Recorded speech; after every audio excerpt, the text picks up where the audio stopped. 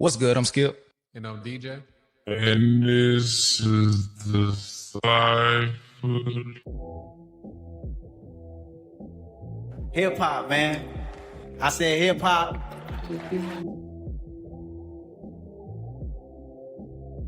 That community is just crazy. That the things that we were able to see and experience because of this thing called rap and hip hop. I mean, if you take those lyrics and you pull them away from the music and you put them up on the wall, so someone had to look at them, they would say, "This is genius."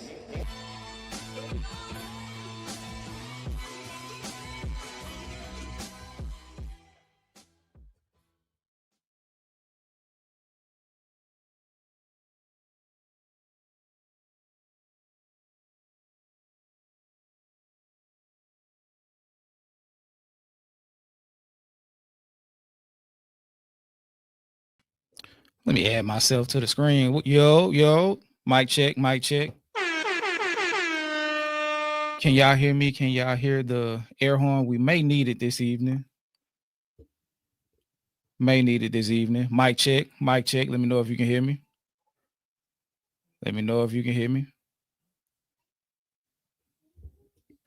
What's good? Grandmaster Scrub, what it do? Talk that Missy. What's good? Kia, what's good? Tasha Shay, Kia, Mia, Tiffany. I'm just waiting on y'all to fill in. You hear me good? Okay. All righty. The link has been sent to DJ. Fatherhood call, so he will be a little bit behind, but that's cool. You know, father's job is never finished. So that's gonna be what it's gonna be. Let me finish setting up the YouTube real quick. Be sure to do the like first and foremost. Be sure to like the hold on, I'm sorry. Okay, hold on. But yeah, be sure to hit the like button on the way in. I'm gonna put a goal up for the super chats as well, as we normally do. But yeah, be sure to do that. When we drop in the videos, like the Cardi Am I the Drama reaction, it should be dropping tomorrow. Had a hiccup on the first song. The drums was too crazy, distorted the audio with the first song, so we had to clip some of that song out. I tried to preserve it, tried my best to preserve it, but wasn't able to. So wasted 2 or 3 hours of valuable time doing that. So Patreon, YouTube members, y'all will get it tomorrow. YouTube, if YouTube doesn't block it all the way, y'all should get it Tuesday, no later than Tuesday. I already got the file rendered. I just need to upload it, and that's a few hours. I would try to do it now, but it might create a lag on the live stream, so I don't want to do that. But what's good, everybody? Shout out to some more people who've came in. Shout out to Retha. Shout out to the wrench holder. Shout out to all of the mods. Got the dopest mods, dopest Dakota Ring on these YouTube streets. Shout out to Mia. Shout out to Retha. Shout out to Keish. Shout out to, I be forgetting them. Shout out to Ozu. Shout out to Gen X. She's with us in spirit. I'm missing somebody. Oh yeah. Slade hasn't been here in a while, so I'm probably gonna give his wrench to somebody else. I think bro dipped on the squad, but that's cool. Let me see. Shout out to D4VD, Hillary, WTF Hodor, Kiana, JJ. Let me see. Okay, first time catching us live. Okay, you should be in for a show, especially if you like the Cardi album, because I'm finna trash it. I'm about to trash it. Shout out to Tasha Shay. Okay, that's everybody who shout out to Miss Reek to you. Okay, I think that's it for that. But I'm waiting on DJ before we get to the Cardi. Shout out to Black Powerful. I need y'all to drop a reaction for the JLX new joints too. Okay, we definitely can do that. At first when I saw it, I ain't gonna lie, I thought it was a re-release of something old. I thought like the exhibit tag got put on streaming service, so that's why I didn't even look at it. But yeah, I was just well, I want to keep y'all in suspense with how I actually feel about the Cardi project. I want to keep y'all in suspense. But there is some congratulations in order for Cardi B though.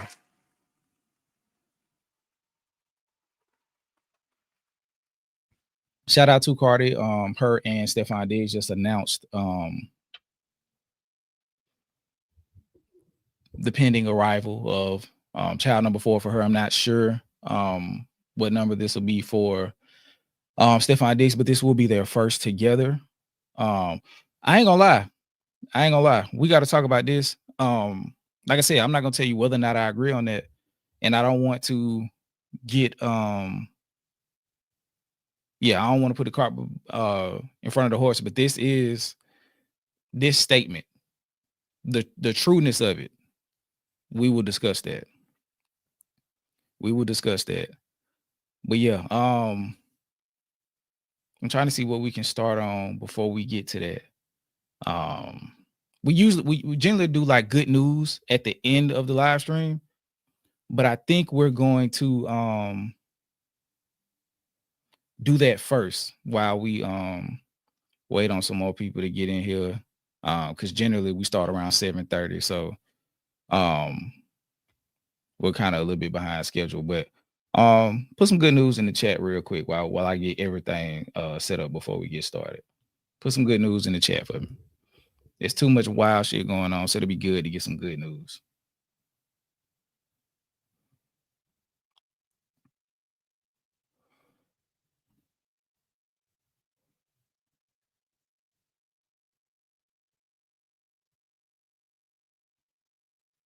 Okay.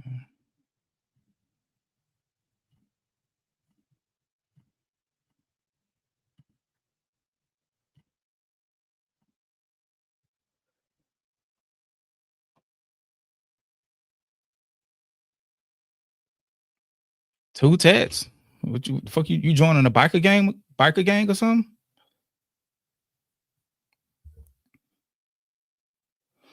I have not heard the new Papoose track. I have not. So pardon self on that. Congratulations. Tiffany said her son just started walking. He was born with low muscle tones. Okay. Congratulations.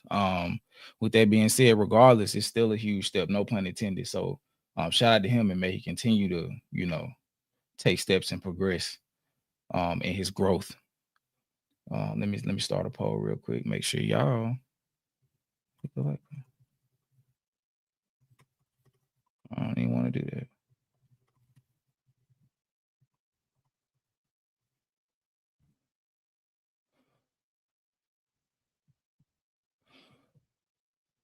Okay, let me share this.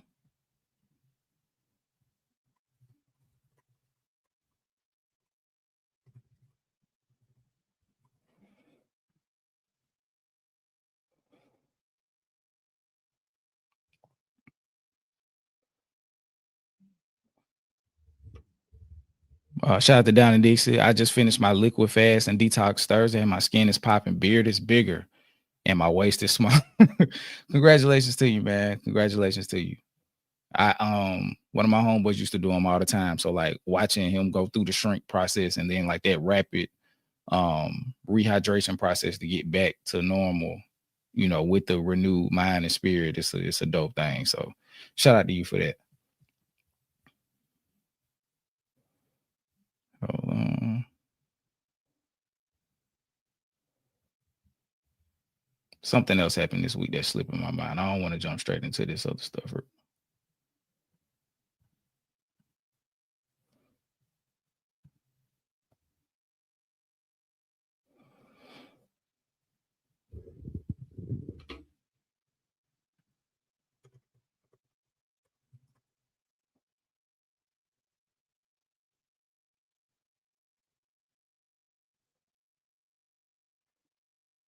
Okay, did y'all see the DaBaby video? Did y'all see the DaBaby music video? Did anybody see that?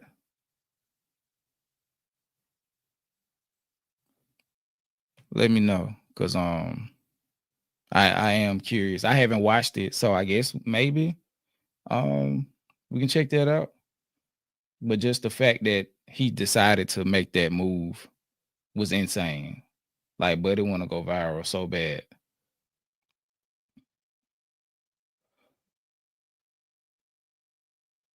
Should we watch it?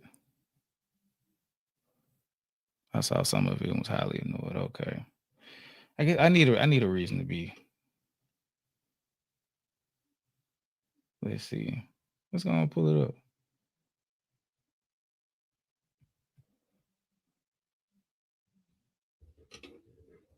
Okay, so let's shake the freestyle.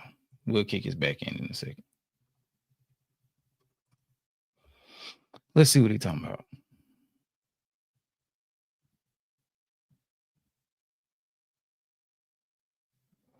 Yeah, I think since he came back, since he bounced back from the just doing everything he could to destroy his name in the first place. Yeah, I think he's been going for shock value too, because now it's like, and a lot of people are like, how can I seize the moment? And the moment is bigger than anything else, because that's what a lot of people feel like is the only thing that can get them attention. So yeah, it's not just him. It's a lot of people doing this weird shit. But let's check this out. Just Incredible. This is LA Leakers, DaBaby. So let's see. Let me know if y'all can hear it. Hip hop, baby. Ladies and gentlemen, 2 words. He's back. How we sound?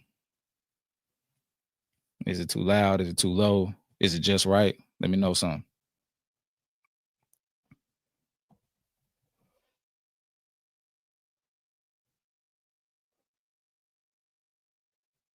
Okay. Oh, it's a Torre video I do want to watch.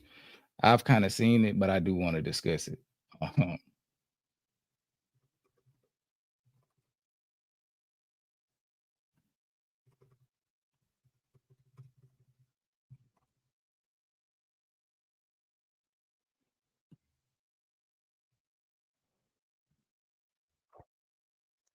We'll put it on like times 20.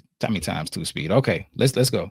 Man, you know what time it is, baby. I had to come see my brother. You know what we do every motherfucking time. Man. Always blessed, brother. Oh, man, another Just good Incredible demonstration. freestyle series. Flowing like the water, I be floating like a tadpole. Hustler, I go get what I want and I'm an asshole. Watch the way you talk to me. Please do not approach me like a motherfucking boy. I'm trying to tell you it's gonna get bad, bro. Trying to raise my daughters right. Working on my temper. Don't even get mad at the drive through if they didn't get my order right. I thought I had it figured out. I found out it was more to life. Found out I'm that nigga. Now she trying to be my whore tonight. Some people ain't gonna wanna hear this shit, but ain't gonna have no fucking choice when Kanye clear this shit. Come on. Some people ain't gonna wanna hear this shit, but ain't gonna have no fucking choice when Kanye clear this shit. Look, I'm that nigga, that N-I-G-G-A. She hugging and giving kisses. We intimate PDA. I'm giving these niggas whippings. I'm giving them BTA. I'm making them pick out switches just like grandma back in the day. Come on. He's so repetitive, man. He only got one gear, bro. He only got one gear. Like, it'd be good sometime, but bro only got one gear. I'm gonna give him a couple more minutes. Used to be my nigga, end up going our separate ways. She used to be my bitch, there's nothing more about that to say. I really went got rich and I'm still executing the play. I keep it on my hip, it's right here ready for you today. Pussy nigga better have it right. Niggas ain't talking about shit, I can out-rap them with half a mic. Ready for them to blitz, I'ma do these niggas so bad tonight. Making them cut the sirens on, screaming and calling the ambulance. Police pull up with flashing lights.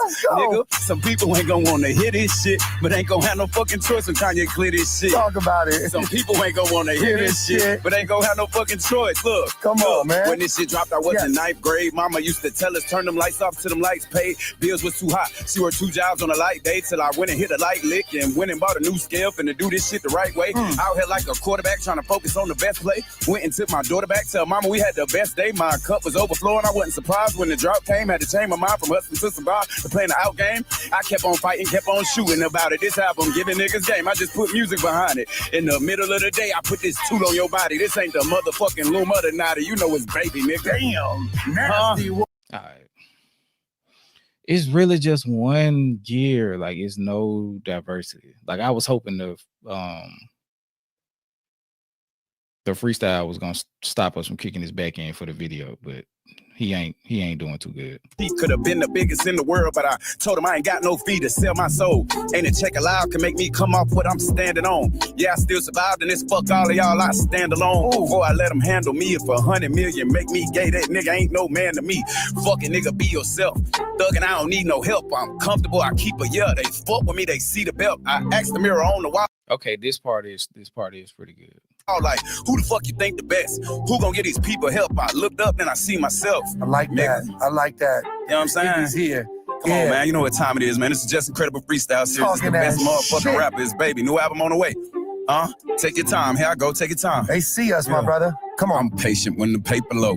Nathan for a basic hoe. Ain't never been no Superman. Ain't been trying to save a hoe. What enough of this for all of us? The fuck you niggas waiting on? Baby kept it realer with you. Other niggas fake it though. Y'all let them niggas lead you wrong. They told you ain't need my songs. A lot of y'all had took the bait. Apologize like leave me alone. I thought I was supposed to keep it real. I found that I ain't even know. They tried to hide my ticket sales. It was hard for y'all to see my show. Dirty game, they play it raw.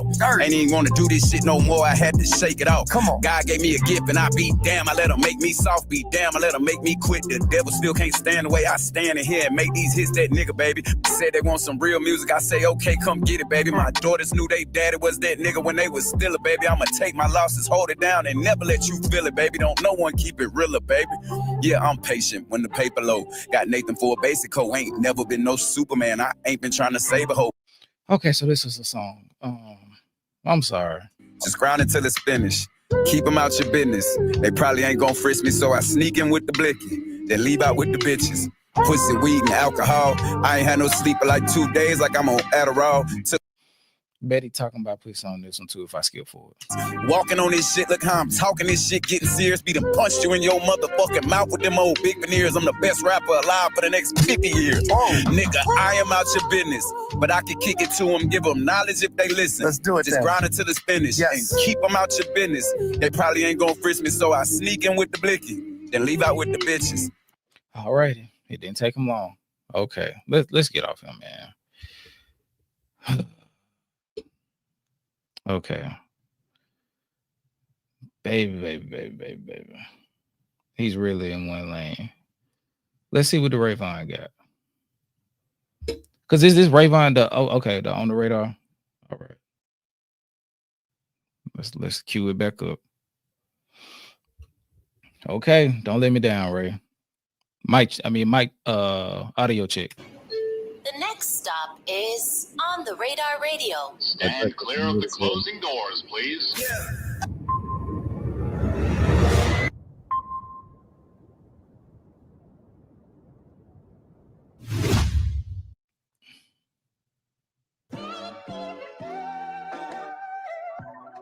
Here it goes. Okay.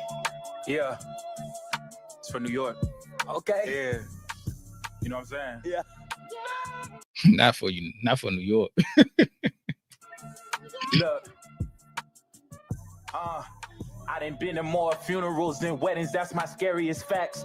Mothers dressed in all black, trying to call her sons back. Snap really got a sentence attached. It came through like them pictures attached. I seen a fiend talk to God with a pipe in his hand. I couldn't judge him cause we similar. He asking for hits. A peanut butter lifestyle, that mean he locked in the jam. He do this every Thanksgiving, only way he could quit. Cold turkey, whoopings over ham, chicken wings, praying for them little things. Stuart Littles in between. I saw myself die in my sleep and had to scratch it off my list of dreams. Scars on my soul made my memory sting. Brother, fuck my bitch and I recognize what envy means. Yeah, I'm glad we got off the baby one. Yeah, this nigga can really rap, bro. This nigga can really rap. Yeah, they didn't do a good job mixing this, especially coming off the heels of the LA Leakers. Like that shit sound like it was a master engineer in there. Because we similar, he asking for hit. And this one sound like the mic's not on, so the camera is catching the audio. That's what it sounds like to me.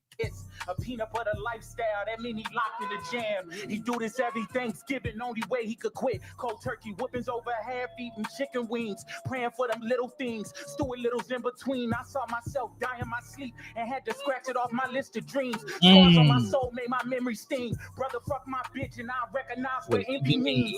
I couldn't tell you if this manifest the covenants, but it's GTAs to keep my mind from working double shifts. Hood nigga signed their name in blood, now we stuck in it. Screaming fuck the government. Legoland, the same blocks that raised us, they try to break us too. Tell me a sad story, watch me make up too. I air matches with only demons I will wake up to. I exhale and inhale, cause beef make up stew. Some of us make it out, God, but some of us don't. Some of us pick the root, some of us float. And no, I don't parade around with love, I revoke. A trench baby, watch me stand like antennas on roach. Ribs touching like a barbecue grill. I pray for peace that make water be still. It ain't hard to be real. In good faith, but a part of me ill. Social battery dead, but it's been on auto refill. Ain't no bookmark for the pain, cause every page still burned. Mama always kept a Bible, daddy left without a word. I got cousins that's disturbed. I got cousins that got nerve. Cousins still locked up that's doing time they don't deserve. My moral compass janky, heaven too high to reach. My tears come from the soul when they tied to the grief. It's hard to learn how to swim when the tide is too deep. When the rent due on the first, it ain't no time to get sleep. It causes a domino effect when you not having dough. Premium browsers account, I want the platinum rolls. Bro, come on. When you tell them yes, then they gonna ask for more. The answer's no. Because when you Nigga, how you on this roll and sneak in a pornography bar? Come on, Ray. My moral compass janky, heaven too high to reach. My tears come from the soul when they tied to the grief. It's hard DJ in the to learn building, how to y'all. swim when the tide is too deep. When the rent due on the first, it ain't no time to get sleep. It causes a domino effect when you not having dough. Premium browsers account, I want the platinum rolls. Upload the status quo. When you tell them yes, then they gonna ask for more. The answer's no. Premium browser account. For sure, Crazy. my story's for the book, but I'm just grateful that chapter's closed. My life, my favorite horror story, and might be my saddest show. I wouldn't call you niggas my twin if we had on matching clothes. Feeling like land in the desert right before cactus grows. My point is, I had to learn the whole water. Who's your barber? I can't do both garden. Can't clip us, who's guarding? Have the bullets from the roof with no garden. When you bustin', they gon' come to steal calling. Who's calling? Who's carry? Who's Man, the Clipper garden, the whole water, the cactus. Like, this nigga is rapping, bro. I wouldn't call you niggas my twin if we had on matching clothes. Feeling like land in the desert right before cactus grows. My point is, I had to learn the whole water. Who's your barber? I done came through both garden. Can't clip us, who's guarding? Have the bullets from the roof with no garden. When you bustin', they gon' come to steal calling. Who's calling? Who's carry? Who's Tommy? Who's Sherry? No sleeping on yourself, cause you ain't meet the tooth fairy. I didn't harvest all my losses, pick my pain like blueberries. They tried to feed us lies, and that's what made the truth scary. But the truth is, I've been dropping bombs since 9, move like the mob. Why you think I'm on a mafia dime? Always on the road like a big bag nigga. If it ain't caught, it ain't no telling why I send that nigga. I mean that nigga. Cruising with an AR, so talking spicy, you might end up on the radar. Last album had hits. You should have reacted on your Twitch, nigga. You got something like a platform. So if I could just let me rap for him. No wonder why I keep on making bad decisions. I think the devil on my shoulder got her ass done. Fucking give me another one. That's crazy. Oh my fucking God. Ray Vaughn. Give me another one. In the chat. That nigga said, I think the devil got the ass, bro. Hold on. What is talking about? No data to tell. Okay, we cool. You good? You can hear it well, DJ? I mean, I hear it, but it does sound kind of low to me. I don't know how I feel to everybody else, but it sounds kind of low. Okay, but I hear it. It's just the audio, as far as YouTube, is maxed out. So, I just turned up some on the roadcaster. I'm gonna play it again. Tell me how it sound now. What the fuck? Crazy. Have Ray Vaughn everywhere. Not done yet. Not done yet. But like I said, it's good skin. You ain't gotta do nothing else. I gotta get up. What the fuck? Look, I say off tops. What? Get chili, get guap. Look, off tops. Look, hey, you a pocket watcher. I'm a joint that can't bend. Broke niggas don't spin. Pretty bitches don't sin. They backside outside looking for revenge. Bow-legged bins hopping on a 110 like skirt. On the dead ones, ha ha. Granny, they don't pop it like your grandson, ha ha. Claim that he don't like me, he a fan son, ha ha. Stay inside your bubble like a scantron, stupid. Fuck it up and get your issue. Bitch from the valley, eat it up, she think dick food. Customer service, we gon' get right with you. Let a bone thugs and backdoor you in the rent, dude. Put him on his pocket. He out of pocket. Blick him on his live. Watch the stream skyrocket. Set his songs up. Give him contact. Like Hobson. Heard he working out. Still getting blicked. This ain't boxing. Take him out front like a trash can. Dash can. Whip his feet. But he said he had hands. Goddamn. Black soap. Push a white girl. Say the last dance. City got a one up. Niggas on their last man. Womp, womp, womp, womp. Off tops. I get chili. I get guac. Womp, womp, womp, womp. Off tops. On the radar. Casanat. Womp, womp, womp, womp. Off tops. I get chili. I get guac. Womp, womp, womp, womp. Off tops, look. It go 5, 6, 2. I done lived on Shit's Creek. Ain't met a nigga like me since me. He ain't from Alaska, but he got cold feet. Beat him on the table like a DJ quick beat. Look, watch this. How he beat you up and y'all friends now. Since he run his mouth, gotta do it with his hands. Stand down, LB hat, and I'm knocking off a half pound. I'm a trophy, I can tell you where the Grammy at. Big body, got a nigga parking in a handicap. Shells on me looking like a Del Taco family pack. Well, I got a serial number on the count, don't hand me that. I'm King Kong out here standing on the business. What's Cat didn't get that. Cat didn't get that. That nigga think about cereal. He think about cereal for real. Bro, how he beat you up and y'all friends now? I know, but I'd say that happened plenty of times where niggas, they just don't like each other, they beef, they get that going good fight in. After that, they cool as shit. I'd seen it happen a lot. How you get cool with a nigga that beat you up though? It happened like that. It happened like that. Like beat you up, like you really get worked over. Like I didn't say this, Skip. I was there. I seen it with my own eyes. Nobody makes me bleed my own blood. That's what them niggas, they still cool to this day, my nigga. Get it off your chest, cause if I said it 15 years ago. Get on your nigga high five. We don't love nobody but God. If I crash out, somebody gon' die. We don't care about your story, both sides. Hey, on Twitch, go live. Bitch, shake that ass, go live. And let me hear the oohs, the ahs. Bitch, do it up for the car. For us, see the rules don't apply. Block the bitch if the combo too dry. Punch your nigga up and he got sent to the sky. Do. I believe he can fly. Man, I've been stingy with the lanes. What's the name? Ask me how it's going while I came too fast. I mean, what a game, nigga, see it. Hold on, look.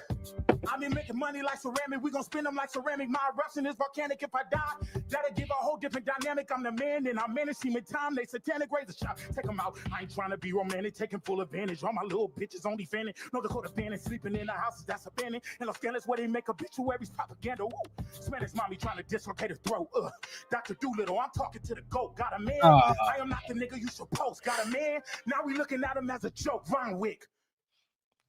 That nigga worked up a good lather. He went crazy. Okay, we're gonna watch the. I like the setup they had in there. That was dope. Yeah, but the lowness of the volume was because the it almost feel like the microphone's not on. So like the camera. It's time. Hey, Skip. Yeah.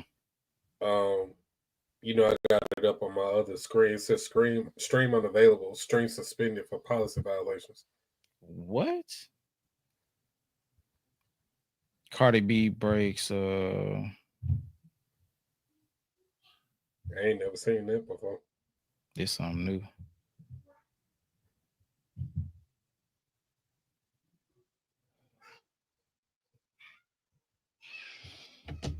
We ain't even did nothing yet. I'm about to say, what they clipping like this on the radar shit? I have no idea. Hold on. Stream suspended for policy violations. Let's see what they talking about. Like, bro, like we didn't talk about Constant before. We even had them on. Well, we had them on here, but okay. So we're saying copyright content is detected after or is no longer streamed. Streams are automatically re-enabled. Okay, so we got to pull this down.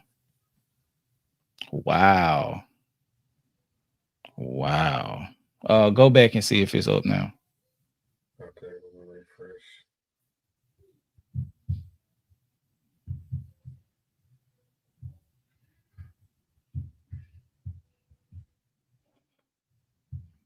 Okay, it's saying live. Okay, still saying it's suspended. Yeah, it's still saying suspended when I go into it. Can they hear us or see us? I don't know. I'm not sure. Yeah, but this was a what's the name? We was kind of talking about this.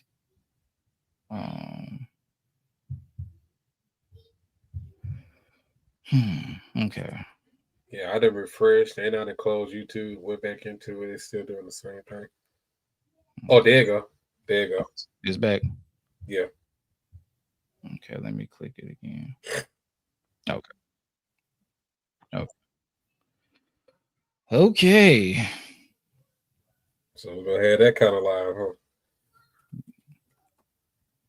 They hated us out. So okay, so we can't play anything content related. But this makes me want to go to the very last thing that we were gonna discuss, because now it's extremely relevant.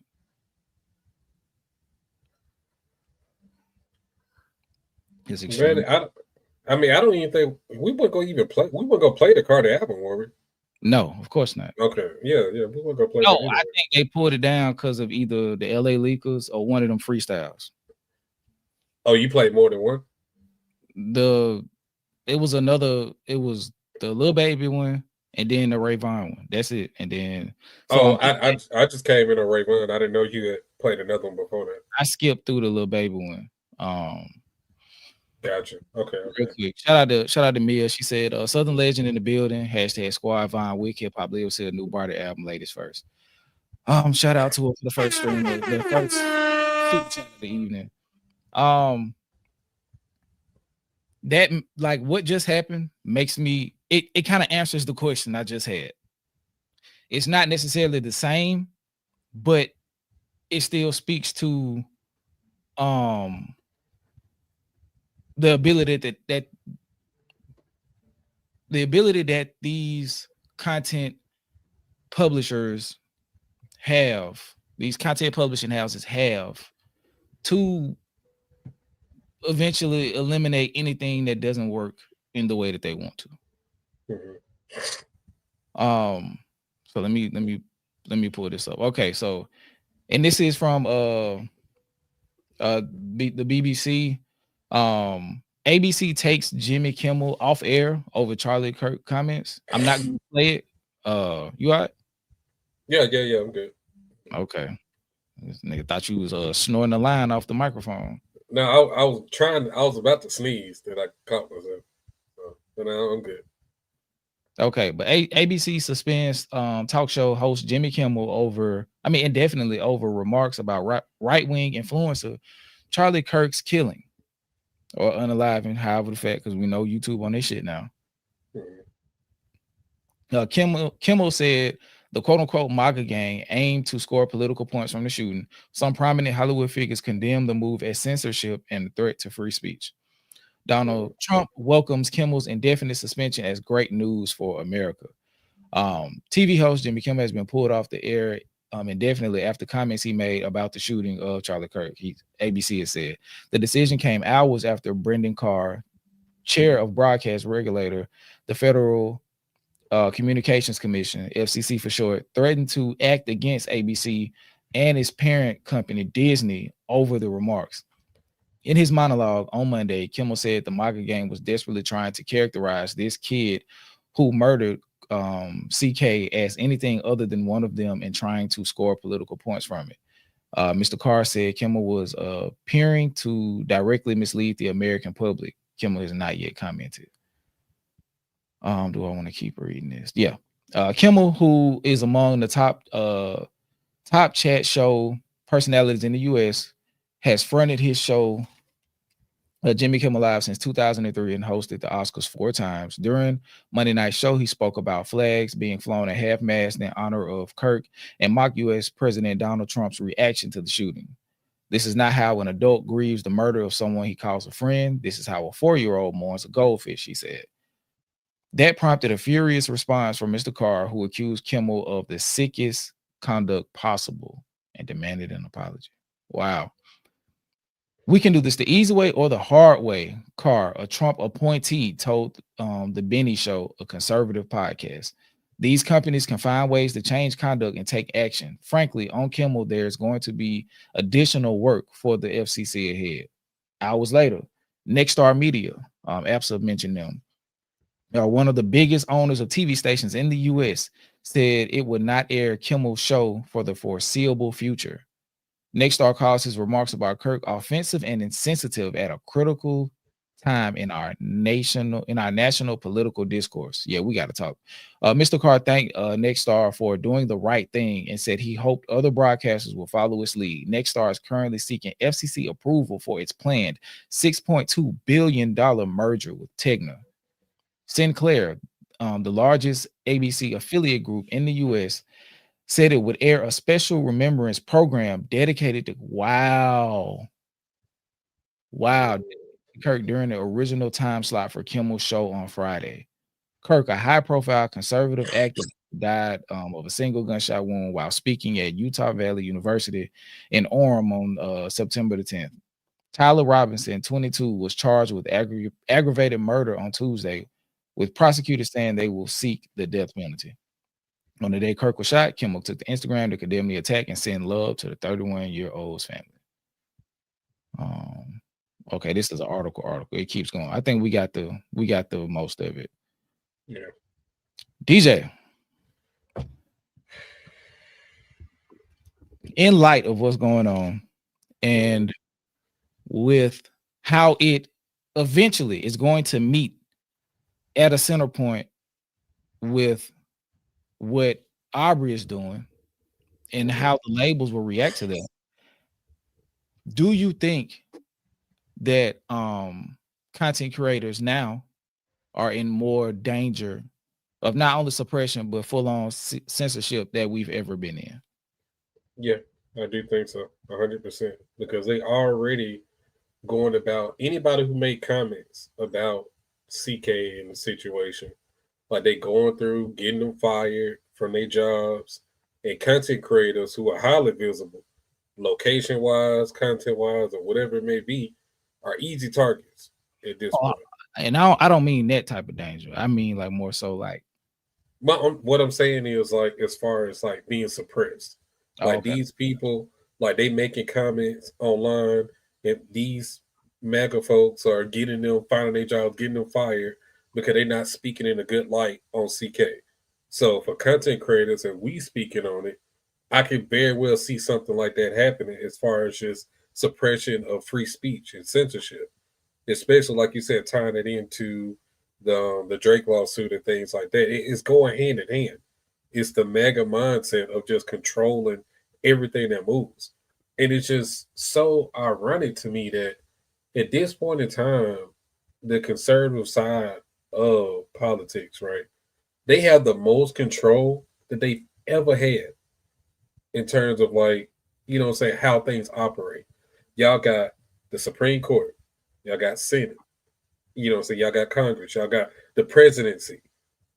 Like y'all run the NRA, like y'all have so much control over all the things that's going on, and then it's just like y'all still not happy. It's not enough.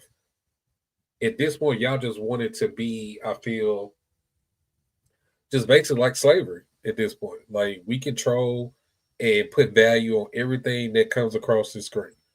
So you are valuable to a certain point. You are valuable to a certain point. We hold value over your entire life, period. We control what you say. We control what you do. We control where you go. We control what you consume because we're going to put out what we want you to know. We're going to program you with the history that you want us, that we want you to know. So it's getting slower. Like, I mean, I haven't really seen a lot of it, but the things I have heard from it, like it's almost like some handmaid's tale shit in terms of like the control that they have over the country. It's kind of slowly evolving into shit like that. Like it's just kind of scary to really think about. And a lot of people just kind of sweeping under the rug like, oh, because it's not directly happening to me. Like, you know what I'm saying, it don't affect me. When you really need to be paying attention to a lot of shit that's going on right now. And it's tough, man. it's like that empathy that these people want us to have for him. It's the same empathy that they disregard when it comes to anybody else that's not white. I'm just gonna say it, that's not white, and it's a tragedy. They just put empathy, understanding, nuance, all of that to the side if it's not something that they support. And they always try to bash all the people that have died in the hands of police brutality in terms of, saying staying in they whole life, painting them out to be a horrible person. George Floyd is the biggest example of that. And Trayvon Martin, another big example. Yeah. And painting them out to be a thug and a threat. But when it comes to Charlie Kirk and all the stuff that he said, like, it's documented. It's not like these things are rumored. Like, as far as his point of view, like, I could literally pull up clips of his shows that are still up and point out he said this and he said that, he said this and he said that. But they get mad for us even just pointing out those things. Yeah, because they think he's coming back next week. And I'm just like, come on, bro. Like, they really think he's coming back next week. They think the rapture is taking place next week and he will be brought back from the dead. They think he's Jesus Christ. Like, so their connection to him is way more than this whole conservative mouthpiece. Like, they're really now connecting him to cultish idolatry. Like, it's so far beyond just Christian nationalism. Like, I feel like that's really just the face for the deep dark cult that's taking place behind that, because bro, it's no way you can really like be practicing Christianity like for real with the way that you talk with like somebody hanging from a tree. You feel what I'm saying? Like, he literally said we should bring back public executions. Yeah. He said this multiple times, bro. Like, he would tune in and watch it, and he feels so children should see it. But now that we just seen this dude executed, I'll be right back. And now it's a problem. Like, it really, really baffles me, the hypocrisy of it all. Like, I truly just don't. Well, I'm not gonna say I don't understand it. It's just hard to really accept when it's just right in your face like that. Like, I don't know if you can hear me or not, Skip, but I was reading something like they were basically like another reason why people are just so upset of his passing is because they were trying to prime him in the future as far as like grooming him to be the next president of the United States at some point in the future. And I'm just like, if you look at it from that perspective, I can understand why they really, really upset. They are heated because that's who they wanted to lead this country at some point in the future. Now, granted, I don't at his age. I mean, right now he wouldn't be able to do it.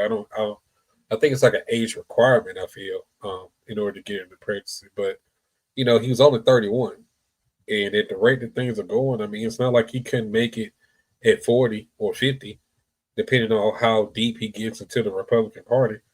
So it's real unfortunate, man. And I don't understand how the people that do support him and the things that I have seen this man say, they can actually justify the things that he's saying, talking about, oh, we're taking it out of context, right? What context is there to be had when this man literally said we should bring back public executions? I am voting for that. I am for that. That makes absolutely no sense whatsoever. I don't understand it. Did you? I don't know if you heard me or not. What happened? I was reading something like comments. They were basically saying that at some point in the future, the reason why they were so mad about him passing because he's being primed and prepped to be the next president. Yeah, that's what one of the guys' videos I was watching said. One of the guys who like crashed out on TikTok. He was like, he was supposed to be our next president. Oh God, I love that.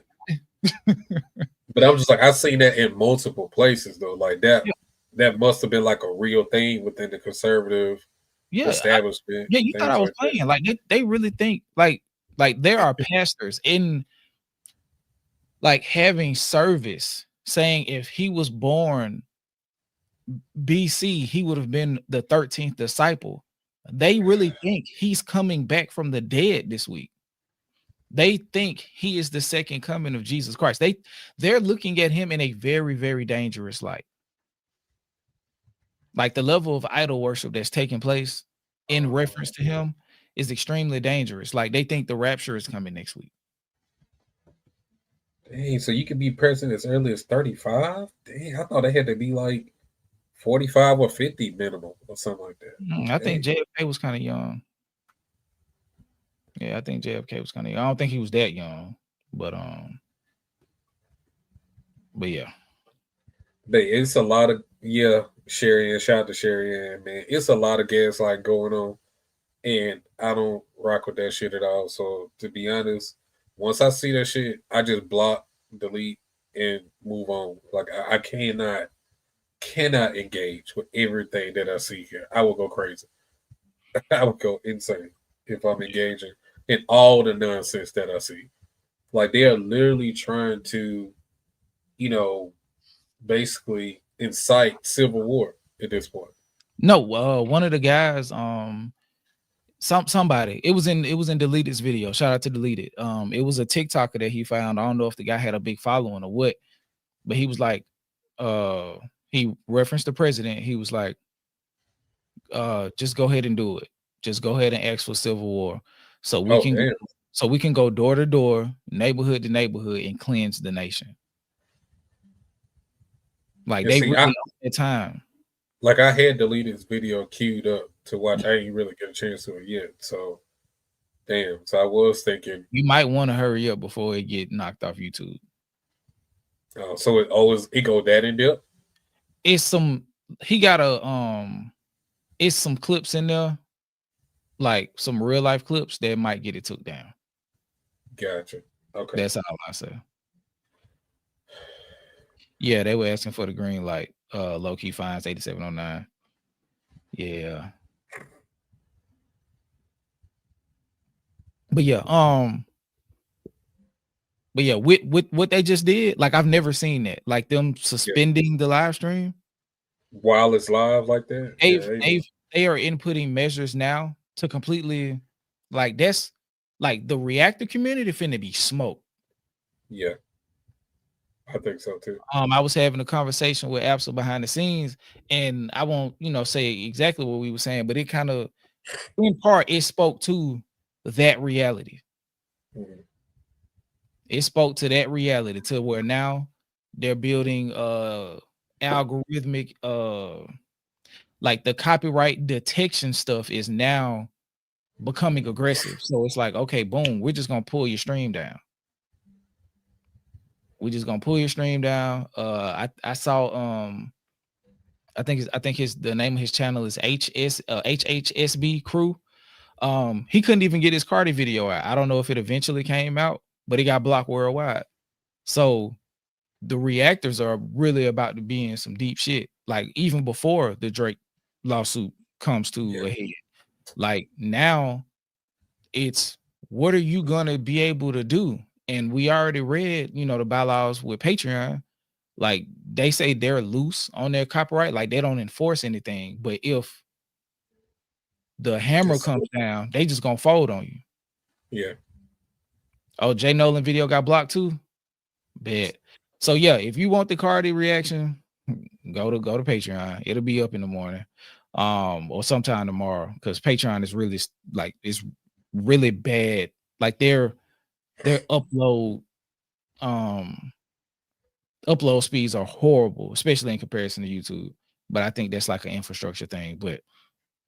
But yeah, we're in dark times. It's like this reactive shit is like a microcosm of just people being able to create and just speak and put stuff into the world. Now the people who are in control and don't even really have true connections to this shit are going to be able to just completely, if they don't like it, regardless of if it's legal or not, they're just gonna get it pulled down. That's all I was just about to say. I'm like, regardless of how transformative the content creator makes the content, it ultimately it won't matter at the end of the day. Because if it has anything to do with, whatever they have the rights over, they're just gonna be like, no, block it. Because we just don't want you to use it because we don't want you to use it. And it's been so much up and down with that over the years with YouTube in terms of what's allowed and what's not allowed. And this ain't making it no better. It's not. And if anything, check your noise cancellation setting on your mic. Well, I mean on your StreamYard. he got that recorded everything up too on my side again. That's fine. Don't worry about it. Because we don't we just let it go straight to YouTube. We don't edit it or nothing. It said reduce mic background noise. That's already checked, but that's it. Okay. And echo cancellation is checked.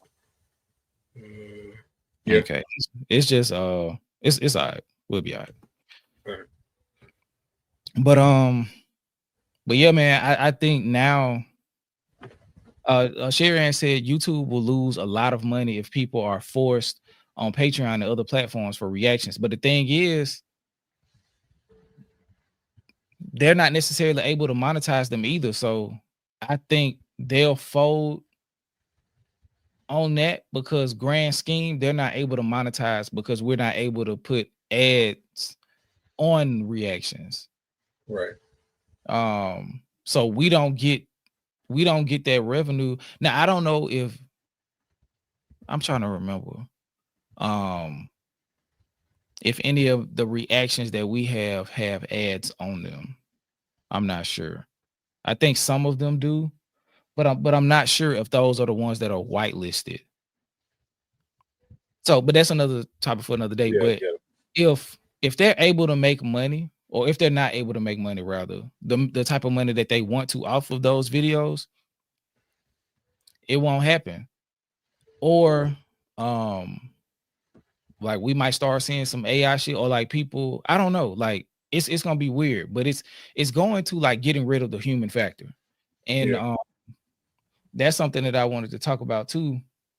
I don't know how real this is, but I do wanted to bring this up before we get into the AI discussion. They really nerfed our they not letting this stream get out. We kind of get support. We ain't never down this low as far as viewership, but it's cool. Speaking of losing money, I saw she mentioned this, but I don't know how true this is because I don't know how vetted of a platform Express Tribune is. And I see that they are listed as an online a digital publication, but per them, Disney faces $3.8 billion loss as boycott grows over Jimmy Kimmel suspension. Long story short, since he lost his since he got suspended and they pulled his show, a lot of people have canceled their membership, so much so that Disney was offering people the ability to re-sign up for like 6 months for like $3 a month. Only got ground news to do a quick check. I'm not sure what you're talking about. Let me see. According to Culture Base, who the fuck is Culture Base? Let's check them. Oh, it's Twitter. It's a verified Twitter account. Okay. Yeah, we can't really stand on this, but so I'm gonna put this down. We can't really stand on that, but there is a very real reality that they are losing a lot of money. Absolutely. 3.8 billion is crazy. Like Target lost like 17 billion over like a 5-month span.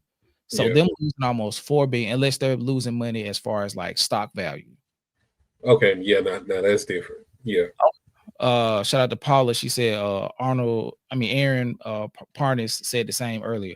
Okay, and he's pretty good about checking his sources. Checking his sources. I get a lot of stress from him especially like maybe if like right around the time he was getting ready to come back in office, watching him like in his body and his face change, like as all the stress was whooping his ass. I had to stop watching him. But But yeah, shout out to Mia. She said, USA Today is reporting loss as well. Their stock value is plummeting. Yeah, it's obvious, but like that number is crazy, and I believe like that's insane. If it's actually 4 billion in like 48 hours or however long it's been since people have been pulling back, that's crazy in less than a week. Yeah, like that's a lot. That's a lot. Like my wife was on me like hard Thursday night or whatever. Hey, or Friday night, whenever. It's like, hey, go on, delete that. Go on, bring us up off Disney. Delete it now. And it's not necessarily advocating for Jimmy Kimmel. It's advocating for what he represents.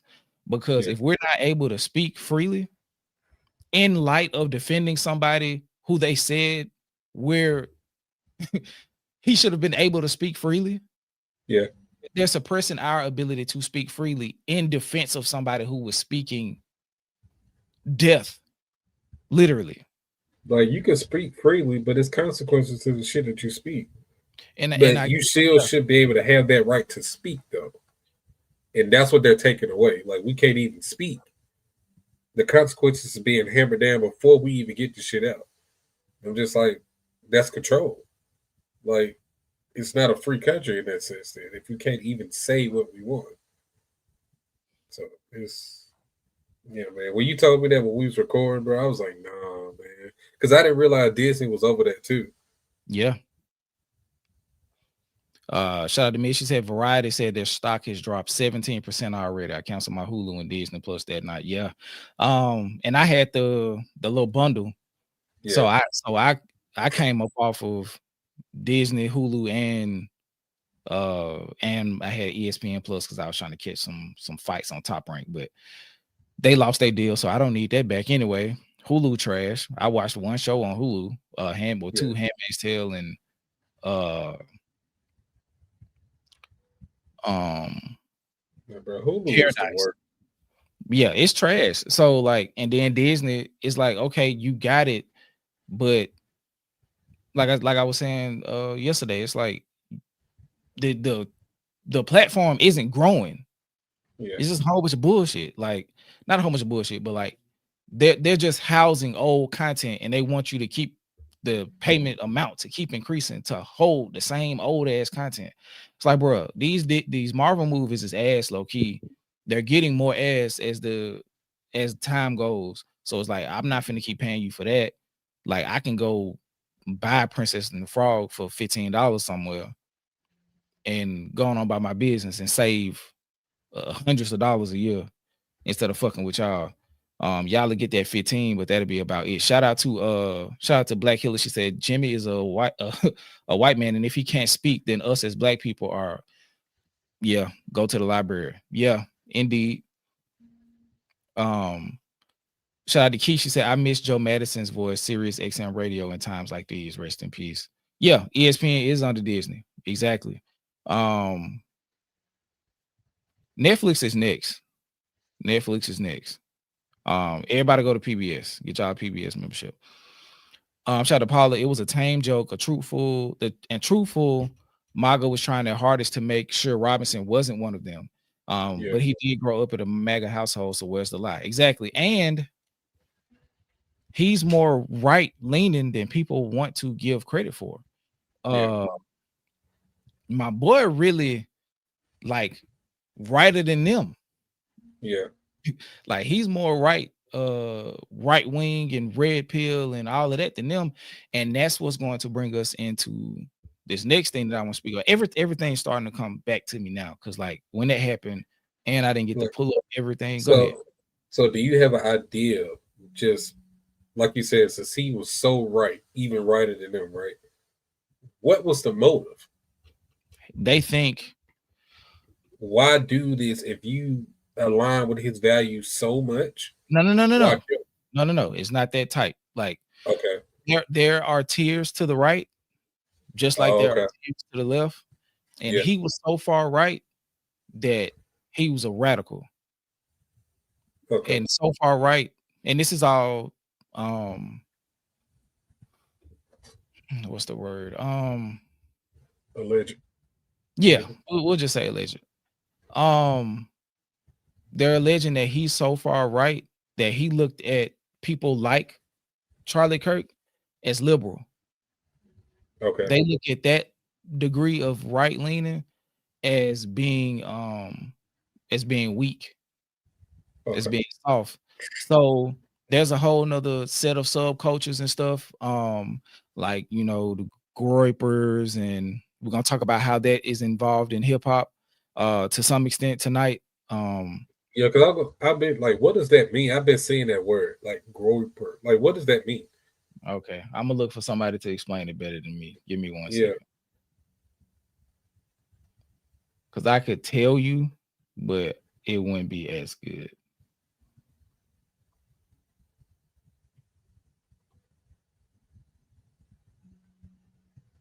Okay, this is from Wikipedia. Let me pull this up. I was gonna watch a video, but I can just read this real quick because I'm kind of scared to play shit now because of whatever they feel like they're gonna do. And this is from Wikipedia. Groyper. For the cartoon after which the group is named, see Pepe the Frog and Groyper. The Groypers, sometimes called the Groyper Army, are a alt-right white nationalists and Christian nationalist activists a group of activists led by Nick Fuentes. So you see where we coming from. Yeah. Groypers are a loosely defined group of Fuentes' followers and fans. They are named after a cartoon amphibian named Groyper, a variant of the internet meme Pepe the Frog. Members of this group have attempted to introduce alt-right politics into mainstream conservatism in the United States and participated in the January 6th United States Capitol attack. That makes a lot of sense. And the protests leading up to it. They have targeted other conservative groups and individuals whose agendas they view as too moderate and insufficiently racist and nationalist.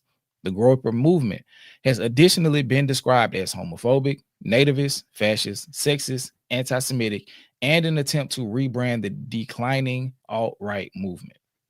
Gotcha. So maybe because the fact that CK even entertains the other side as far as like going to these different places and having these debates, like nope, not even that. Nope. I'm finna read the next part and it's gonna answer the questions you got. Let me see if I can expand this and make it. Oh, damn, my bad. Okay.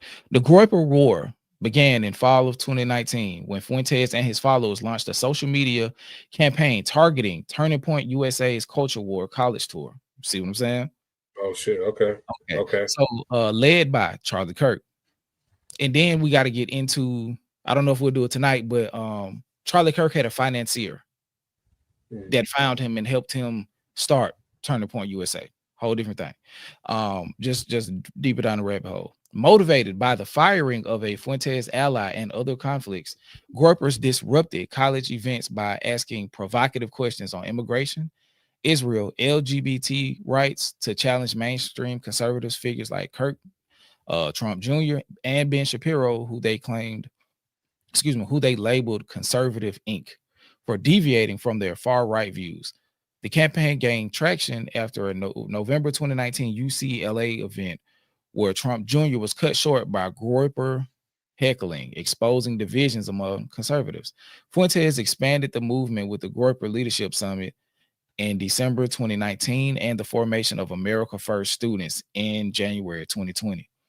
In August 2024, Fuentes initiated Groyper War II, a digital war campaign pressuring Donald Trump's presidential campaign to adopt further right stances using memes, trolling, and threats to withhold votes. Gotcha. Okay. So that could definitely be looked at as a targeted, like, yeah, okay.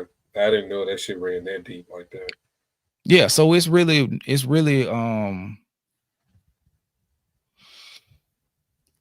on right. I mean, it's right on right crime. And it's all because the further he young as fuck. He only 27? Who? Yeah, Fuentes, yeah. Oh no. What the whoa. Yeah, and also this'll cook your noodle. You remember when maybe like the end of last year, they kept asking, like, the big thing that was going on social media was like, what is your Roman Empire? I don't remember, You remember that? Okay, so this conversation is about to go somewhere, but we gonna bring it back around to hip hop, because the Groiper thing is what brings it into hip hop. So I'll just say this and then we'll move into this, because it'll allow me to introduce probably the biggest Groiper in hip hop. And then once I announce him, you'll be able to see how his music has reflected over the last decade and a half. Okay, so you want to take a guess? The boy? Who? The boy, the man? No, that's not who I'm talking. Oh, okay, well, no, I don't know that. Okay, so what was I finna say? What was I? What was I? You say you go Groipers and how it integrates into hip hop. Oh, okay, but I was going somewhere before that. Oh, the Roman Empire. Okay, so the big thing about that was the Roman Empire was supposed to be a metaphor for something you think about all the time. Yeah. Okay, but the truth of what they were doing was in plain sight, because this has outright ideology too. Okay. Because what was going on in the Roman Empire, and also the Groipers have a strong connection in theory to the world that they ultimately want is the Roman Empire. So them introducing the whole ideology of what is your Roman Empire, like, and people using it to be a metaphor for things that they discuss, was really just to put the Roman Empire back into the current everyday lexicon. Yeah. When their Roman Empire was in fact the Roman Empire. And then you start to ask, okay, based on what they believe in and how they act, what significance does the Roman Empire have to the Groiper movement?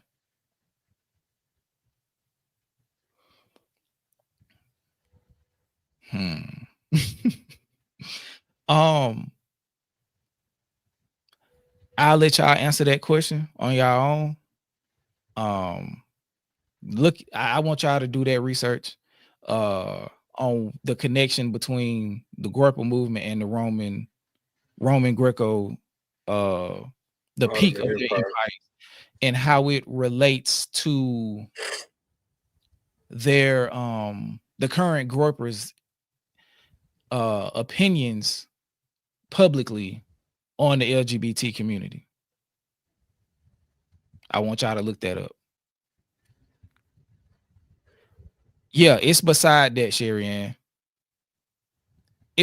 And once you look that up, and if it comes to you, the whole concept of them digging into the relationship that the Tyler Robinson kid has with his roommate and how that makes sense. I mean, and that will make sense with why they were accusing him a certain way. All of that comes together because it's all connected way deeper than I knew or had any idea about. But hip hop Groiper. Hip hop Groiper. This young man right here. Okay, that makes sense. Real quick, I wonder if I watch one of my own videos, will we get suspended? I don't know if y'all seen this video before. It ain't that big a deal if you haven't. That ain't why I'm showing. I mean, that's not why I'm mentioning it, but it is important. Let me pull this down. Hold on.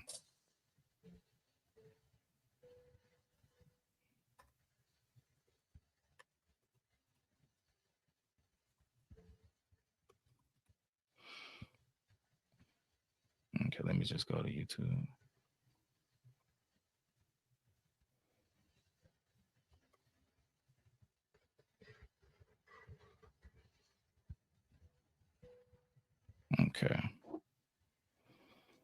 Okay, y'all.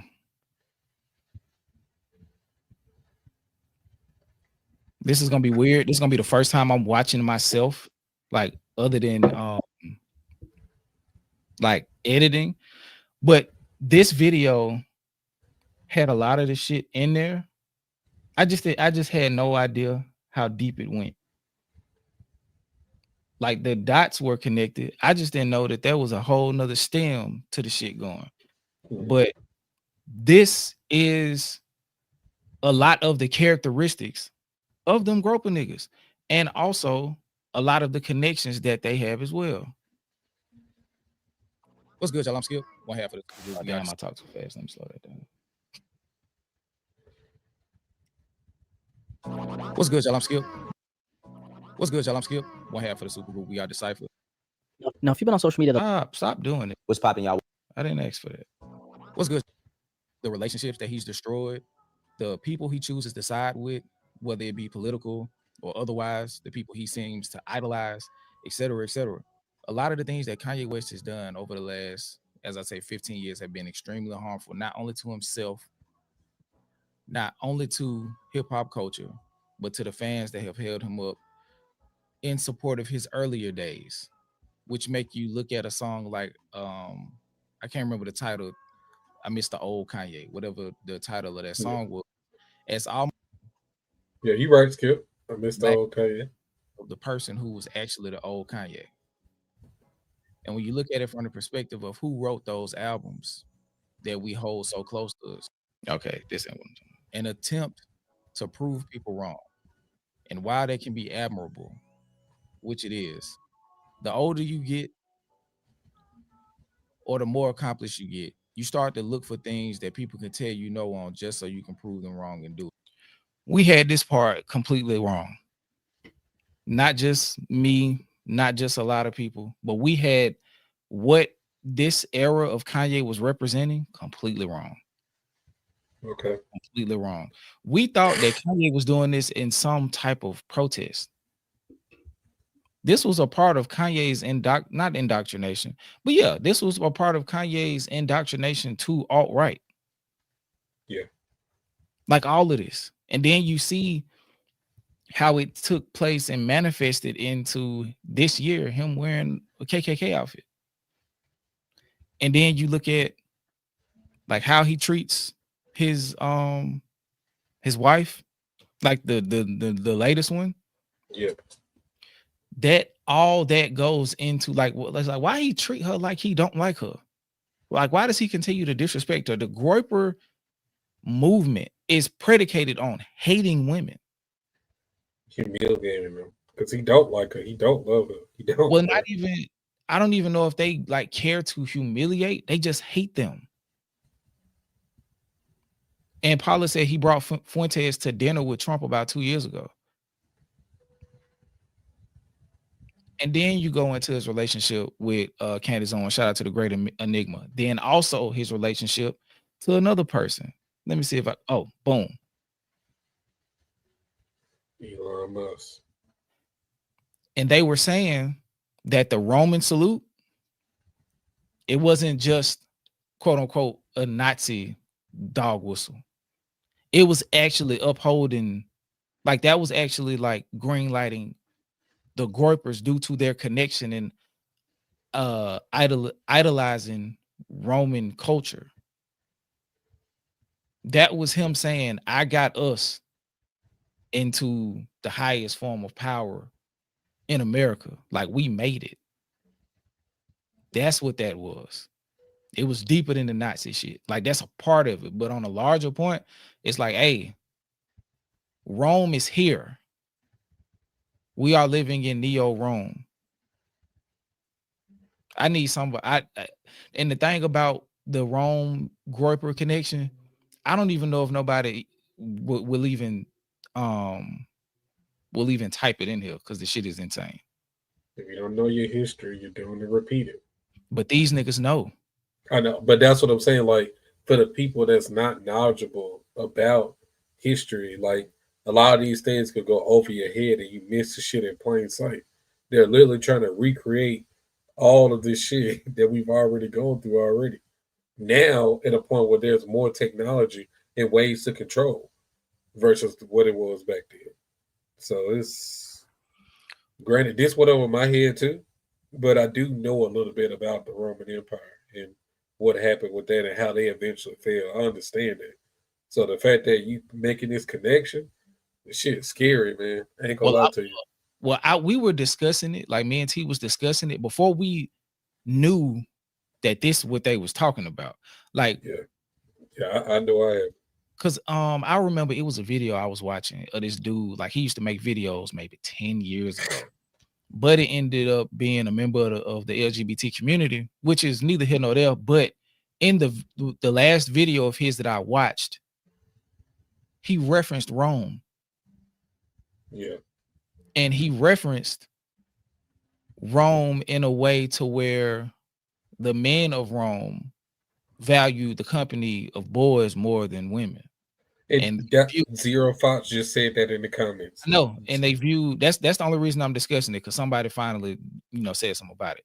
But viewed the company of boys as the ultimate pleasure above companionship with women. Like women were only a vehicle to procreate. They took boys to bed, young boys, as their method of real intimacy. So do you feel as though that's why Kanye made that song talking about him and his cousin? That's a part of it, but they were both young, so that doesn't really. But what I'm saying is to bring it up now. You've gone your whole career with you being as introspective as you are, as vulnerable and open as you are. You would have think that would have came up by now. But now, it's now you saying it. Bruh so unhinged that it's hard to say, like, to pinpoint one action with one root motive with Kanye, because he's just like, he's out of there now. You feel what I'm saying? But like his base motive for going down this road that has led him to the sequence of action is based in this Groyper alt-right ideology. And that's the only reason why I'm bringing it up, because when I heard it initially and how I just looked at a lot of things that Kanye do, I just figured he does things just to say that I can do it and nobody can tell me I can't. I can say this, even though it didn't happen. I can say this. I can stand on it because I'm Ye. And y'all can't say shit. Y'all can't do nothing about it. Y'all not going to cancel me. Y'all love me. I can say literally whatever I want. I can do whatever I want. So that's how I initially looked at it. But now that we talking about this, it's just making me look at it differently. Yeah. And also, when you really look at it in all actuality, like, he did get canceled for the most part. Like, his new music isn't moving really at all. He's not in consideration for anything of importance outside of streamer culture. And then there's also did I discuss streamer culture? Did I discuss streamers in any way on this? I know there is something to discuss with how he misaligned, how he intentionally bastardized his relationship with the Black church. It's something to be said about that. Let me see if I discussed any streamers. Okay, the woman hate thing is in there, but there's as it relates to the streamer culture, like, who are the streamers he's dealing with? Aiden Ross and all them type. I don't know. I just know he the main one. And they're all on that side of the table, even if they're not smart enough to understand it. Like, they've built a platform finding a way to coexist in that space. We don't know whether or not it's intentional. There's room to think it. There's definitely motive and incentive that they've been given to be monetarily enriched by it, and they have a certain affinity and they idolized Andrew Tate. Yeah. And then you can even go into like the Joe Rogans of the world. And just all of the people that's on that side, they have this weird streamlined ideology set. It's not necessarily that there are gropers, but they all are on that pipeline that ultimately leads you there the more of the content you consume. Yeah, and all of them have a thing like you said, they hate women, bro. Yeah. And Myron Gaines from him too. He another one that's coming up now, really prominent on that side. I'm starting to see his name come up a lot. His videos come up a lot now because he's really going hard ever since CK went down, and they keep referencing a lot of the stuff that he's saying, and he's always not even rolled the line. Like, he wants to be either a white man or he wants to be with a white man. Like, he doesn't like, as far as him and women, that don't work. That don't coincide for him. Like, there's some type of weird power dynamic structure with him that's just like, it's fucking weird. Watch the video Deleted did on him. I saw that one. The one he only did on Myron. I saw that one. Yeah. He smoked his ass. But when you go back and watch it again, it speaks to what you're saying, but on a deeper level. It's not like, it's so many entry points to the alt-right. The base entry point is hate. Right. If it's somebody you hate, you can find a way here. You can find a way to us, where ultimately we can fellow, like, you remember when I was talking about the Drake relationship with the streamers and how that correlates with Trump. Like, it's based in a fellowship of hate. Mm-hmm. You feel what I'm saying? Like, so when you look at this Kanye shit and how it further correlates into how it has roots in streamer culture with that particular side of streamer culture, and how like they are marketing directly to kids, like through social discourse and entertainment. And then you come back this way and you get Charlie Kirk. And what was he doing? Where was he going? Who was he speaking to directly? Children. On college campuses. They're doing the same thing from different sides of like, it's like, okay, one of them is attempting to be seen as a legitimate source of this information, and the other people are just kicking the ideology. Like, they're just slow rolling you down it. So when you find eventually someone like a Charlie Kirk, it's like, oh, so this is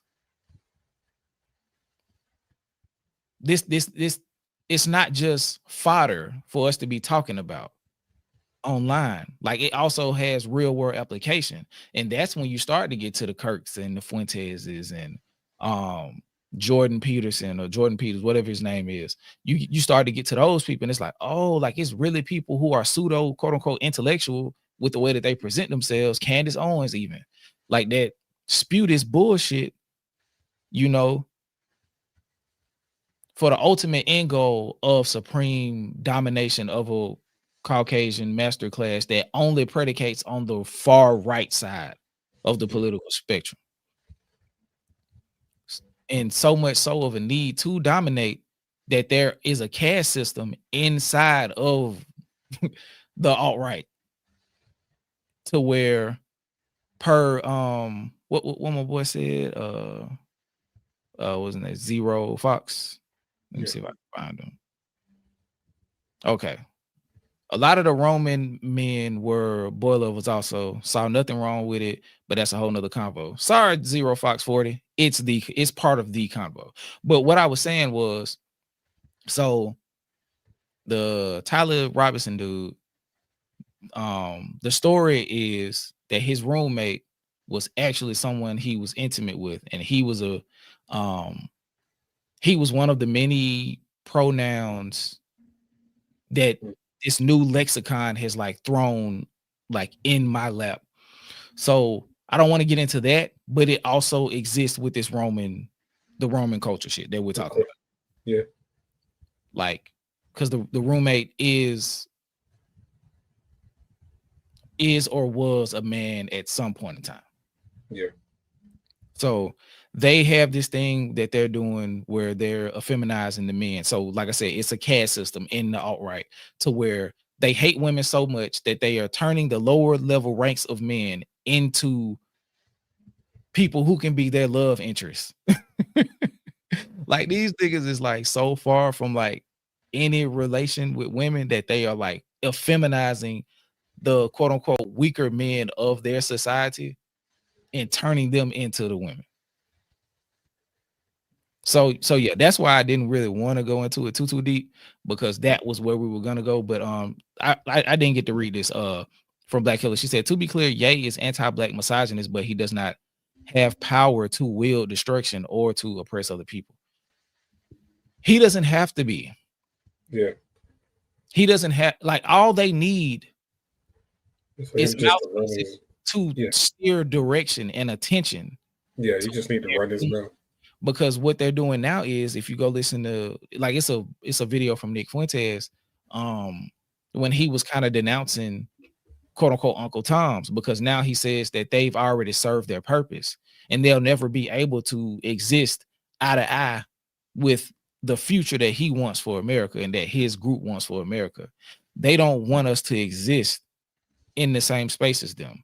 They've used us to like help put their people in power and to like cause enough disturbance and misinformation and disinformation to get people to find a correlation with the ideology of the alt-right. So like when you get the black men voted for Trump, when you get the Mexicans voting for Trump, when you get all of these people who normally would be more left-leaning people, especially in their day-to-day life, you found them at one particular point and you use that leverage point to get them to adopt some of your alt-right ideology enough to get them to vote for Trump. And now that that's happened, they're discarding those black people because they're no longer a value, because they feel like they got the power structure now. So they don't need you anymore. They don't need the mouthpiece. You feel what I'm saying? Like, so yeah, of course, Kanye doesn't have the power to do anything. His do was to draw attention and to show that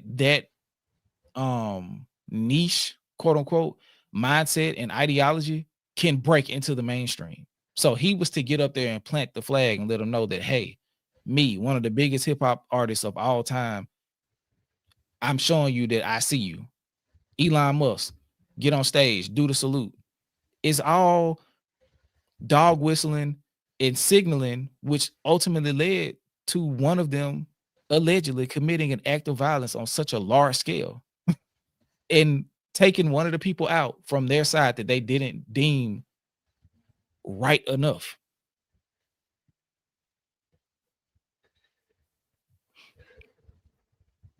And then,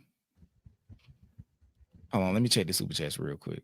Your mind just exploded, didn't it? I've been having problems working all week. Like I've been trying to like I spent days at work like looking at this shit.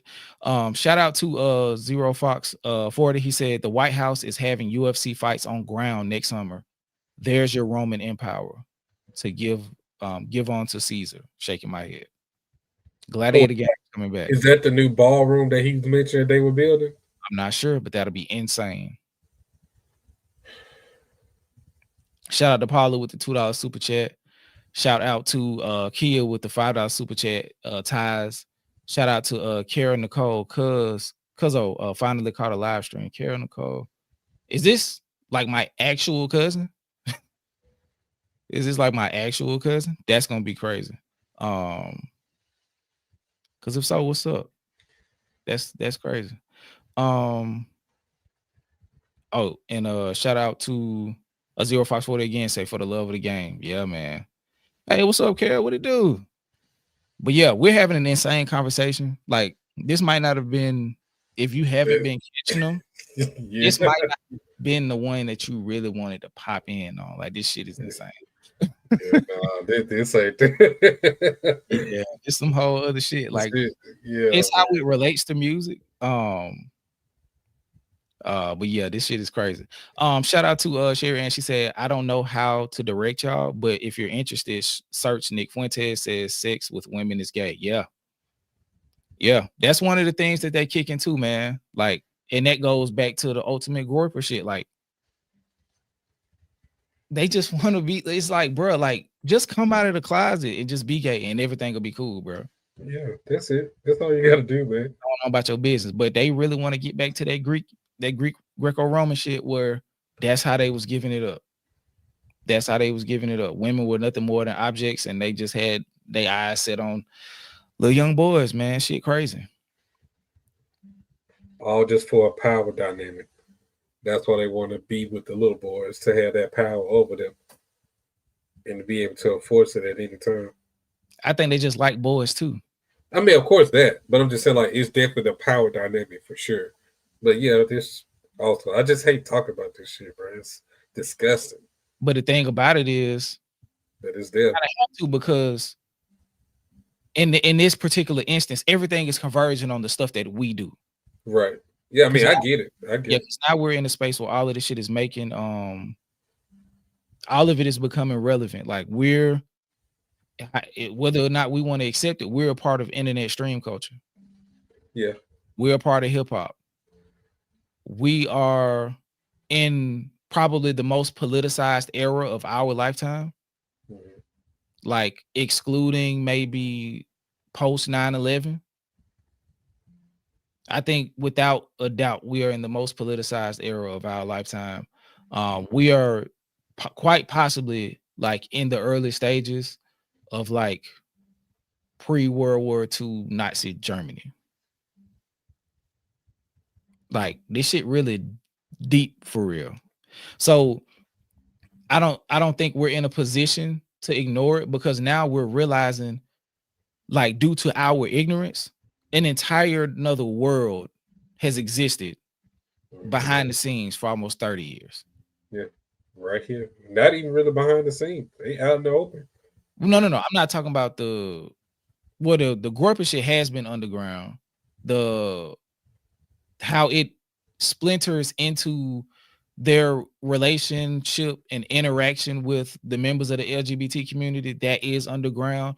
How they exist, like the meme culture, and how all of that like speaks to the zombification of Gen Z. All of that shit is underground. Okay. It's mainstream now in certain aspects because we've kind of been forced to witness it by way of Charlie Kirk being shot.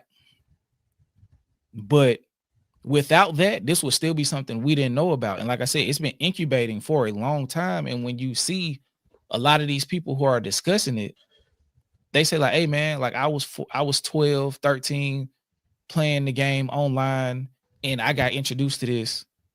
And now I'm 28. I'm a nihilist. I was indoctrinated from the point of I was 13 to the point I was 25 with alt-right ideology. Like, I have no hope for my life. The biggest thing that I can hope for now is to try to get people to understand how I got here. And when you look at a lot of the stuff that's going on with this shooting, if those text messages are in fact true, it speaks to a greater microcosm of what they're doing. Like, they just think this shit funny. They think everything is just a troll. They think everything is about finding a way to get a lull or some shit like that. Like, they just look at this shit like it's funny. And then it goes into Doja Cat. Like, her whole introduction to mainstream hip hop, all of it like stemmed from Groyper culture. All of it. Like, her in the chat rooms, like, we looked at that like, that's fucking weird back then. Well, yeah. when we found out about it 3 years later. But it's like, no, she came up in those chat rooms. Yeah, that's why she was so comfortable. And the song is the equivalent of a shit post. The Bitch I'm a Cow song, that was a shit post dog whistling the sentiments of those people. Like, and that's what I'm saying. Like, this shit has infiltrated hip hop and has been here on multiple levels for over a decade. Go look at like the whole edgelord shit, like early Odd Future, and how Tyler the Creator was so provocative and all of that. Like that wasn't exactly outright, but it's just one of those entry points. Like like the whole edgelord shit. Like we're doing stuff to like I say, be edgy, be on the verge of being inappropriate. Like that line, you walk that. And as a kid, if you grow up in that and you're just searching for the next inappropriate thing to do, you're going to eventually find some inappropriate shit. And if your community is built around that, you form an identity around it. And now you're in your 20s and 30s watching Nick Fuentes and saluting back Elon Musk and feeling validated by Kanye West and Doja Cat. You see what I mean? And then I get it when you put it in perspective, because like you said, it's been here the whole fucking time. It's just all about how you choose to look at it. Yeah. And if you really are ignorant to a lot of these things, this shit can really just go under the radar to you. Like the shit with Doja Cat, yeah, that shit totally, I missed the mark on that. I did. Totally missed the mark on that. But as far as the shit with Kanye, I had a little ideas, inklings here and there. But now just really looking back on it, and a lot of points you make, it just kind of just recontextualizing a lot of shit that he's done. Yeah. And I think you mentioned something about his relationship with the Black church. What were you about to say with that? About he bastardized his relationship with the Black church? Yeah, because hold on.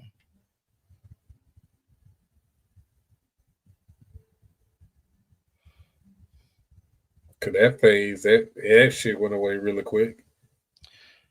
That was I can't remember what I was saying with that, but it was it's nefarious in nature. Yeah. It was to try to alleviate him of any guilt or being seen a certain way so he could further do what he was doing.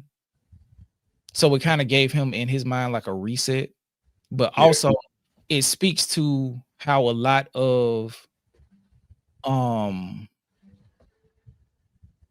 the right-leaning apologists also exist in the Black church.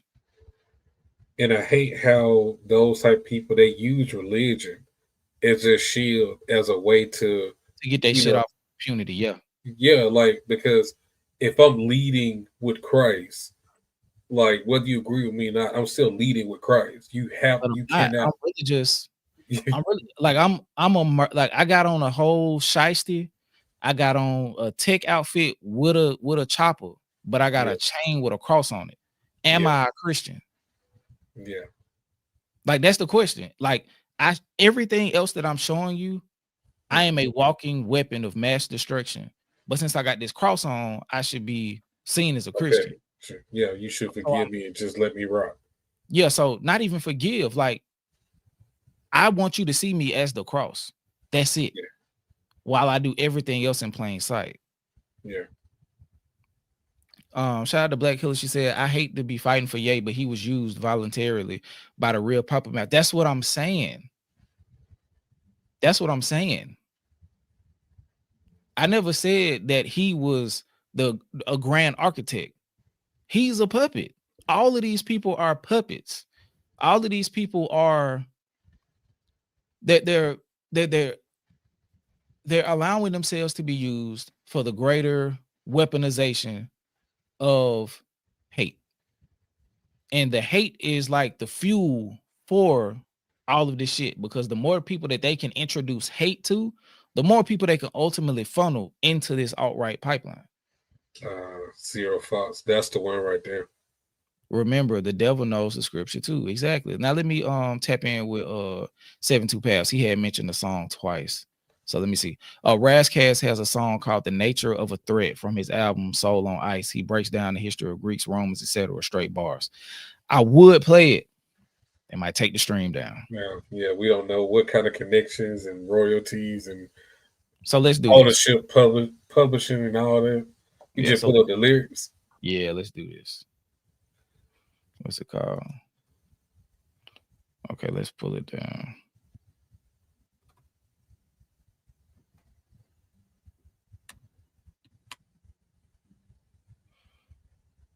Shut up.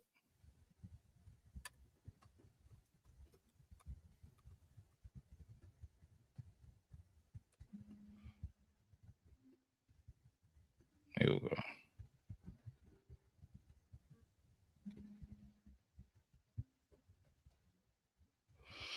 Okay, shout out to 72 Pass. We finna check this out. And this is the nature of a threat. First verse, let freedom ring with a buckshot, but not just yet. First, we need to truly understand the nature of the threat. And a pale man walks in the threshold of darkness, roughly 20,000 years ago, the first humans evolved. With the phenotypical trait, genetic recessive, blue eyes, blonde hair, and white skin. Albinism apparently was a sin to the original man, Africans. So the mutant traveled north of the equator, called Europeans later, the first race haters. Yeah. Is it Esau, DJ? What you mean? Hold on. Give me a second. I gotta look something up real quick.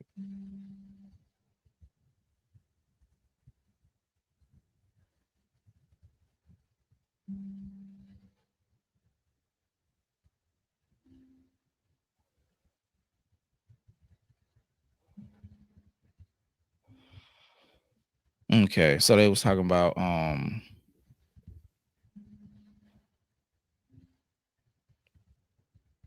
I was just trying to see if I remembered that correctly. The story of Esau. I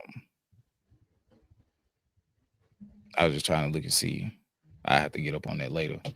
But this whole story right here, there's a theory of course, black people have all of the genetic traits to reproduce any given subset of human in the world. Mm-hmm. So like white people come from us, like depending on where we are in the world, we create people with the Asian phenotype, South American phenotype, all of this shit. So that's what he's saying right here. So he's saying that the Europeans were created throughout the process of us populating the earth, and then they end up leaving, and then they started to hate us. So I'm thinking what he's talking about is them coming back with an axe to grind. But let's keep reading. So here's the devil's alpha to the beta, because history is best qualified to teach one, quoting German philosopher Schopenhauer. Every white man is a faded or a bleached one. Migration created further mutation, genetic drifts, evolution through recombination, adaptation to the climate. As the Caucasus Mountain man reverted to that of a primate, savage Neanderthals until the late Paleolithic age. That's when the Black Grimaldi man came. I ain't gonna lie. This is a rap song. Let me see what Black Hill said. This is not copyright protected because it will not be consumed by the masses. Let me see. Paleolithic age. That's when the Black Grimaldi man came with the symbol of the dragon, fire. I'm still scared to play it. That shit might knock the string. Because I don't know who owned it. I don't know who owned this album. That's the thing, like,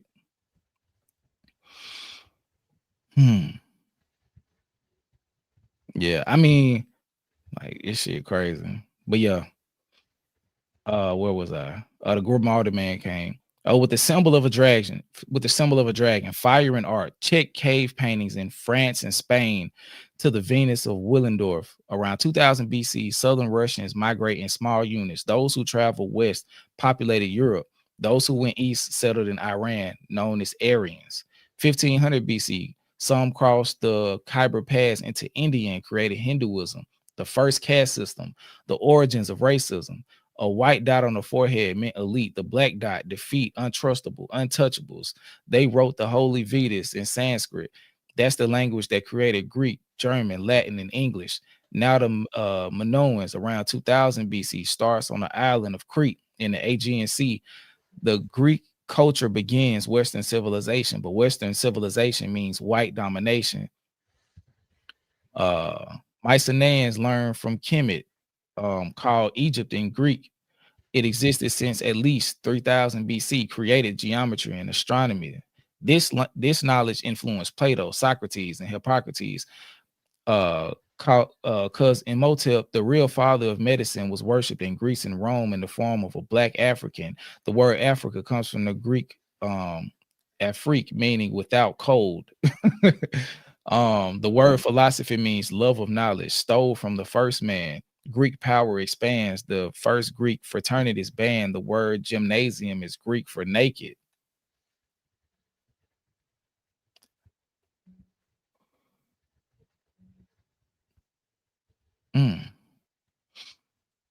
Look at this right here. My DNA not for imitation. Your DNA an abomination. This is from DNA. That third verse. All righty. It's crazy how a lot of shit add up. And also, when you think about the headspace that Kendrick is in on that album, that was when he was on his Hebrew Israelite shit. And what's the name of the song again? This one right here? Yeah. The Razzcast song, Nature of the Threat.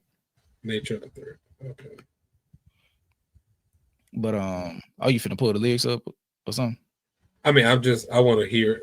I'm gonna go back and run it later. Oh, okay. Just put it in my queue. Okay, the word gymnasium is Greek for naked. This was the place where adolescent boys were educated and molested. This was accepted because Greek culture was homosexual. For example, Sappho trained girls on the island of Lesbos, hence the word lesbian. Hey, let these dumb MNFers know. December 25th, the birth of Saturn, a homosexual god. Now check the history pattern. December 25th, now thought the birth of Christ was Saturnalia, when men got drunk, blanked each other, then beat their wife. The fact is, it was still practiced. Call it Christmas. So put a gerbil on your Christmas list. The Hellenistic era, Alexander the Great conquers all the way to India, leaving 4 successor states. By the 5th century BC, Rome succeeds to be the conqueror of Egypt and Greece, but had the threat of the Black Phoenicians in Sicily. The Punic Wars began 264 BC. He kicking that, not like I'm just tripping, like how, like he is rapping this shit. Yeah. And I looked at the song. The song is 7 minutes and 43 seconds. So it's long. Like he oh my God, bro. It's just like, but when you really think about it, like this, Immortal Technique, KRS-One, like niggas was really on this type of shit. Yeah. Like KRS-One, the type of person where like when people see him out and try to rap to him, if they're not rapping like that knowledge, he ain't even trying to hear the shit. You feel what I'm saying? Like a dude walked up to him one day. He's like, hey man, I just want to, it was an older guy. He's like, hey man, I just want to rap to you about the power of the number 9. I want to see if I'm gonna see if I can find it. And we'll play it in a while. But that shit was crazy. Like niggas like really want to, do that type of shit. In reference to them, because they understand like where they was coming from and what they was upholding with the knowledge and disseminating it to the people by way of rap music. So I already know that they probably be looking at this shit going on now. It's just like, bro, niggas probably in the tip. Yeah, they be sick to their stomach, bro. They be probably somewhat mad as fuck. But yeah, y'all didn't listen when I was trying to tell y'all this shit 25, 30 years ago. The thing about it too was like the commercialization of hip hop. That takes away, because like when people say, hey man, hip hop died a long time ago, they looking at it from the perspective of when we started to venture forth and have aspirations on commercialization. You got to think about what happens. The more commercial anything gets, the blander it has to get, the more quote unquote whitewashed it has to get, because in order for it to reach critical mass, it has to be liked, understood, and enjoyed by white people. Yeah, the more toxic and dumbed down it get. And not just any white people. Middle America. Yeah. The people who are so embedded in their own belief system that anything that challenges that, they take it as a threat to their survival. So when you look at it with that mindset. You understand why they didn't want us to live with each other. Because if we start to live with each other, we start to congregate, we start to socialize, we start to build community with each other, we start to have sex and procreate. And if I can make you, but you can't make me, what that start to do to your population? And what does that start to do to the ideology of the people who have been groomed to hate this group of people based on where they come from? But now you looking at Beth Ann at the grocery store, she just got clapped down by Tyrone and they got 2 babies. Like, she don't even look at Tyrone the same way you want her to. Like, even if she not all the way converted to just seeing him as an actual person, she don't hate him like you do. Yeah. And after a while, with continued procreation and genetic low-key realignment, we started to be more of me and yous. Like Jimmy Kimmel look like you in 6 generations. Uh-huh. You feel what I'm saying? So yeah, let's get back to this, because you said it's 7 minutes and 40 seconds. 7 minutes 43 seconds. Okay. Okay, where was I? Okay, the Punic Wars, 264 BC, the Black General Hannibal, the Carthaginian peace.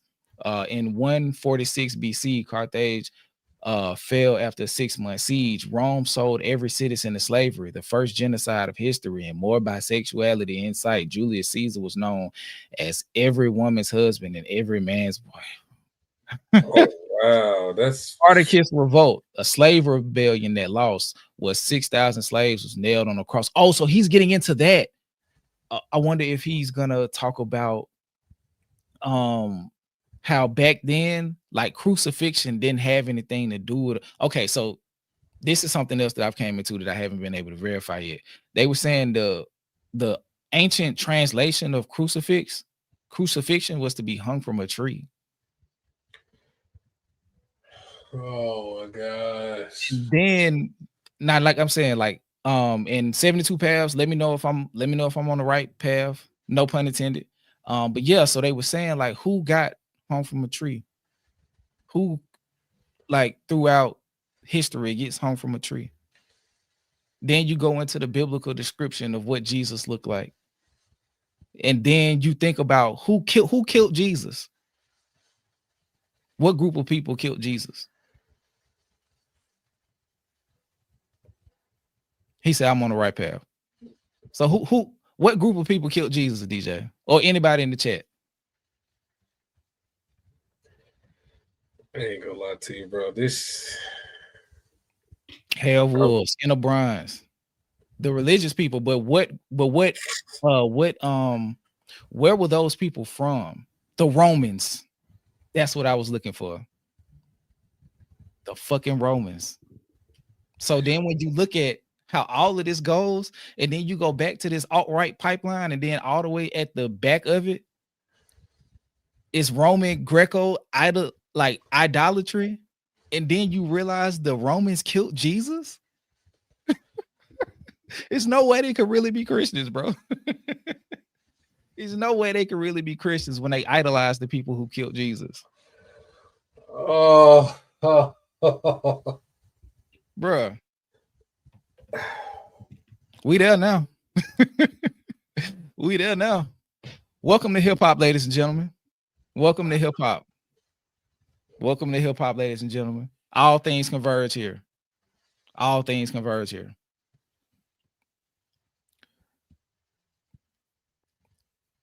They want to be, because they can house all of their actions under divine intervention and religious destiny.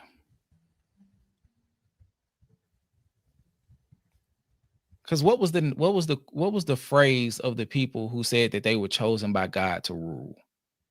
I looked it up the other day. I thought it was manifest destiny, but it's not that. When I looked up manifest, unless the whitewashing is further than I think it is, bro, they saying manifest destiny like was coined in the 1800s. Yeah, because for what I remember, I thought it was like the ancient journey. Asian dynasties, right? Yeah, the journey to the west, like, and all those things. So the whitewashing has begun, bro. Like to the point where manifest destiny has been like that phrase has been co-opted in thousands of years of it existing no longer. Divine rule. Okay. There we go. Okay. Whew. Jesus Christ. Paul, look at Paul's comment. Those people don't know the teachings of Jesus. They mad he has empathy for his fellow man. Exactly. They are mad about that right now. Now they're saying that Jesus is too woke. And that's why CK was like, empathy is a made-up word. Like, I don't honor that word. I don't believe in that. That's a made-up word. It's not real. I'm just like, come on. And if he would write enough with all the shit that I've seen him say, I don't want to see or hear none of the shit that they actually own if he wasn't radical enough. Because the shit that he was saying was absolutely insane to me. To hear people really go along and agree with it and find ways to justify what he's saying in terms of you didn't listen to everything he said. Like, you don't have context. What other context do I need? Yeah. What do you mean? What else is going to explain this shit that he just said in plain English? Hold on, let me read this one. Black Hiller said, tread softly, Skip, because it is creeping toward anti-Drake and infringing on the denial of existence of LGBTIA. First things first, like that ideal of the denial of existence, I don't support that. Never have. So if that is where like the song is going, or the like the culmination of historical analysis is going, even if that's where it's going, like I still, as an independent thinker, as much as I try, as much as possible, have the ability to deny the end point that somebody gets with, even if I agree with some of the information that they're presenting. Like, and I think that's one of the bigger issues with like, or that's like the grandest goal of brainwashing. Like, if I can get you to agree with some of my points, if I can get you to agree with my thesis or some of my argument points, then I can get you by way of just presenting things that you agree with. I can get you to ultimately agree with my thesis. And if that is the thesis, like I still don't have to agree with that. Like I don't have to, like I take every single statement as to stand on its own. So if I get to the end and he like, hey man, the gay community, the LGBTQ plus community doesn't exist, like I'd be like, I just don't agree with that. You feel what I'm saying? Like I don't have to take everything at face value. So so yeah, let's get back to this. Okay, so where are we? Hey Skip. Yeah. Read the message. Which one? In StreamYard. Oh, okay. Oh, you got a dip? Yeah. Okay. Yeah, go do your thing, bro. All right. Miss Divine from Discovery. Okay. Shout out to okay, hold on.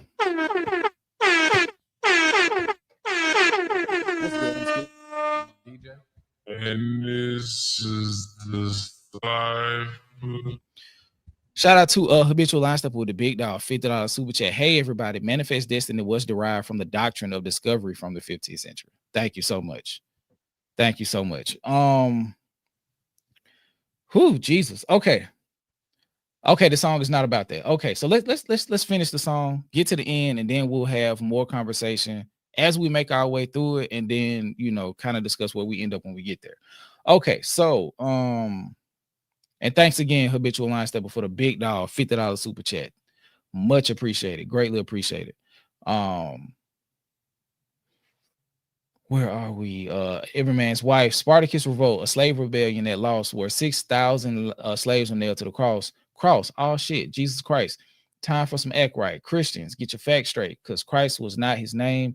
That's Greek for one who was anointed. Damn, I was watching something about this today. Yeshua ben Yosef was his name. Do Christians know this? So who do you praise? Do you know his name?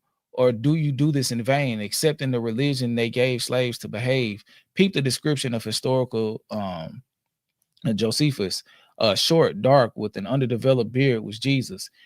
He had the Romans fearing revolution. The solution was to take him to court and falsely accuse him. After being murdered by Pontius Pilate, how can it be these same white Romans established Christianity? Okay. Constantine would later see the cross in a dream. In his vision, it read, "In hoc signo vinces." In this sign we conquer. Manifest destiny. In 325, he convened with Nicene Creed. And separated God into three. Decided Jesus was born on December 25th and raised in on the third day as a myth.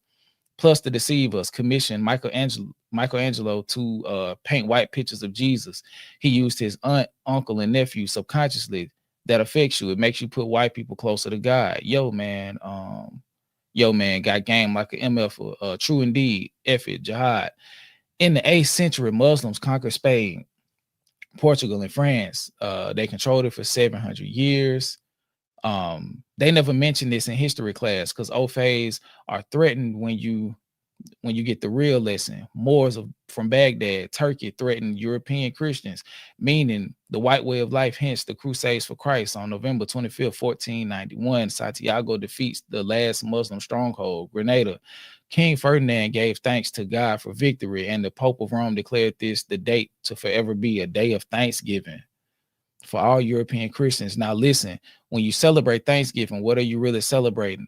It's the proclamation of the Pope of Rome, who later in league with Queen Isabella sent Cardinal Ximenes to Spain to murder any blacks that resisted Christianity. These Moors, these black men and women were from Baghdad, Turkey, and today you eat the turf. Thanks to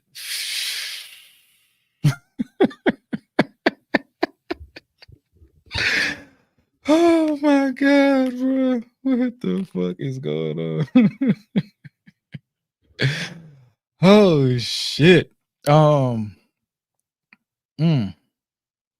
gonna eventually talk about Cardi. We're going to eventually talk about Cardi. Oh man. This shit is deep. As the European powers destroyed the Turkeys, who were the forefathers of your mothers and fathers, now fight the power, bitch ass niggas. Now around this time, whites started calling us Negroes. That's Spanish for black object, meaning we're not really people, but property. And the triangle trade begins. They seize us. Queen Elizabeth sends the first slaves on a ship named Jesus, stealing land from the indigenous natives, gave them alcohol to keep the red man intoxicated. Whites claim they had to civilize these pagan animals, but up until 1848, there's documented cases of whites being savage cannibals, eating Indians. In 1992, it's Jeffrey Dahmer. Read The Delectable Negro. Read The Delectable Negro. Like, it's not that it's not believable. It's just so many things that I've learned are all culminating in this song. Like from so many different places over so many different years. It's all coming together. It's like being streamlined. Okay, so they slaughtered a whole race with guns, drugs, priests, and nuns. 1763, the first demonic. Oh my bad, DJ back. The first demonic tactic of biological warfare is tokens of peace. Sir Jeffrey Amherst passed out clothing and blankets to the Indian community infested with smallpox, knowing they had no immunity. Today is AIDS. You best believe it's man-made because ain't a damn thing changed. Let me explain. Now, since the people of color are genetically dominant and Caucasoids are genetically recessive and whites expect to be predominant, meaning survive as a race, then they simply must take precautions. That's why they're worried about their future now, because by 2050, almost all of Earth's population will be brown, then black. So understanding that, whites counter-react. I'm saying, man, the fools ain't nothing but a teaspoon of milk in the world, color majority. So they created a system to force blacks in the unnatural position that reinforces the position of natural inferiority. In addition, created guns and developed the ethnocentric view that God justifies every fucking thing they do. Condition people to perceive whites culture as civilized. in any other culture considered primitive, not true. Racism is the system of racial subjugation. Hold on, what man? Hold on, these niggas tripping. Fucking my vibe up. Racism is the system of racial subjugation against non-whites in every areas of human relation, entertainment, education, labor, politics, law, religion, sex, war, and economics. See, blacks were 3/5 of a man with tax purposes intended. You think you're Afro-American, you're the 14th Amendment and a good nigga. Jews don't salute the swastika, but niggas pledge allegiance to the flag that accosted you. They never teach about the break of islands like Jamaica, but before slaves came here, the whites would take a pregnant woman, hang her by a tree by her toes, slice her stomach with a knife, and let her unborn baby fall to the floor and stump the unborn child in front of all the slaves to breed fear, so they were scared to behave. Scared and behave and not rebel more. Understand all whites must be perceived as potential predators. I paraphrase historian Ishaka Musa Barashango. Understand that regardless of the lofty ideas engraved on paper and such documents as the Constitution or Declaration, the basic nature of a European American white man remains virtually unchanged. So check, this is the nature of a threat. Yeah, that's what I was saying, man. Read or listen to The Delectable Negro, and also if you feel like that's more just lore, go check out some of the medical journals that exist based on that kind of described exactly what they were doing in those times, man. Like the times of slavery, but they was really getting off on us, bro. They were getting off. Shout out to everybody who's sent a super chat, bro. But yeah, man, they was really getting off on us, bro. They really were. Like, like, bro, feeding our babies to alligators and shit, like making clothes, like making belts and shoes and shit out of our skin, taking our teeth out, just out like how what Steven said on the Django on this plantation. I done seen all manner of shit done to niggas. Like, bro, like they was really like boiling niggas, like boiling our bones, bro. They were boiling our bones and like making stew, bro. The Nat Turner, bro. They said that they ate bro because they thought he had superpowers. If they caught him and ate him, maybe they would get imbued with some of the superpowers he had, bro. Like this shit is so crazy. And why it's relevant now is because there are people like who want to bring this type of shit back. Like this conversation wouldn't be had to this extent because I've mentioned a Delectable Negro, but never went in depth. Yeah. ABJ's Wise and Strong, man. You know, walked in on some shit, bro. I know Cardi Breaking Records is up there in the David situation, but you know, walked in on some shit, bro. As Lil Baby say, man, shit got shears. Yeah. Because they not conspiracies. You just don't have all of the knowledge to connect the dots. More times than not, that quote unquote conspiracy has a lot of roots in truth and historical events. Shout out to 72 Pay said that's why they have to get rid of real hip hop. Yep. Like, and you got people on this alt-right pipeline that exist, like ultimately to help eradicate just black culture and black history altogether. Like to the point he's like, bro, we don't care what they're saying. I don't want to hear the words. So they're trying to completely delegitimize. And this was XQC or one of them dudes. Like that's also paid by XQC. Yeah, that's also getting paid by Happy Dad, who's also connected to the Nelk Boys, who are also sponsored by Happy Dad. And they had a crazy interview not too long ago. So it's just like all of it is really like it's lined up. It's not a conspiracy. It's not a conspiracy, bro. Like it's just what they do is they do shit and like they take steps and they have somebody behind them like sweeping the tracks so you can't see them unless you see them doing the shit. Like they're sweeping the tracks behind them. Like you can see the sweeping. So by the way you seeing like the residue of the broom, so you just gotta go back. And the further back you go, you're gonna realize that they could like it was a point where they couldn't erase everything. Like all of this shit exists, bro. And it kind of like puts you in a state of disbelief because it's like it's worse than you could ever imagine for real.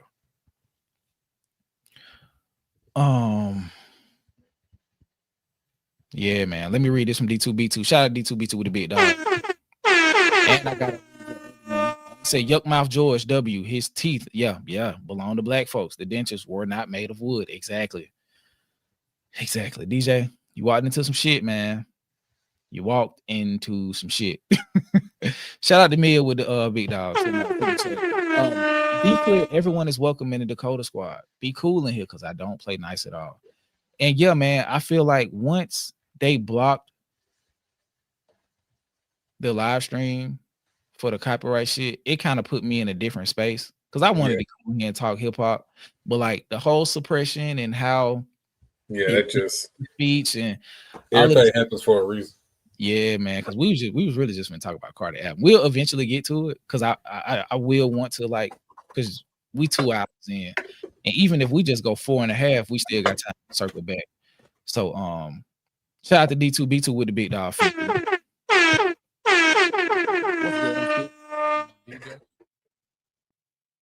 Oh, my bad. What's good? I'm Skip.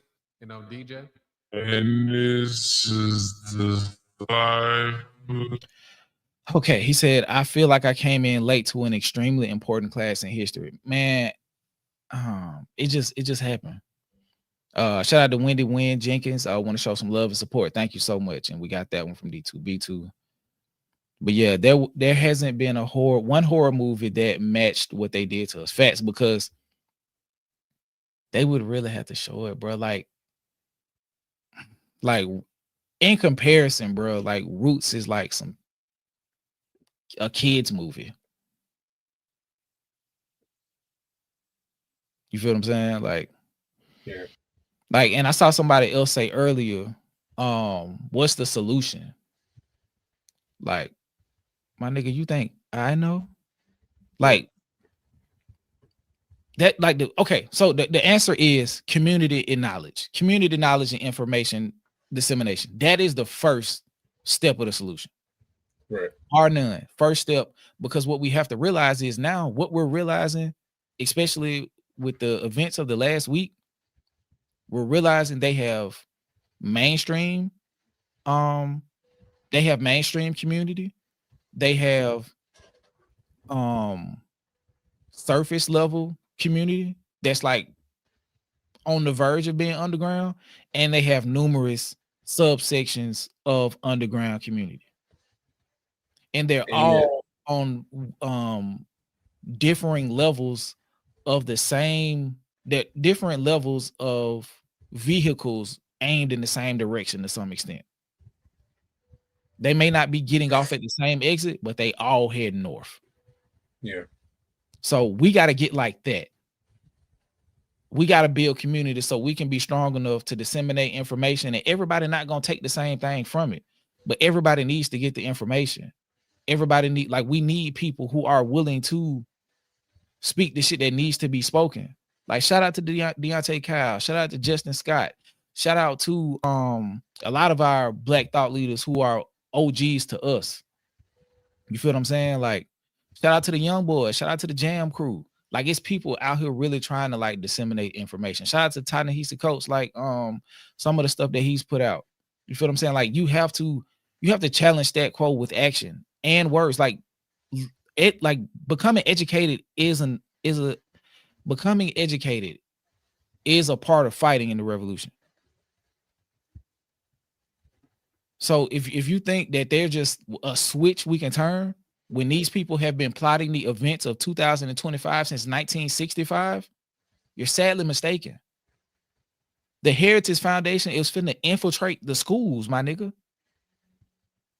Like, it's a, let me see if I can find a picture. I'll be right. Okay, it ain't up. So let me go to Patreon real quick. I want to show y'all something. I don't know if I told you this, DJ, but let me see if I can find it. I don't know which sub chat it was in. Shameless plug. If you want to come to the Patreon and just chat, it's free. We talk about some good stuff all the time, but we talk about real shit sometimes. So let me see if I can find it. I ain't gonna take. I'm gonna try to not to take up too much of y'all time. I think it's in special interest topics, maybe. Nope. Damn it. I ain't gonna find it. I'm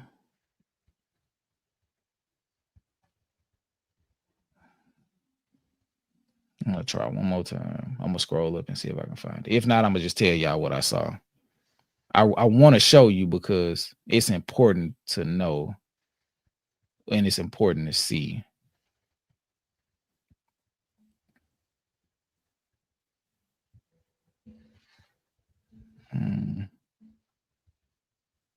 Damn it. Okay, but anyway, I can just tell you. I mean, I can't find it right now. Okay. Let me go back. I know y'all know who Tom McDonald is. If you know who Tom McDonald is, just put a 1 in the chat. I want to find the that picture that was put up in Patreon about the Tom McDonald video, his rap song being sponsored by PragerU.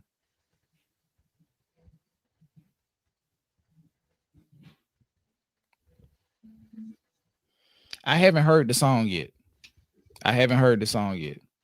The imagery of him being connected to PragerU is all I need, though. That's all I need.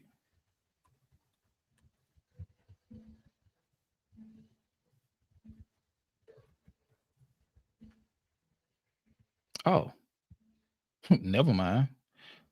They got a whole write up on this nigga.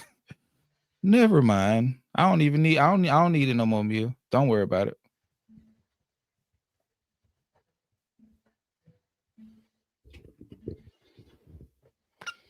PragerU.com presenters Tom McDonald. Tom McDonald, Canadian rapper, singer, songwriter, provocative and politically charged. He gained politically charged lyrics. He gained prominence through independently released tracks that challenge mainstream narratives on policy, culture, and social issues.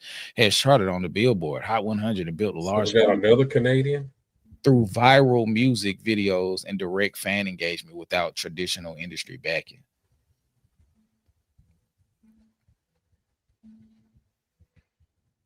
And they're pushing him. Come on, brother. Really? He looked like one of them, though. Javier De Russo. He's probably an immigrant. That's crazy, bro. This is crazy, bro.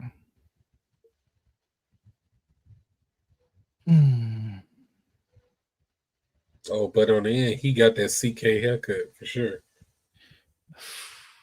The receding swoop back. Yeah. Now watch this.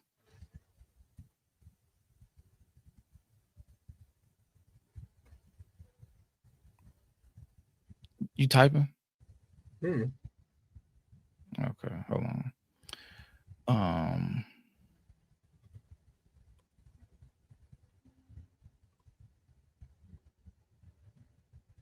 To create hold on.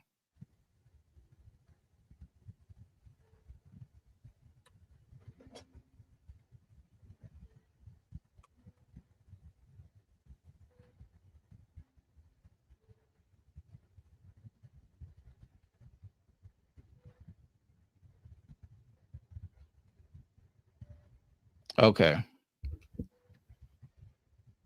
Let's remove this and show why that shit is dangerous.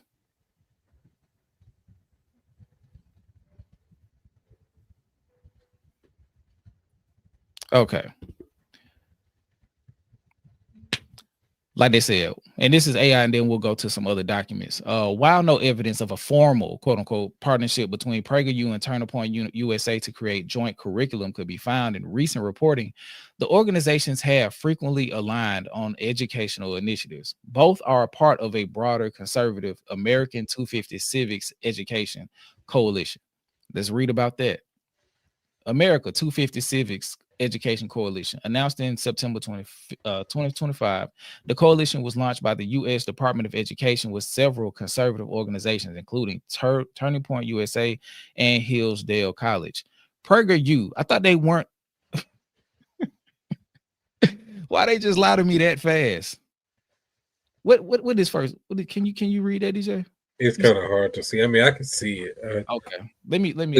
It said, while no evidence of formal partnership between PragerU and Turner USA to create a joint curriculum could be found in recent reportings, the organizations. You can stop. I just wanted you to read to the comma.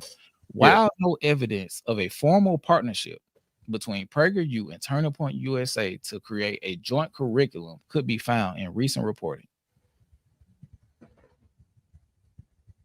Announced in 2025, September, the coalition was launched by the U.S. Department of Education with several conservative organizations, including Turning Point USA and Hillsdale College.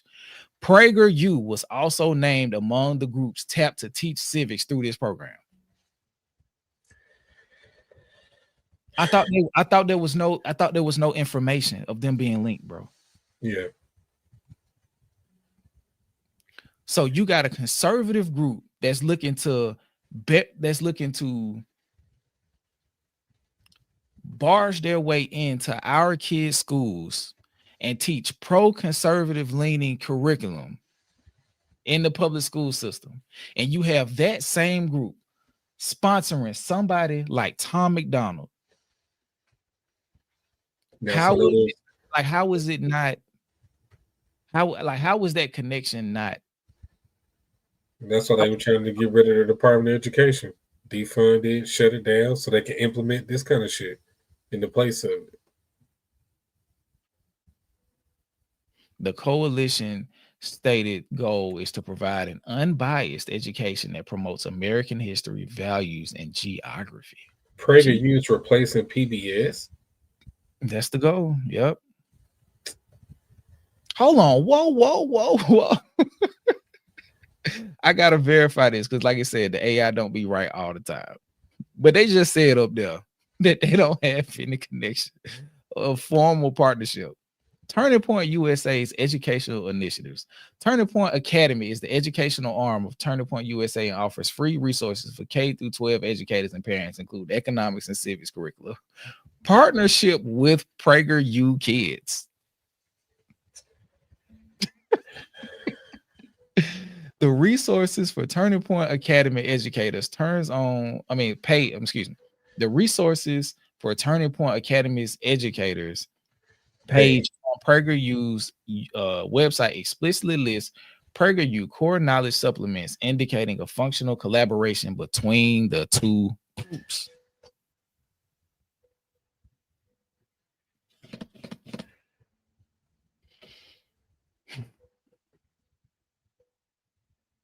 Now let's see what we can find from MSNBC, a more vetted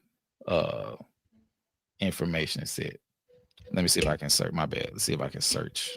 Hit find. Oh, my bad. Hold on. My bad, y'all.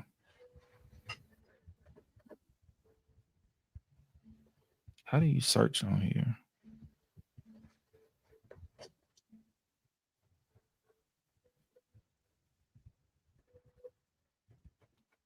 I know it's Control F on. Okay, there we go.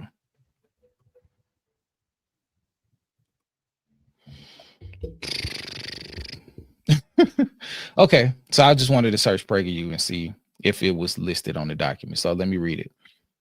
On Wednesday, an announcement from the Education Department listed several ultra-conservative organizations known for promoting racist and xenophobic narratives about America's past and demonizing anyone who doesn't, as partners for an initiative to ostensibly focused on initiative ostensibly focused on quote unquote civics. The 40 plus groups will partner with America First Policy Institute, formerly led by Education Secretary Linda McMahon. It all comes together to spearhead nationwide initiatives to engage students, educators, and communities in conversations about liberty, citizenship, and America's enduring values. So the America First Policy Institute was formerly led by the Education Secretary Linda McMahon.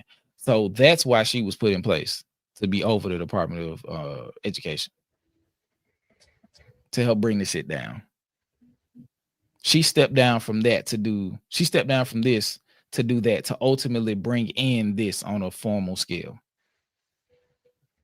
And that's what I'm saying. Like, for when people say, like, what's the solution? Like, it's not one thing that I can tell you when they've been planning this shit for the longest. We need to start planning, nigga. We need to talk and start planning. They got this shit lined up and ready to go. Talk and start planning. We need, first of all, one of the big things we need to do is to convince the young nihilistic kids in Gen Z that their lives are worth meaning. If you want an actual solution, we need to convince those kids that their lives are worth meaning so they can become part of that revolution class that they need to be. Because like a lot of people saying, like, at a certain age, that revolutionary spirit dies out in a person. So we need to engage with them and get them activated before they miss the years where they're built to be bred to do something meaningful in reference to their future. Because a lot of those kids don't even want to exist for real. Yes. And rename. Radicalize the quote unquote YN and also rename them. But not only them, because truth be told, the YN could be the Black Panther with proper education. Yeah. Shout out to Black Hiller. It is the age of having children and responsibilities. Yeah.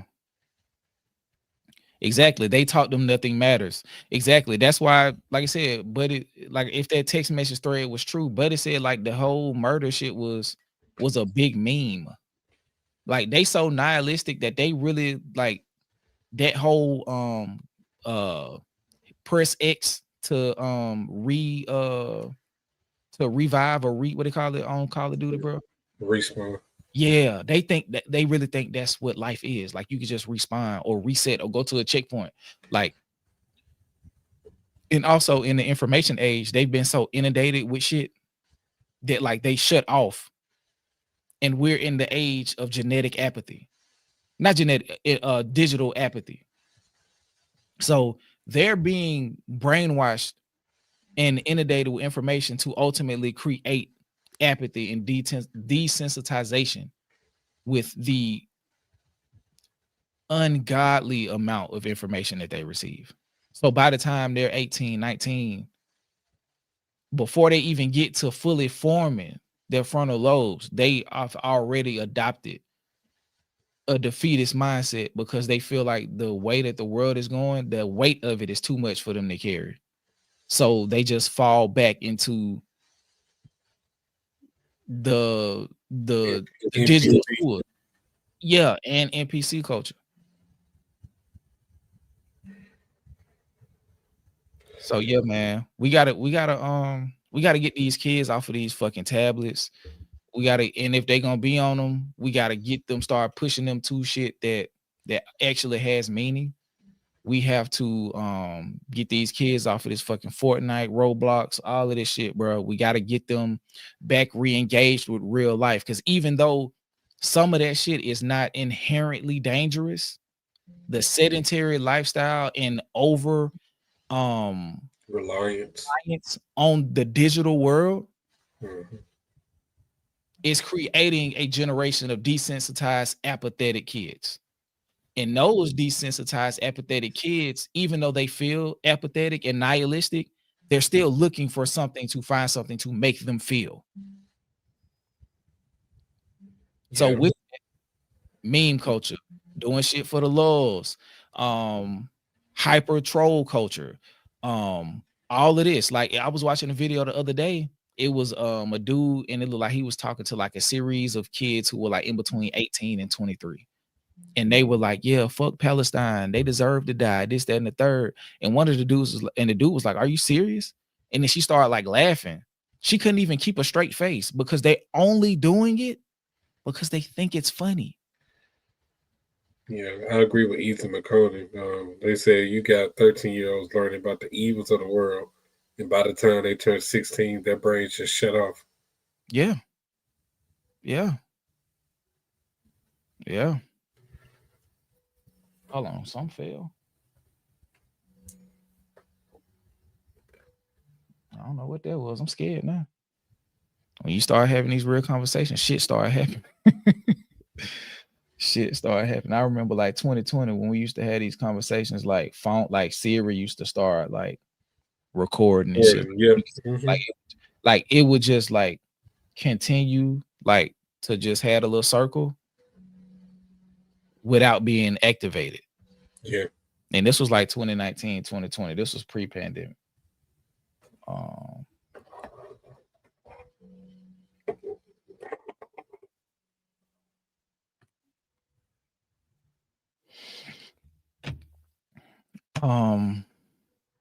Yeah. Where were we? The kids. Yeah, we gotta say the kids. First things first, we gotta say the kids. So if you're looking for a plan, buddy or young lady, if you still in here, first things first, we gotta say the kids, bro. Or sis. Or whatever you identify as. Gotta say the kids first. We gotta get informed. And while we're getting informed, we gotta say the kids. Because the one thing that I am noticing is how kids are picking up on the lingo that they don't know is inherently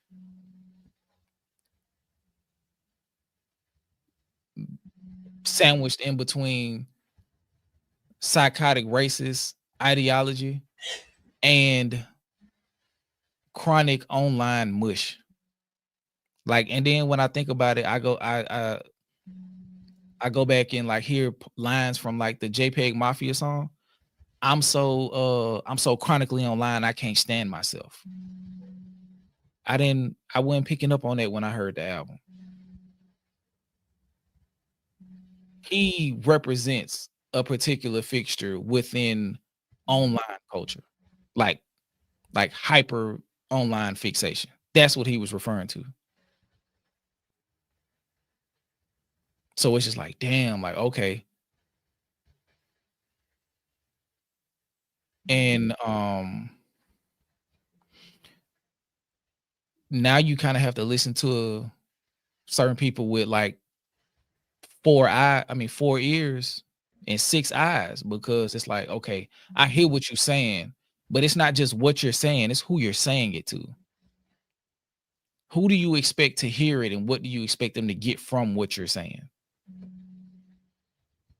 You feel what I'm saying? Mm-hmm. Like, this shit really crazy, bro. Like, so, and that goes into, and not necessarily JPEG, but that goes into like, shit, who paying you? Who paying you to do what you do, regardless of what it is? Who paying you to do what you do? And how long they've been paying you? And that's the whole thing. Like fuck what you're doing. Who paying you? Because it was something I traced back the other day, and I was like, damn, that make all the sense in the world, because that's who was paying them. Oh, is it Hasbro? Is that it? Hasbro, the toy company? No. Something else. Hold on. My young brother. I don't know if this is exactly it. Supporters and provided communication, public relations to explain its action. Yep. This is it. Hasbro. Okay. I'm sorry, y'all. We really on some. I promise you, we're gonna talk about Cardi. If we get past the 3-hour mark, somebody just remind me to just put whatever we're doing down and discuss Cardi, so we don't spend all night on this shit. But the deeper we continue to talk, the more the shit continues to line up. So we kind of got to discuss it. And like I was saying, when I mentioned Hasbro, bro, no, hell no, bro. What the no, man. Oh no, this is that was me. That was me. Okay, let me know something. I will shut this shit off right fucking down. Nah, that was me. I will shut all this shit down. You understand? That was me. Hey, bro. Nah, I could have popped back on and be like, oh no, like some people be doing. They be swearing like that people be yeah, man. We've been infiltrated. Every one of our Nah, bro, skip. I don't play like that. I don't play like that. I don't. It was a mistake. It was a mistake. I was trying to move. I know. I get it. I'm just saying, like, I'm not one of them people to do that. I don't play like that. Like, I'm big into karma and, you know what I'm saying, universe speaking. I'm big into that shit, bro. You get back what you put out, bro. Yeah. I'm big in that shit. Close all this shit down. Go to bed. So you thought we was gonna get in trouble if it took it down? Man, look, bro. I ain't got no time, bro. I ain't got no time, man. We doing God's work, bro. We doing God's work, bro. We can't be scared doing God's work, bro. All right, man. Let me know. Hey Siri, play Audubon Ballroom. Hey, you gotta. I ain't saying be ready to die, but what I'm saying is we can't let some shit like that like make a nigga run off. You feel what I'm saying? Like the mission is too important, bro. Like, nah, fuck that. But interpretations of Hasbro. Supporters and official Israeli sources. Let me see if I can just click this and see what the link go to. I do that. Come on now. Oh, so you just ain't gonna pull up. Anyway, so for the Israeli government and its supporters, Hasbro is a term for proactive communication and public relations to explain its actions and policies to the world. Proponents argue that this effort is necessary to counter what they see as anti-Israel bias and misinformation. This view emphasizes the root meaning of explanation and frames it as a legitimate form of public information similar to any country's public diplomacy. You know why I brought this up? Yeah. Give me 1 second. I'll show you.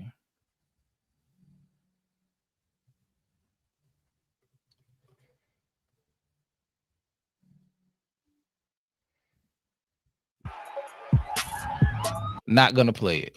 This is why. Let me reduce us. I'm not gonna play it, but this is why. The DaBaby Nebadanu interview. Nelk Boys. This is Hasbro.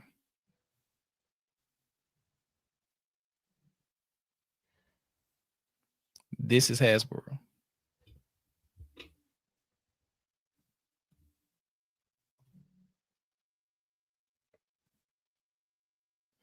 What my boy at? Like, not him. Another one. I'm looking for the one with the black content creator, the dude that was the ex-cop. I don't remember. I don't know his name. Of course, he's not gonna be first or second or 19th. But anyway, they're even grabbing like black content creators. My bad, y'all. I'm sorry. But content creators that are like anti-black in nature that are also black, they're grabbing them for them to interview him, Netanyahu.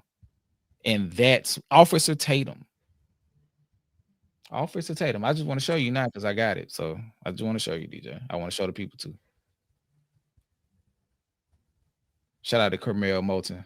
That boy special.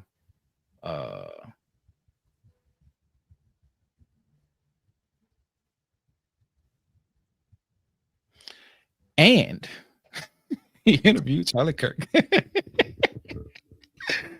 It's all connected, bro. It's all connected. All of this. So he on that other side. he was anti-black for the most part, but what they do is, like I said, it's all a pipeline to the alt-right. All of it. And if you're willing to vocally push out hate for anybody other than white cis males who are conservative, you can be sold conservatism because you have the first step that you need. You have hate. You have hate, you have hate that is not focused at the presumptive power structure. So if they can foster that hate in that one group and allow that to grow, they can sell you on being willing to hate other people publicly in exchange for money.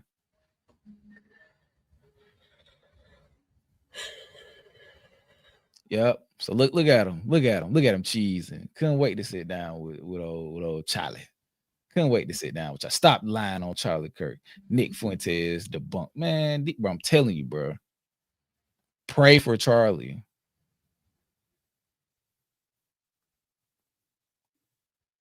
This nigga can't even comment.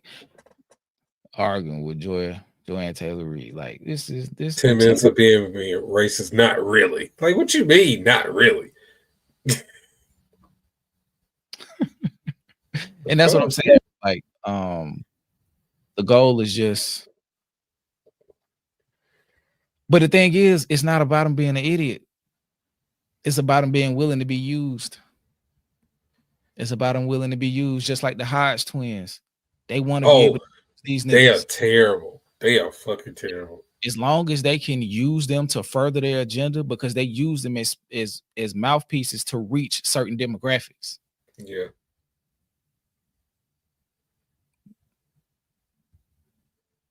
So yeah, man, I've never watched him either. I just happened to see him in some video I was watching, and they was talking about, like, look at what he started doing and look at what that led to. And it led to him eventually getting the bag from being connected to Hasbro and then getting the Netanyahu interview.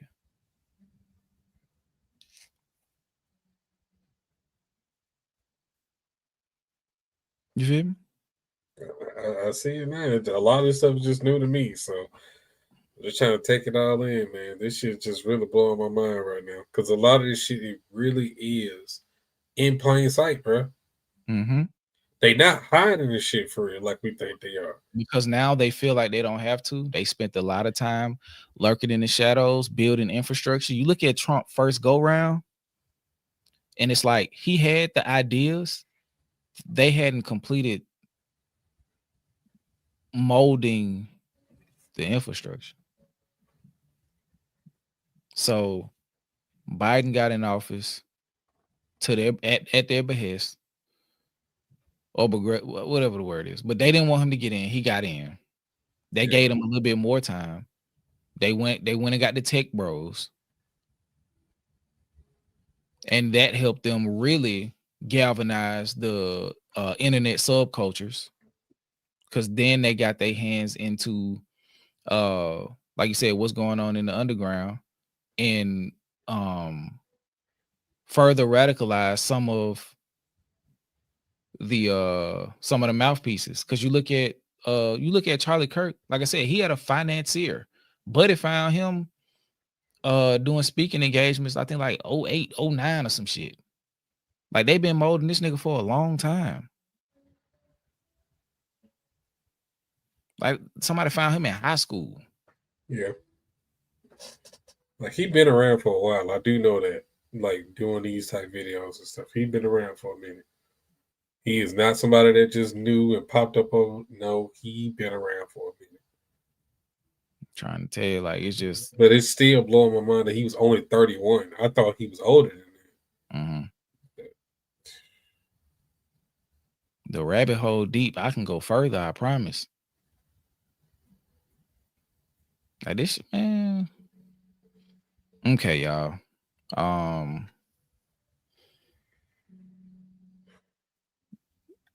Be a barrier for your kids. Yes. I'm saying this to myself as well. Start looking at micro schools. If you're able to consider homeschooling, and if you just got bread and you can just put them in a private, like a private school or a school that like exists outside of where they're aiming this bullshit, like give it a shot, man. You owe it to your kids. You owe it to their future. Shout out to Paula. She said, but remember, Rome fell and this crap will too. And we will keep the receipts. SCOTUS didn't give them immunity. Trump is the figurehead implementing the ideas. None of the ideas are his. This started long before Trump. Exactly. And that's what I was saying. Like the Heritage Foundation been locked in for a long time. Yeah,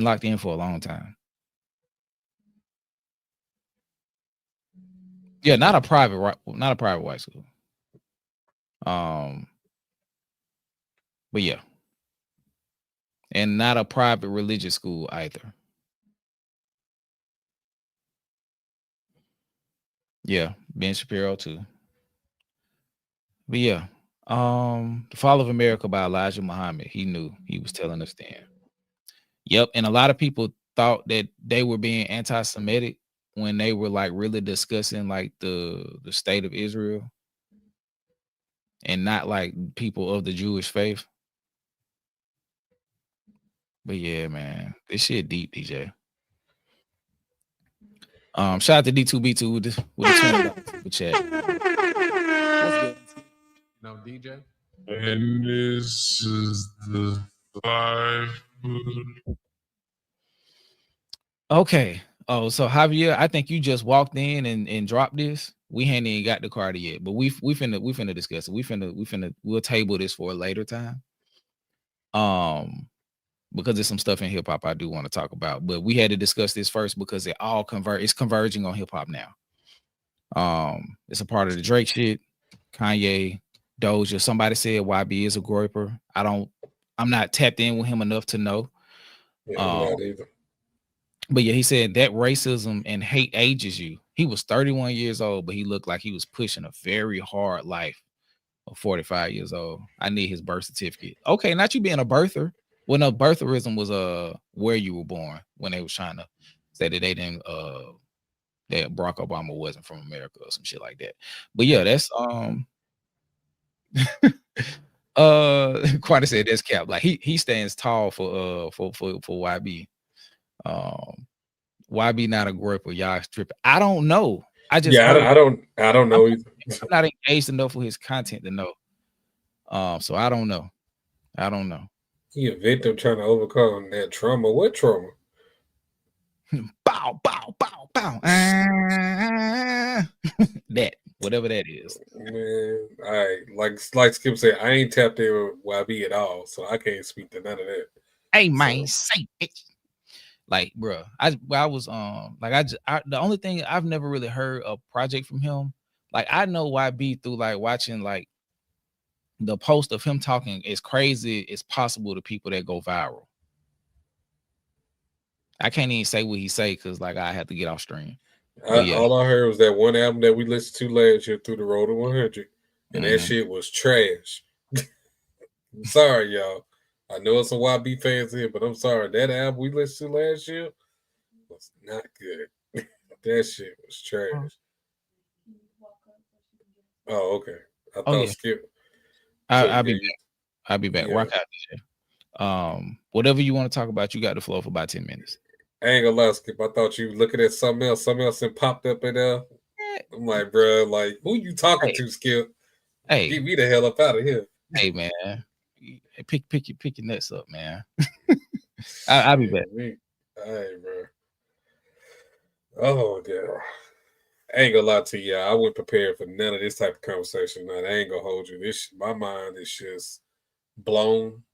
Because, I mean, granted, some of the stuff I did know about to a certain extent, but I just never realized, like, how deep it goes, bro. And I think the part that just really kind of killed me with it, just the fact that it's just so in plain sight, bro. You just got to know what to look for. It's all in plain sight. Oh, man. I'm sorry, I was just kind of like really at a loss for words, bro. Like, because the further we going into this shit, it's just like the more my mind is racing on things that that I've always kind of thought about, but never really gave it an inkling to because I couldn't prove it. It's scary, man.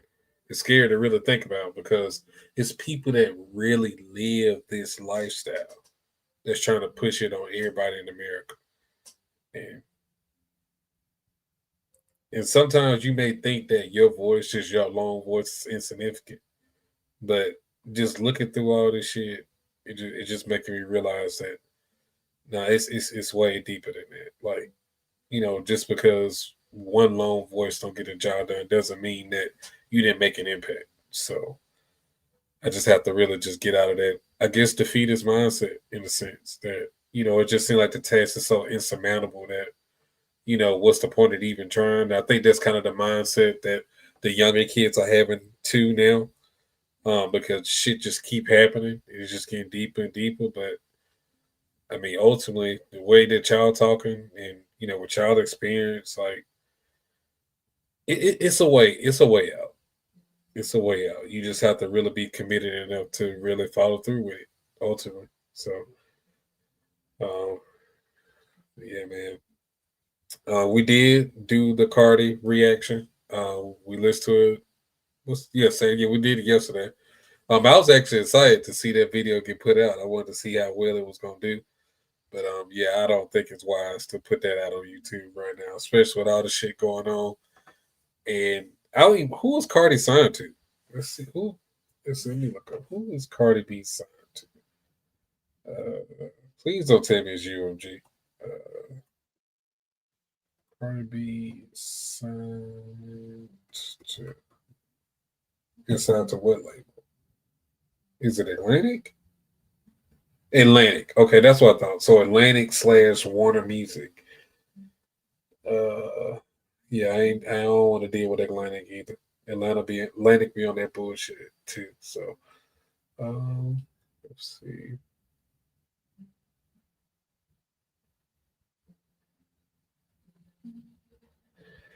Okay. I see Easy McConaughey. You said, do you think 2025 has been a great year for R&B?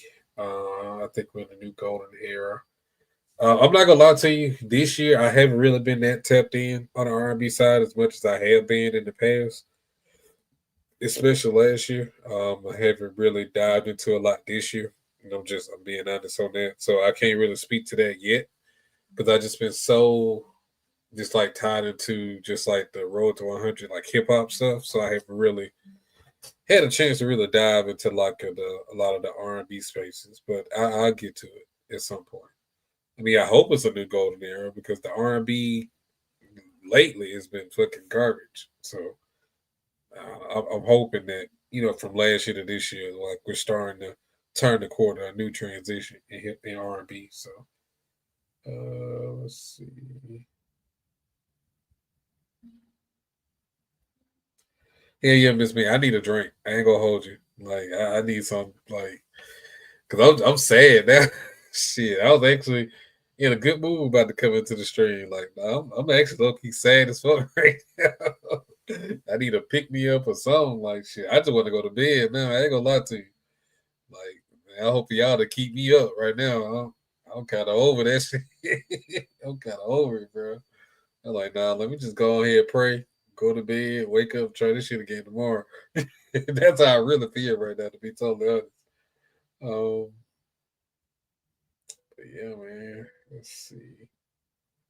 Shout out to D4VD. Got another super chat in here.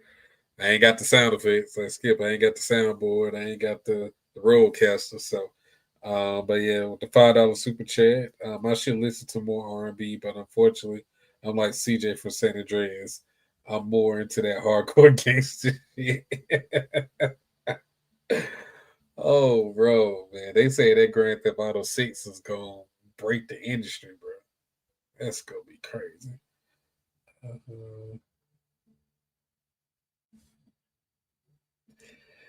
He took a break and the universe gave us an intermission. Yeah. I need one too. We got to get off of that shit because that shit is just getting deeper and deeper.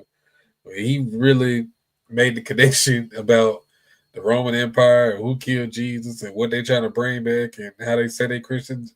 When we got into that bag, I like, oh no, I'm done. I'm fucking done, bro. I was like, oh no, I just kind of cocked out for a second. I was like, ain't no way, bro. Ain't no way. I appreciate it, man. Grandmaster, I'm sipping on a drink for you. Yeah, I ain't got nothing in the house, man. But Granny, I don't really even drink like that for real. Like, but I do need something, just something like a pick me up. So that's why I was hoping we get ready to just talk about something else, with the album. My personal opinion, I mean, of course, y'all go see the video, so I'm not gonna go too much in.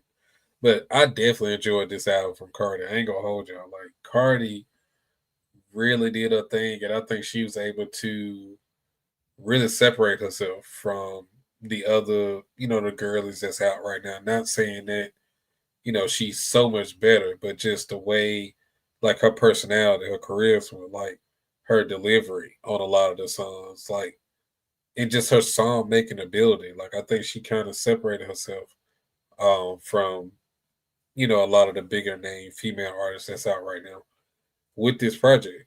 A lot of vulnerability in there, but also, a lot of she popping her shit, a lot of times. So Cardi did a lot to service a lot of the fan base in hip hop. Like, I think she was able to cater to a lot of different people.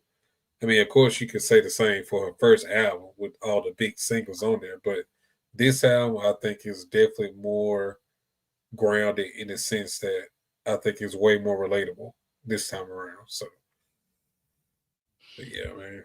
What were you talking about? I was just talking about Cardi. Oh, okay. We ain't talking about the fall of the Roman Empire no more. Huh? I mentioned that shit, but like I was telling them, when you made the connections about who killed Jesus and what they want to symbolize with bringing the Roman Empire back, and they saying they Christians, and they just, when you said that, I ain't gonna hold you, bro. I clocked out. My mind just exploded, bro. It's like, bro, I can't do this shit.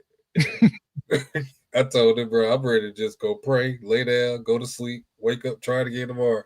I'm like, no, man. I know the conversations is needed though. I know you can't really run from it, but I just wasn't prepared to have that kind of conversation tonight, bro. I ain't gonna lie to you. That's how I go.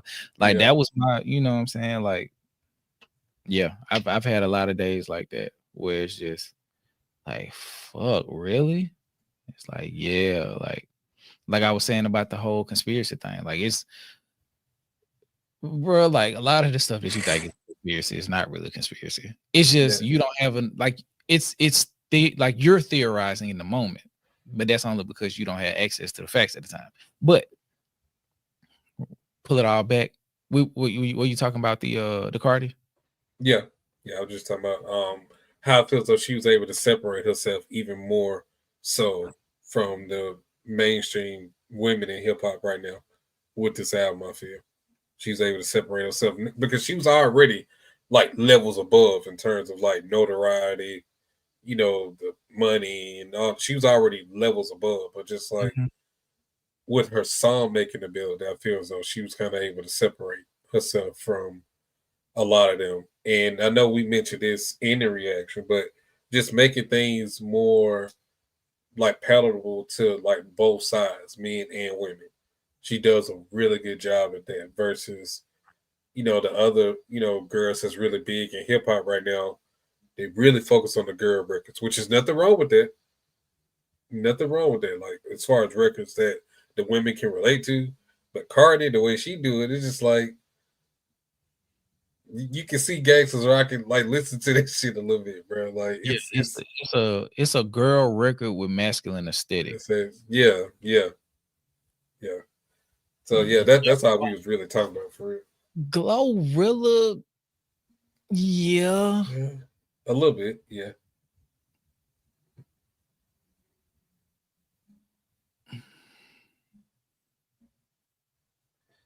Not.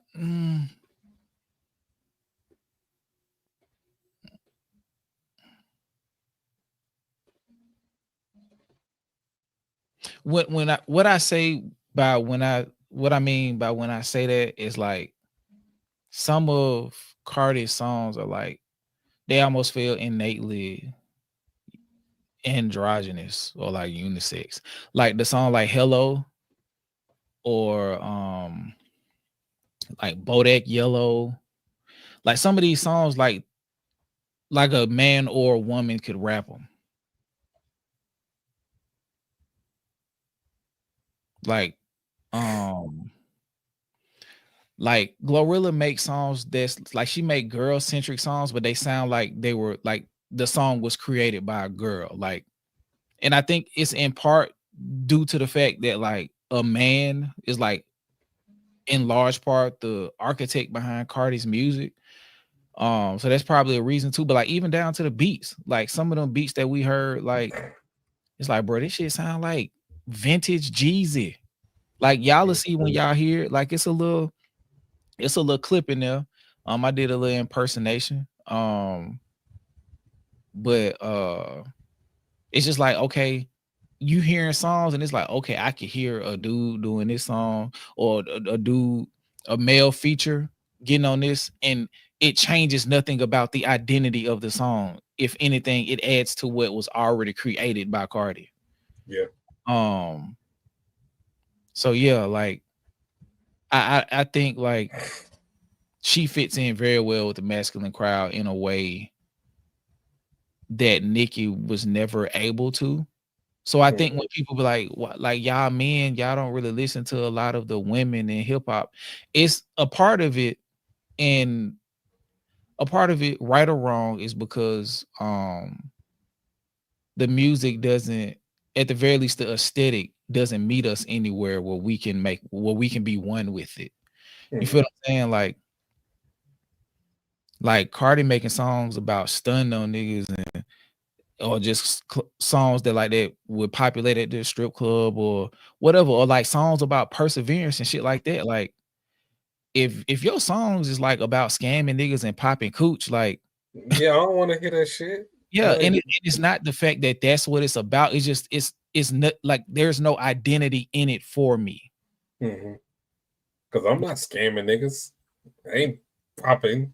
Yeah, so it's like you get a album like Alligator Bites Never Heal, and although it's an album about a woman's journey, the journey is more universal. So because she's speaking to the elements in the journey that are universal, even though they're told from a woman's perspective, the journey itself, like the aspects that she's focusing on, are more universal. But like if you on a song talking about performing fellatio for a man, like I can't see myself enjoying the song or rapping the song because that's not something I'm finna talk about. It's not the life that I live. I don't do that. Yeah. You feel what I'm saying? So it's just like with City Girls, it's just a lot of that music doesn't resonate with me. Some of it does, some of it doesn't. Like the song that JT did that eventually got the Jeezy feature.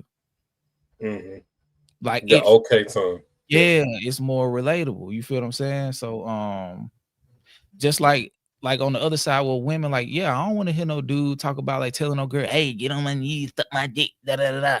Like y'all don't want to hear that because it doesn't speak to a life that either glorifies your sensibilities or is a figment of day-to-day life that you don't exist in.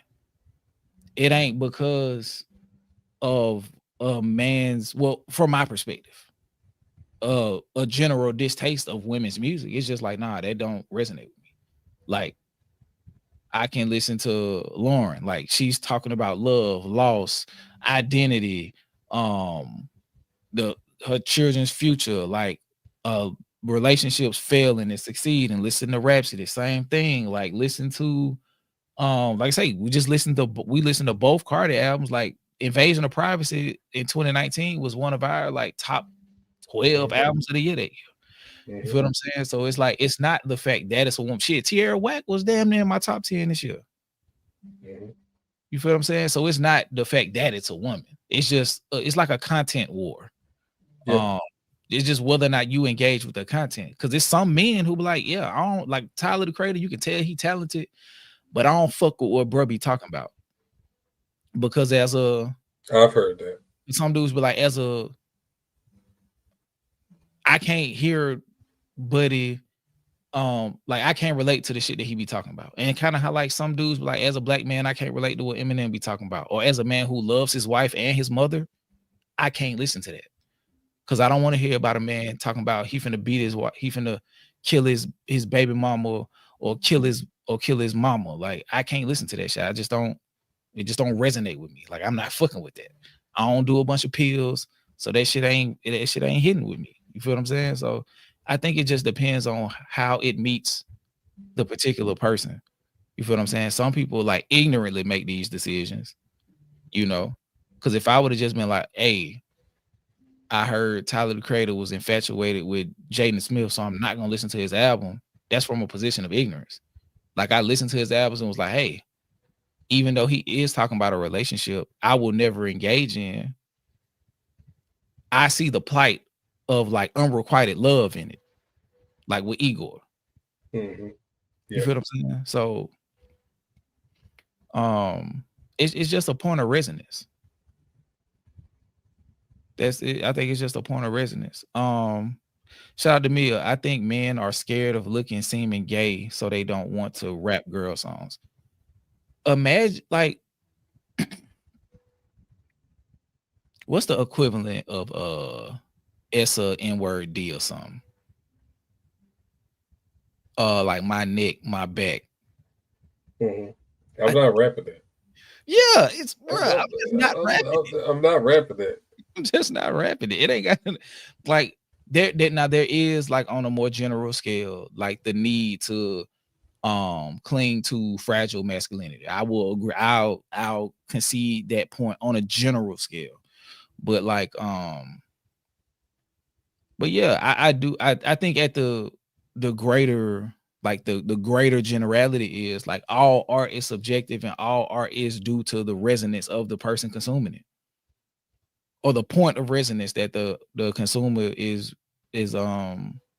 relating to it. So like those first two songs, like the Get Up 10 song from Cardi and the intro on this album, the new album, I'm rapping those heavy. Both of them shits is hard. Like she going stupid on both of them. I'm rapping them shits. But yeah, my neck, my back, slide on my knob. I think somebody said, nah, bro, I'm good on that. Because just like this, and here's a perfect example. Here are two songs that men do not rap the girl part in the club. I Think I Love Her with Gucci Mane. Mm-hmm. Yep. Even though that verse is fire, and Gucci may have very well wrote that verse is not meant for our level of resonance. Mm-hmm. And the verse from I think Diamond from Nuck If You Buck.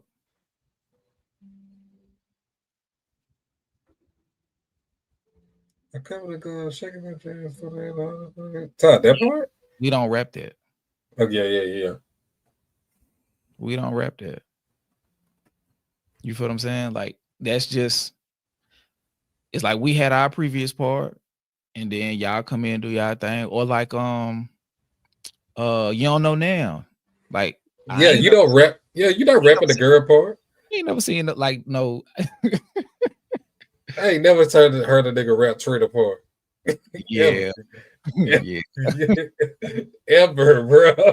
Ever. You feel what I'm saying? So like I I know her part because I know the song, but she gonna hear me out in public rapping the shit. I'm not doing it. I'm good. Yeah, I ain't never like her like she like, because you know like on back then like you used to kind of count yourself in and get ready for the verse by like ad-libbing the chorus. Mm-hmm. So as her verse starts to come, no pun intended, like I'm not preparing myself to rap it. Yeah. I just chill out. I reset, gather myself, so when Trick Dad come back on, I can start popping my shit. Yeah, I'm not talking about some of the things that she's doing. They just don't. You feel me? I'm not doing it. I'm not doing it.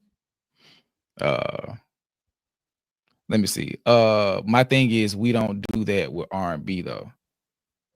Are y'all really looking at this like just like that we're only speaking about women in totality?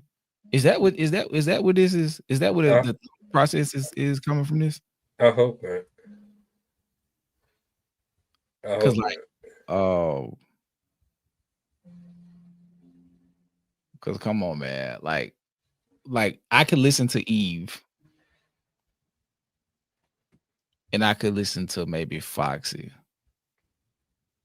and maybe rap some of those songs.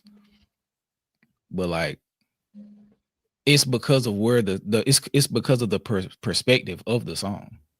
And yes. Well, okay, this is an argument. R&B is not as explicit as hip hop. I disagree with that. Rain on Me with Your Love.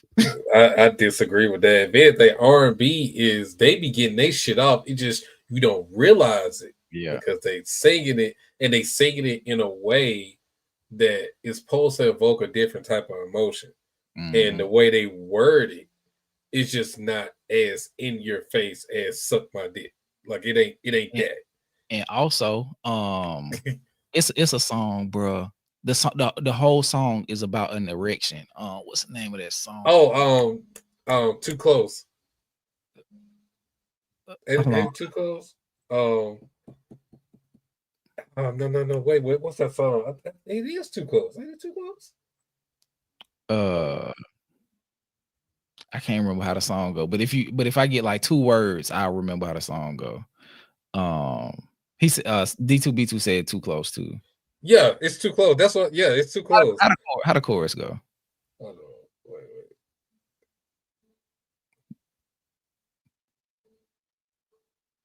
But bruh really talking about he talking about being bricked up. Bruh is talking about being bricked up because like but yeah, anytime they talking about rain, baby. When we grind, I get so excited. Ooh, yeah. That one right there.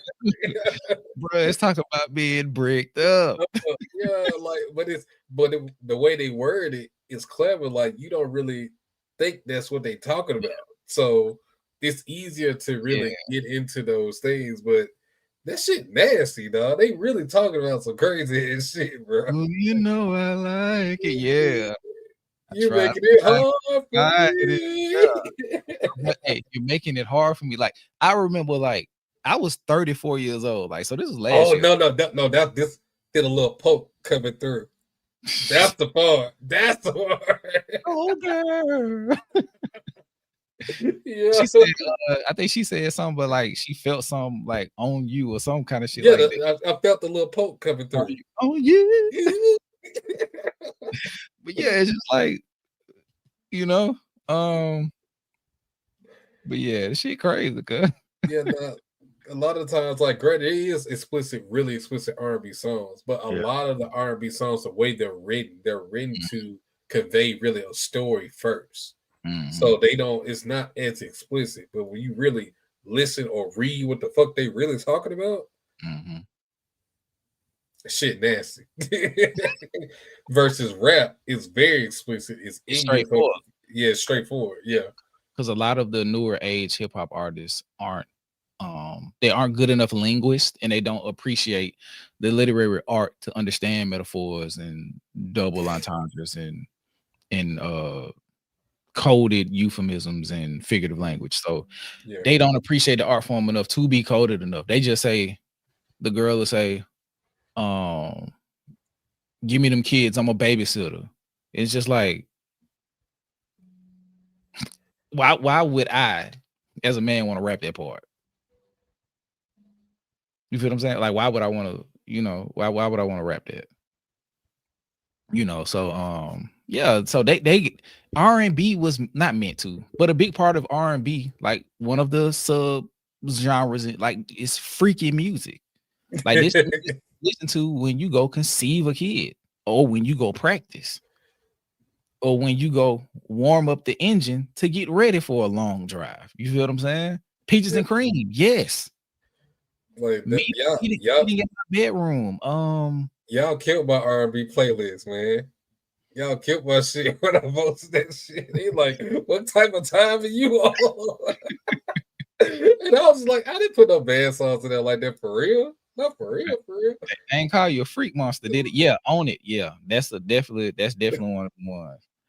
Yeah, like what's it called? Hotels. It wasn't like a bunch of overtly freaky songs on there, but the Own It song was really there. It was they didn't make any. They got straight to it. Oh, but Own It. Oh, yeah. No, that song crazy, Skip. I wouldn't sing it. What's your fantasy? I was definitely not rapping Shauna's part. Like I think, like I'm like it's not a gender war thing. It's just I'm not finna rap from the perspective of a girl doing freaky things to a man. Yeah, I'm not. Yeah, we're not doing it. If you think I'm finna do that, whoop de do. Whoop de do. I'm not gonna do it. I'm overly not gonna do it. 100% for sure. I'm not gonna do it. I'm not doing it, twin. It's not gonna happen.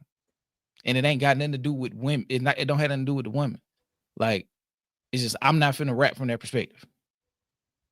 I ain't finna rap by doming no dude up, bro. I'm sorry. Yeah, that's kind of crazy, bro. I'm not finna do it. Let me see.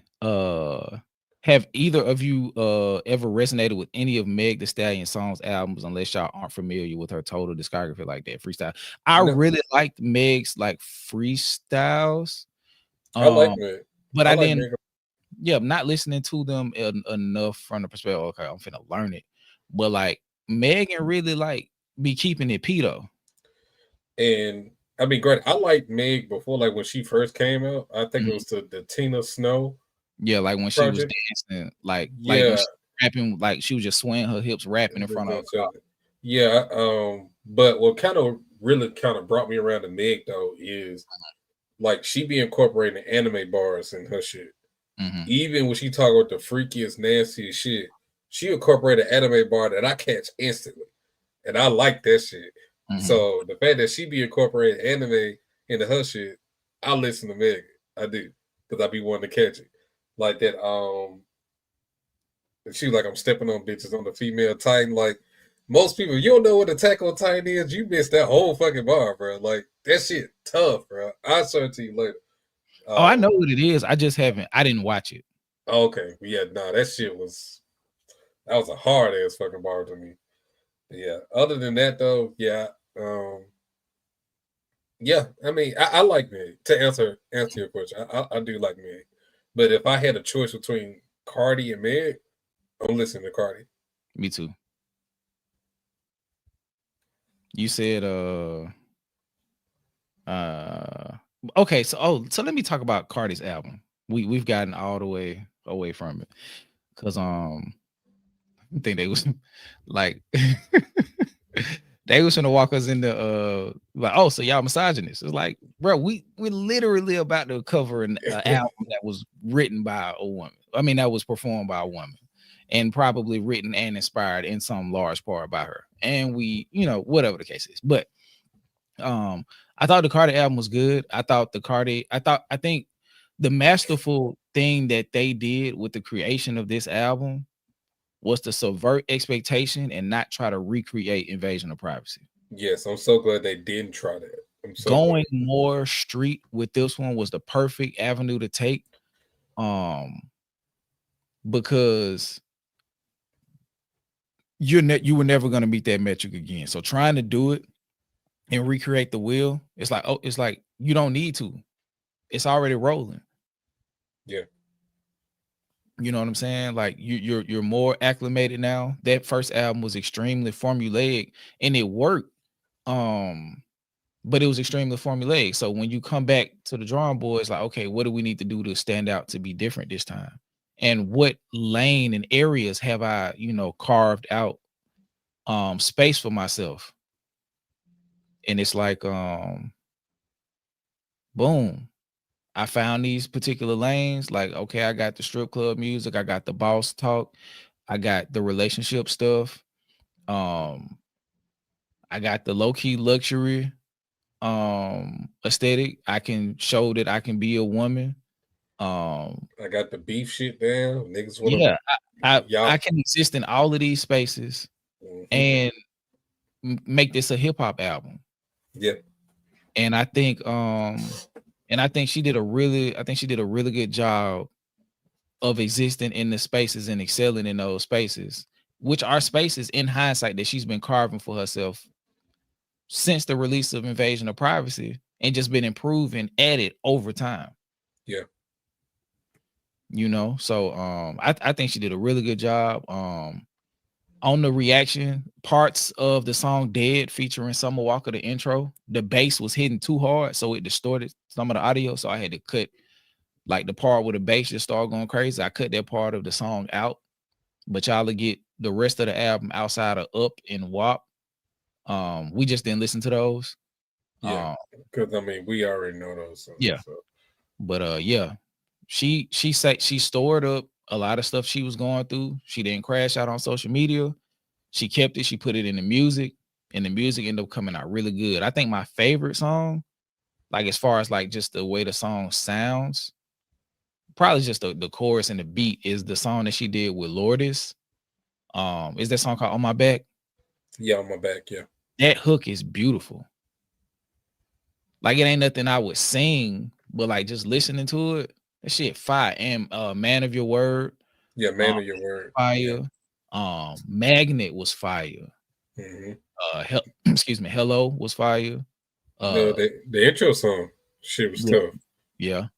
I can't remember how it sounds because like the last like 10 times I listened to it, it's been the beat been distorted, so I can't even remember what the song sound like for real. Killing You HOEs. That was one I liked. Tyler rapping. I like that one. I like the Kalani song too. Oh yeah, Safe. Yeah. Hey, that's fire. Oh, one thing that I did think was dope that Cardi did was doing callbacks to her previous album. Because she had the song with Kalani on the first one too. Oh, so the Be Careful With Me line was in Safe? Yeah, I think so. No, that was in What's Going On with the Lizzo song. Yeah, that's what I was talking about. Like not like reconnecting with people from the last album, but like almost using this album, like with subtle things that like subtle nuances, like almost treated it like a follow-up a little bit. Yeah. To like the important stuff that she wanted to say. She was using it as a follow-up. Like I told him last time, be careful with me. Oh, okay. Oh, so this I guess he didn't think I would practice what I preach. I was like, oh, Cardi, come on. Oh man. Trophies now. Trophies is one of the songs I didn't like. I did not like Trophies. It could have been much better. Shout out to D4VD. He said, if you're gonna crash out eloquently on your records, never on social media. Nicki should learn that. Yeah. Get in the booth. Go rap. Go make a song, brother. Yeah, Offset was not careful with her. He was not careful. Update. The survey is in. He definitely was not careful. She's like, bro, you really treated me like I'm a regular bitch. Oh, and Pretty and Petty. Shout out to my boy. He smoked B on that. His spirit was definitely in the studio. I wonder if Mustard was on that beat. But yeah, Pretty and Petty was crazy. Diarrhea beer, you can smell her before you see her. I was like, no, go crazy, Cardi. She said, I'd rather die on the table before I ever look like you. That was crazy. That was crazy, bro. All in all, I think would it be in 23 tracks, including WAP? Yeah. Whopping Up. I think it's like a solid, like, out of the 23, I think I would like let the album retain 17 to 18 of those songs. And the other songs weren't bad. I just feel like some of the songs reiterated points that were previously made, and it didn't do it as good.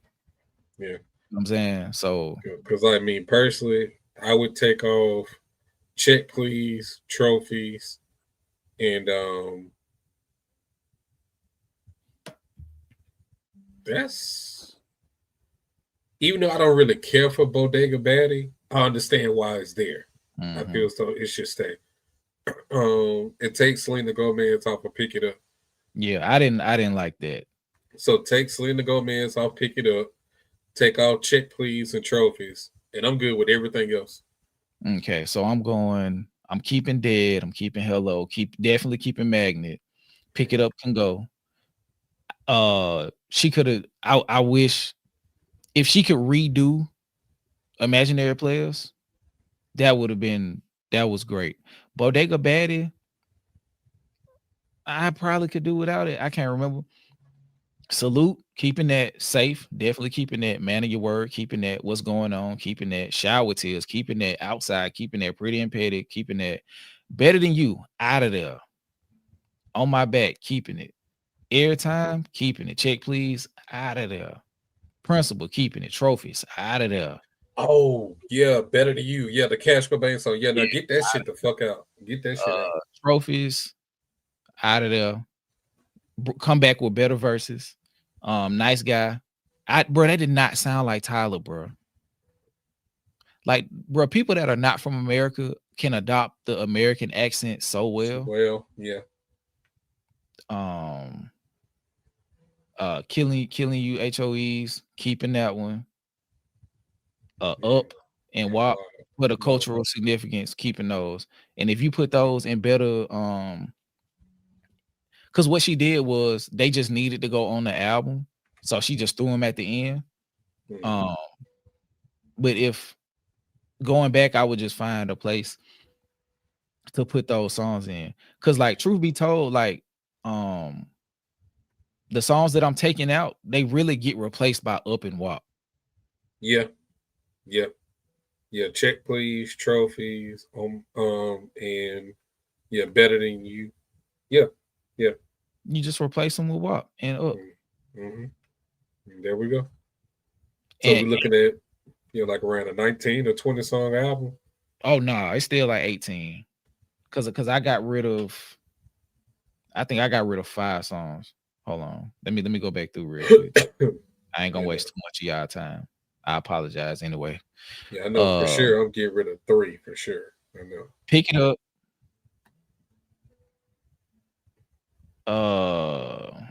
I can't remember if Bodega Baddie was good. So off the top of my head, Bodega Baddie is gone. It apparently didn't stand out to me. Better Than You, Check Please, and Trophies. I'm getting rid of those 5. So yeah, my album, my ideal album, 18, possibly 19 songs. I like the Pick It Up song. I like the beat. I like Cardi's verse. It's just Selena Gomez. So I guess if I'm taking Better Than You off because of Cash Cobain, then I guess I gotta take that out too. Yeah, because we can't imagine another person on that. We can only take the song for what we got. Yeah, so Pick It Up, Better Than You, Check Please, Trophies. Yeah, them 4 is gone. But like I said, I remember Bodega Baddie. It's not my favorite, but I understand why it's there. So I'll leave it just for that. Yeah, I ain't mad at it because it's like I like it like that song. Yeah. It had a reason.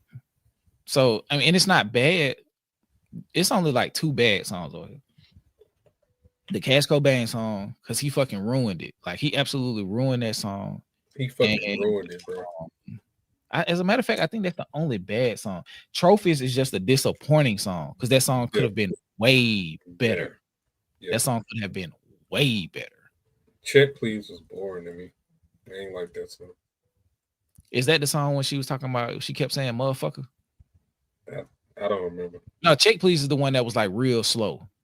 Yeah, and like real, it didn't have no umph to it. I think that's that song.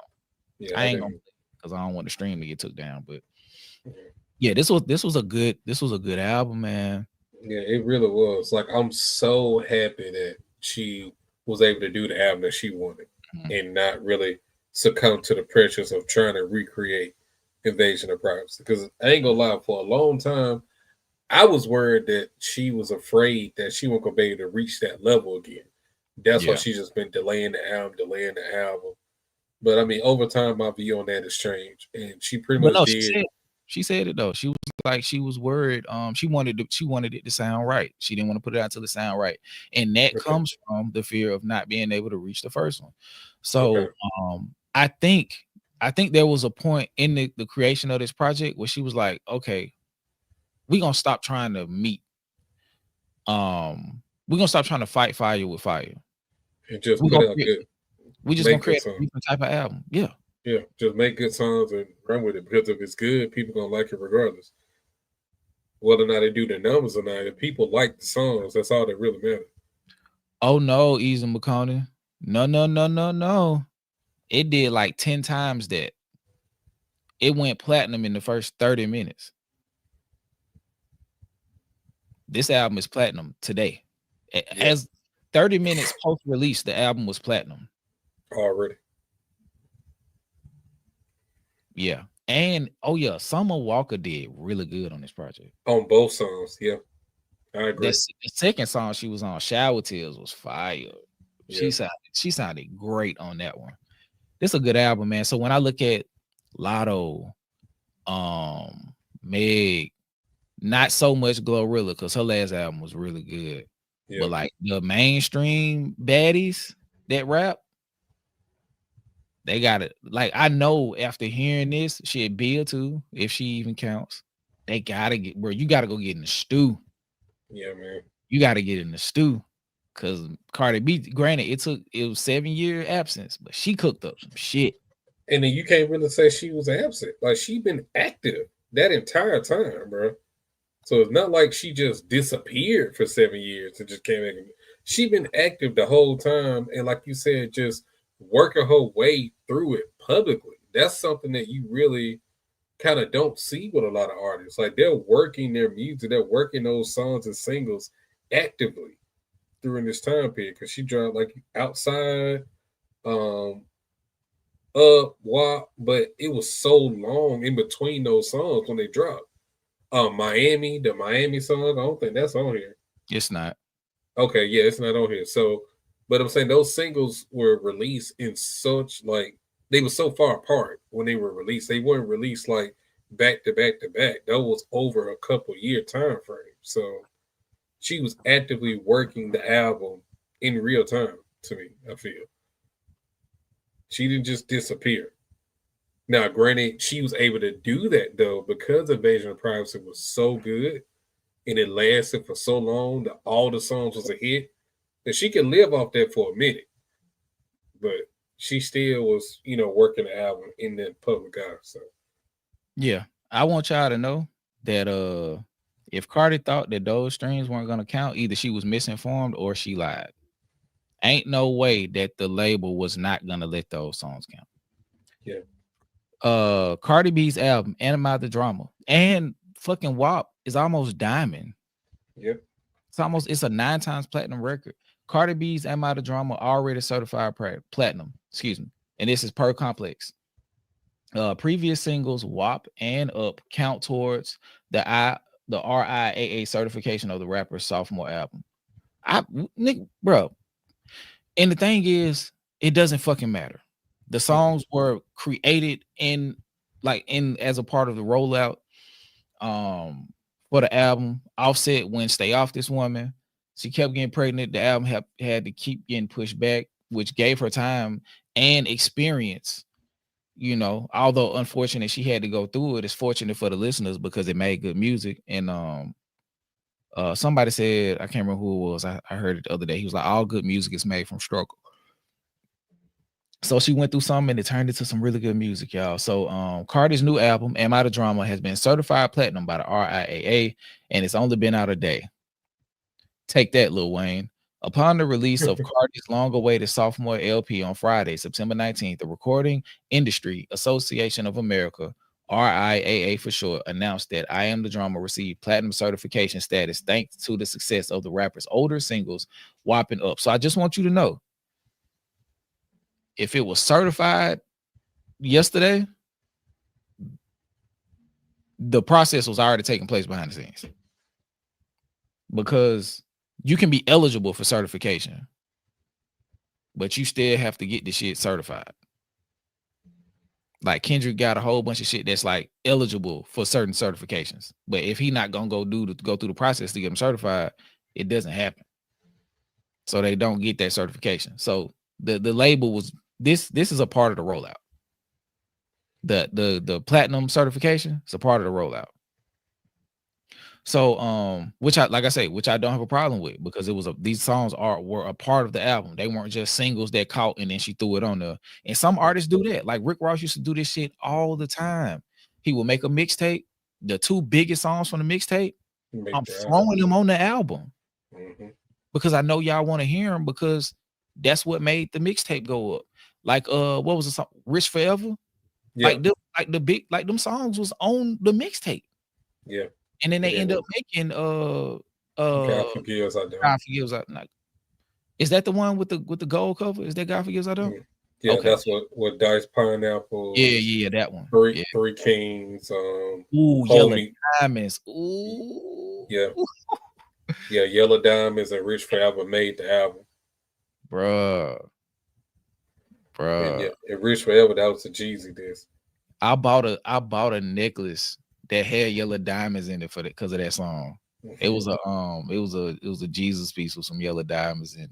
We're shining like some yellow diamonds. 19 for the whole thing. Bro, just know, if she ain't already cooking up now. Tierra Whack drop? My bad, DJ. I see. Okay. What happened, Tech, for returns? What did Tierra Whack do? What did she do?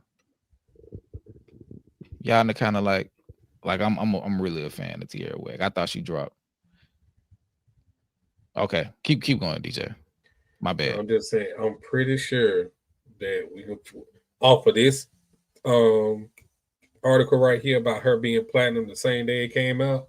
I guarantee you, we gonna have a Nicki rant coming in very soon, talking about the industry need to change and all these people getting this and that, and it's just like, Nicki, cut it out. And we're gonna be like, we don't want to hear that weak shit no more. Like, cut it out. It's not like your album didn't go platinum either. Like, cut it out. Now, granted, it didn't go platinum day one, but you still got it though. And your tour was big. So why do you need to hate on Cardi? Like, I feel because Cardi's her competition. She like, they cheating for her. They cheating. Nicki can't be the only one on the top of the hill. But time out for that. It's too many great women in hip hop. It's nothing you can do. Like, truth be told, like what Cardi said on the album, that shit true, bro. Like she really can stand eye to eye with Nicki and be like, bro, I did way more for hip hop than you did. Women in hip hop in particular, all the ones that you didn't want to fellowship with because they went bow down and kiss the ring and get turd juice on their lips because they wouldn't kiss your ass. Like, I welcome them. I showed that it was an avenue for women in hip hop to succeed post Nicki. And then on top of that, I'm extremely successful. Like, just imagine where I would be. Like, look at what I did while having kids. Yeah. Imagine if Cardi be like, all right, boom. Hey, Stefan, our relationship is going great. It progresses into them getting engaged and married. And she'd be like, hey, my nigga, I ain't having another kid until I'm done with my superstar run. And Cardi go on a run for the next 4 years. Like, Cardi could fuck around and like Cardi is big enough to be the next or the first woman hip hop act. Well, no. Nicki has performed in some stadiums. I feel like Cardi could fuck around and get to that point where she performing in stadiums. Yeah. Like, if she manages the next 4 to 5 years of her career, nigga, what? imagine hearing Up, Bodak Yellow, I Like It Like That. She got some more big songs. Like nigga, even outside of go crazy in the fucking stadium. On the Bruno Mars song, I can't remember what that. She did a song with Bruno Mars. Nah, that's what song was that? I can't remember how it goes. I'm thinking about the Sexy Red song with Bruno Mars. No, I'm talking about Cardi had a song with Bruno Mars. I know they did a song. Some around my chain. I know what you're talking about. I don't know the name of the song though. But yeah, she please me. Yeah. Yeah, she could be a stadium act in the next 5 years. She play it right. If she tell that man to stay up off of her, she could be a stadium act. But the thing about being a stadium act is you need 2 hours worth of solo content. Like big. You think she got 2 hours worth of big records to perform in the stadium? That's her whole, that's both albums. She would literally have to perform both albums back to back. And yeah, well, I'll tell you, because the features, I mean, you're not incorporating all the big features you got on the set. So to do a stadium, you have to have like 2 hours solo catalog. Yeah, no, never mind. She not there yet. She 2 more albums in, she could potentially be a stadium act if she keeps growing. She got an hour's worth though, for sure. Possibly. Cause I think a Cardi stadium tour like has other artists like popping out and shit. Yeah. Think on it. Yeah. Oh well, yeah. Mixtape. Would you count mixtape hits too? You're not performing mixtape tracks on the stadium tour. I'm sorry. Okay. You're not doing it. If Wayne could not walk out in front of 55,000 people and perform Scarface, we know that's one of the best songs of Wayne's career, but it's not gonna hit like that because enough people don't know it. You got to do the stuff that's culturally ubiquitous, like the stuff that the people who are loosely familiar with you enough to want to see you and maybe haven't even heard your albums for real to know the music that they're hearing.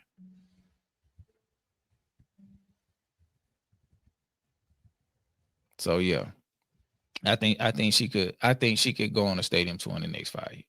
Not right now. I think she could. Glorilla as an opener would fill out 3 hours easy. Glorilla not big enough yet. I don't know who would be the opener. It'll probably have to be a dude, low-key. Yeah, it have to be a dude. Read that to me. Let me see. D2, not D2B2 said Nicki husband run from the spirit of registry. Oh my god. Yeah, I heard they got your man's on sex offender charges. No, yeah, the one that you be hanging with. Your man's. I heard you got your man's on sex offender charges. Cardi and Meg could do a stadium together.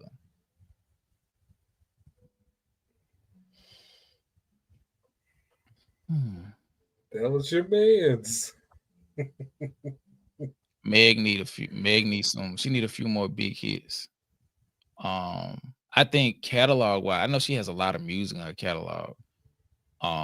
They definitely could co-headline an arena tour right now, but we talking about stadium though. Cause like a stadium tour like this, the Dot and SZA, that shit like 3 hours and some change. Yeah. So we talking about them intertwining and doing 3+ hours of music. Cardi not there yet. She don't have enough catalog. Stardom wise, I think there is a road for both of them to come together in 2030 and do a stadium tour. I definitely think that. If Cardi's album, even if Cardi's album is average, we still listening to Jid and Clips. What's up? It's room for everything. Yeah, I'm about to say I don't even want to do that. I don't want to do Cardi album like that. I don't. Because it's room for everything. Yeah, if Cardi's album is really good and deserves the spotlight that it's getting right now. It is. I don't want to do her like that. I don't.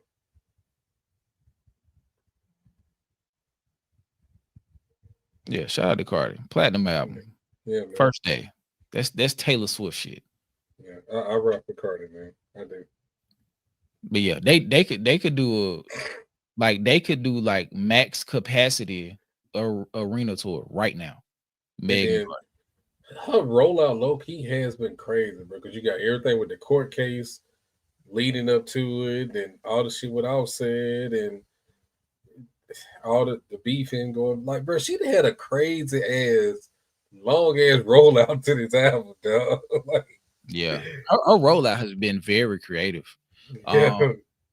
Very creative. And like the whole, hey, I'm booming this shit out the trunk. Yeah. She could do 4 to 6 stadiums now. What markets do y'all feel like Cardi could do a stadium? And when we say stadium, we're talking about 40,000 plus people. In between 40 and 60,000 people. What markets do y'all feel like she could do a stadium tour in? I think she could do one out of the country. Like she could probably go do Glatzenburg. She could maybe do like she could probably do a stadium in Africa. She not doing a stadium in Atlanta. LA. I don't think she's what stadium is in LA? It don't matter. I don't know, y'all. She definitely could do one. She could probably do one in South America. I can see South America, Africa. She could probably do 2 in Africa. Okay, look at it like this. I think she could do a domestic arena tour, like filling them up, like 20,000, 17 to 20,000 a night, and then she could do like 4 international stadium attempts. MetLife, I don't know if Cardi's selling out MetLife, dog. Like we gotta realize like how that's in New York, right? It's in New Jersey. Like you gotta realize how big you have to be to sell out a stadium. You don't think she can sell out New Jersey? A stadium? No. So you don't think she'll get the hometown love? Okay, check this out. Okay, Black Hill, I need you Ken Folks and Boogers to stop being unreasonable. How many rappers have done stadium tours? Because like it's not about standing for Kendrick. We really need to how many rappers have done a stadium tour?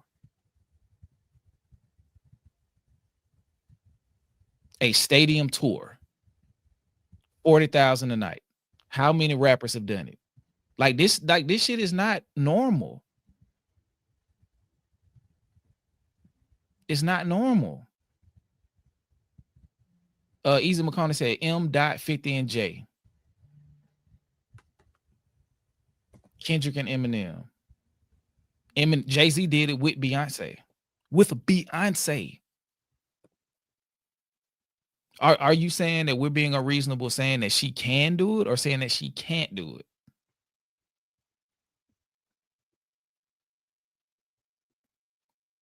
Because I'm trying to like speak life into her career going forward. That's why I said 5 years from now, I think she can do it. I think she can go on a big enough run with the stardom she's attained. And in 5 years, she could be looking up to be superstar status to do a stadium tour.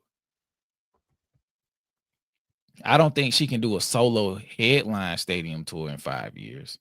Like that's some crazy shit. But I think if she got a big enough co-headliner, she could do that. Eminem did it with Rihanna. Those are 2 superstars. New York, Vegas, Miami, ATL. No, not right now. No, like we got that's 200,000 people. Has the Latino fan base too. I agree, but that don't mean they're gonna pack out a stadium.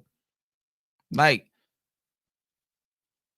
that's why I'm asking who's doing them. Like we're looking at Bad Baby, Bad Bunny. I'm sorry, Bad Bunny, The Weeknd.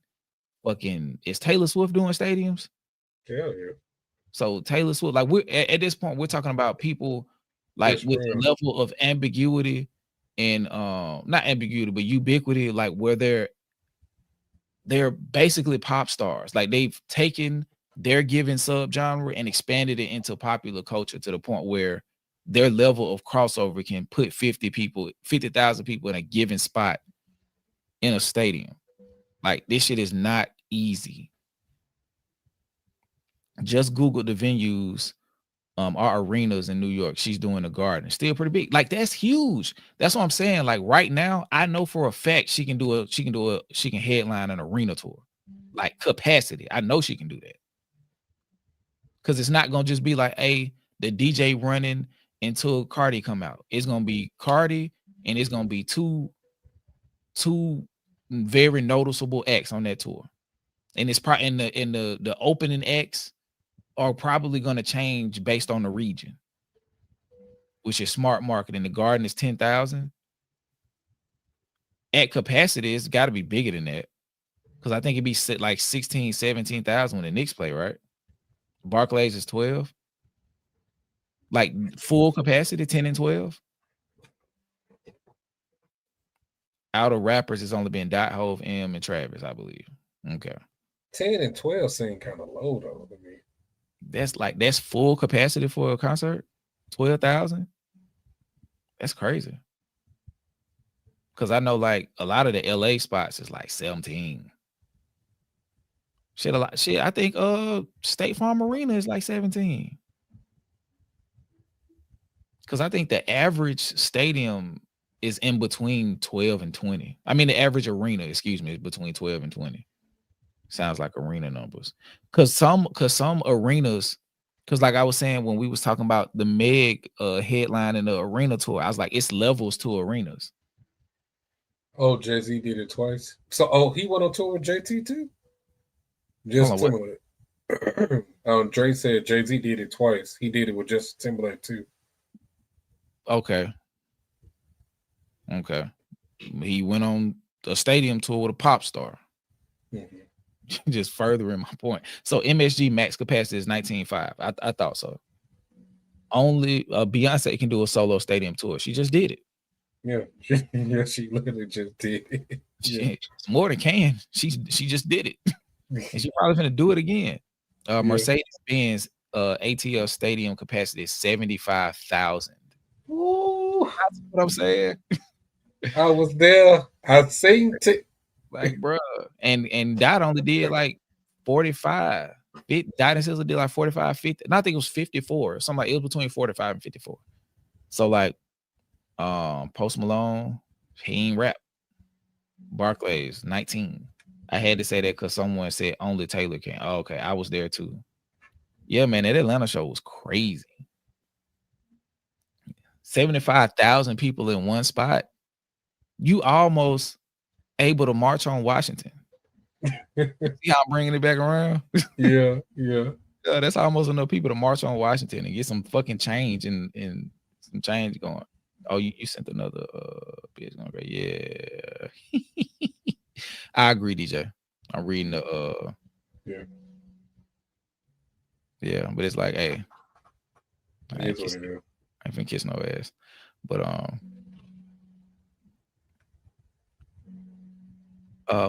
well, yeah, real talk. Like 75,000 people is a lot. Like Chris Brown he did like 100 twice in Africa. Mm-hmm. Like that's real superstar shit. But like he's not doing stadiums in America. Or is he? Is Chris Brown on the stadium tour? I mean, no, he's on the arena tour, ain't he? Because I think that's what the Breezy Bowl is, right? I think he's performing. I think he performing at Protective Stadium when he come to Birmingham. Yeah, that's what he's gonna be at when he come here. Yeah, it's a Protective. Hold on. Give me 1 second. Let me do some research. But I just know the shit he doing overseas is Stadium Plus. Yes, the Breezy Bowl, formerly Breezy Bowl XX, is a stadium tour featuring Summer Walker, Bryson Tiller, European leg, and continue to North America stadium track. Yeah, so this is a stadium tour he's on. Okay, go ahead, Chris. Yeah, man. Keep your hands to yourself.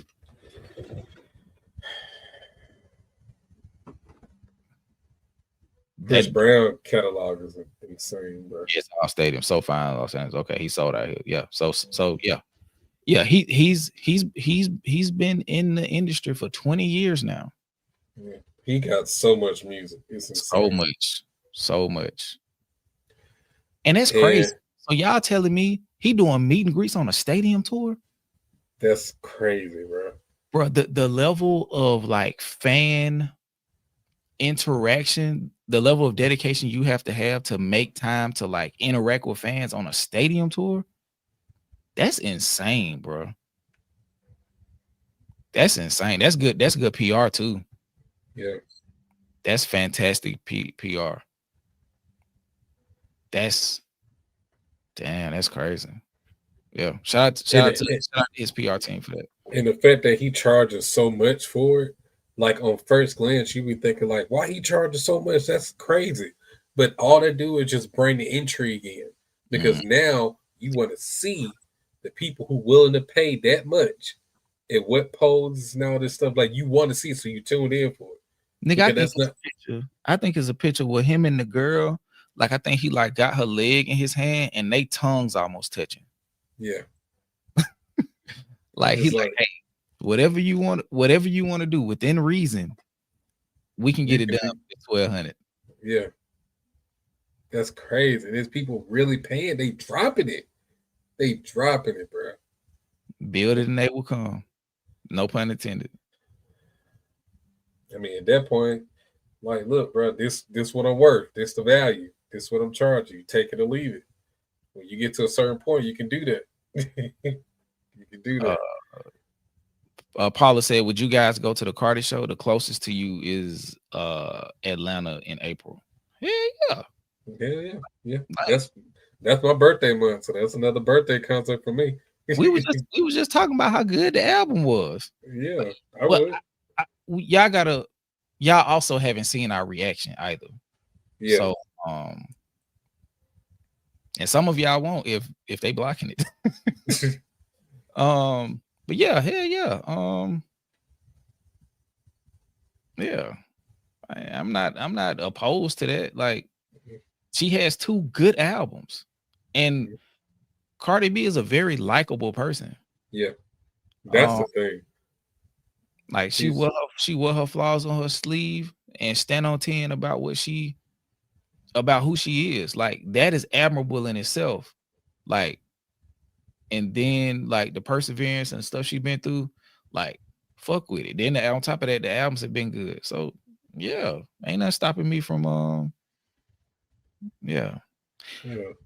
Depending on the price too. That's the thing. I'm about to say financially and time and workout. And I want to go. Shit, I'm gonna go. Yeah. Now I'll tell you this: if the ticket's like $5, if the ticket's over $4, if the ticket, because I'm not a super fan of hers. So if the ticket over 300, it's only a certain people I'm going. It's if the over $300, I'm going to see Dot. I'm going to see Hove. I'm going to see. I've went to see Beyonce for that ticket price before, but she was with both, so that accounted for both of them. It ain't too many people I'm going to see for over $300. I want to see Beyonce in concert. I want to go to one of her concerts. Okay, I can say this because I've had this conversation with my wife before, and she knows like how I feel in relation to Beyonce, Giselle, Knowles Carter. Bruh, we went to go see her. This was like 2014. The On the Run tour. Bruh. Like she really has, like, I might have said this on here before. She has an aura. Yeah, like you told me. Like she was glowing on stage. Yeah. Like literally, bruh, I lie to you not. Like you would think like she got some shit on her skin. She was glowing on stage, bro. If I didn't know better, I would have thought she could fly. Like she's so fine in real life, it don't look real. No cap. I believe it. So yeah, bro. But and then on top of that, like she just immensely talented too. Yeah. But yeah. But yeah, it's only a few people I'm going to see for that price point, because at that point I need to be like the performing has to come into it. It ain't just about the songs. Like it needs to be a performance. And that's a part of Cardi's career that she has to step into, like post upset. Because he really held her back from evolving into an all-around superstar. Yeah, like no, not like Rick James, like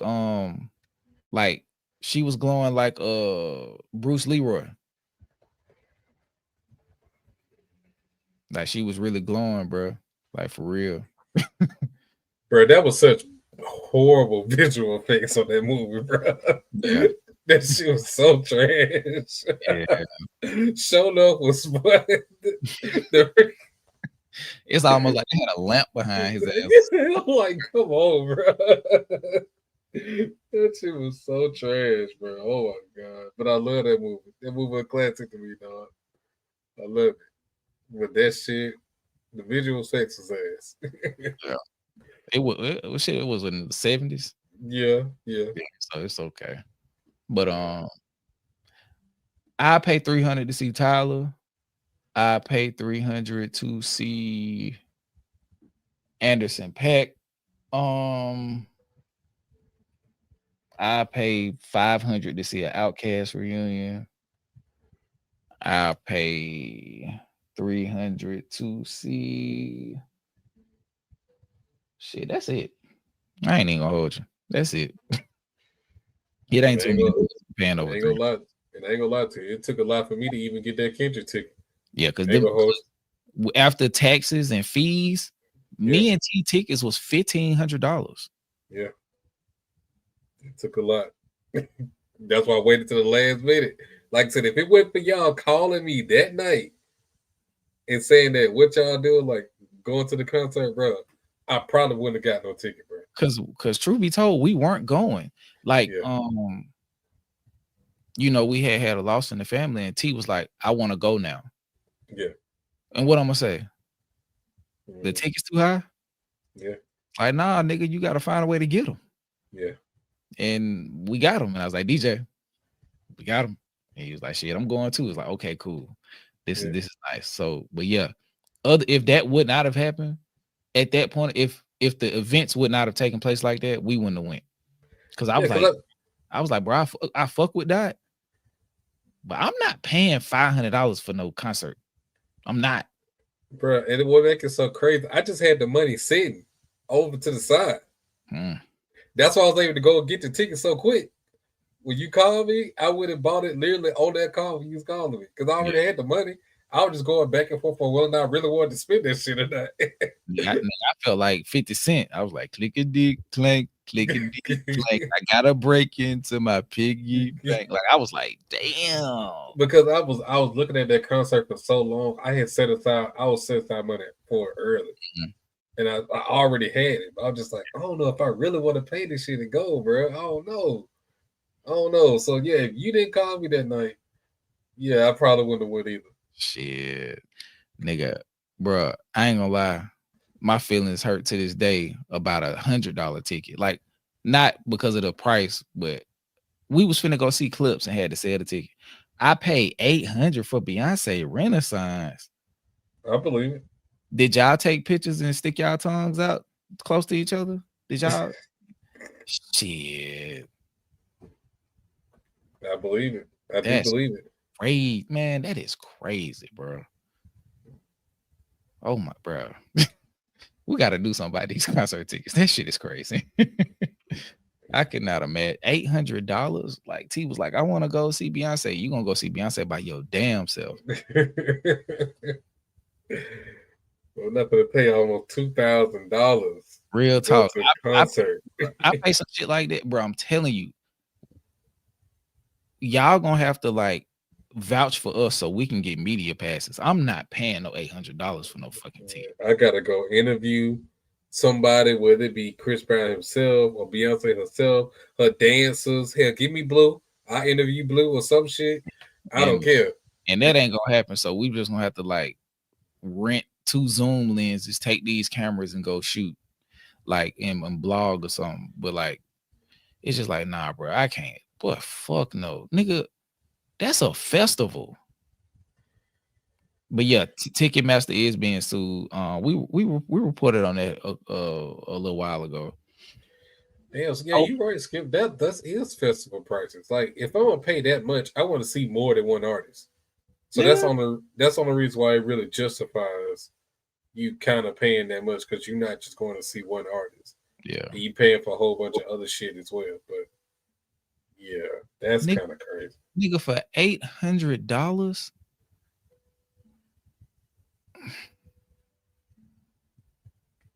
Like, not even on no like, cause I'm not cheating or no shit like that. But like for $800, Beyonce got to smell my cologne. we have to cross paths. Like, even if we just talking about, hey, the sun, it was a nice day outside, and she be like, right, I know, like it was beautiful. And then like, you know, I know you got to go perform. It's nice to meet you. Like, we have to directly interact with each other. Yeah. For $800, nigga, that's my truck note. And it's more, and that's more expensive than that's my truck note and a tank of gas. Nigga, Beyonce she like, what's your name again? Yes, nice to meet you. So like, what's your favorite Beyonce album? Huh? What's your favorite Beyonce album? That one where you were singing on it. Hell no, bro. I gotta be close enough to like fumble the bag, like to just like I gotta like, bro. That is a lot of fucking money, bro. Yeah, Kendra gotta crack some short jokes on me and roast me a little bit. Yes, for that much money, we gotta kick it. Like, even if it's momentary, like it has to be some level of parasocial satisfaction, like with that much money. Like, I gotta leave out like, fuck that. That nigga know me, or Beyonce know me. She met me. Like, fuck that. Like, if not, I'm gonna just catch it when it come on Amazon. That's too much fucking money. Oh shit, even with a firm. Even with a firm. You gotta get paid. Shit. But yeah, y'all firm, Klarna, Afterpay. Which one you want to use? Mia said, y'all don't want to know what I paid to see Black Album Tour in Madison Square Garden in LA and Chicago. Ooh, you didn't donate to Oregon, did you?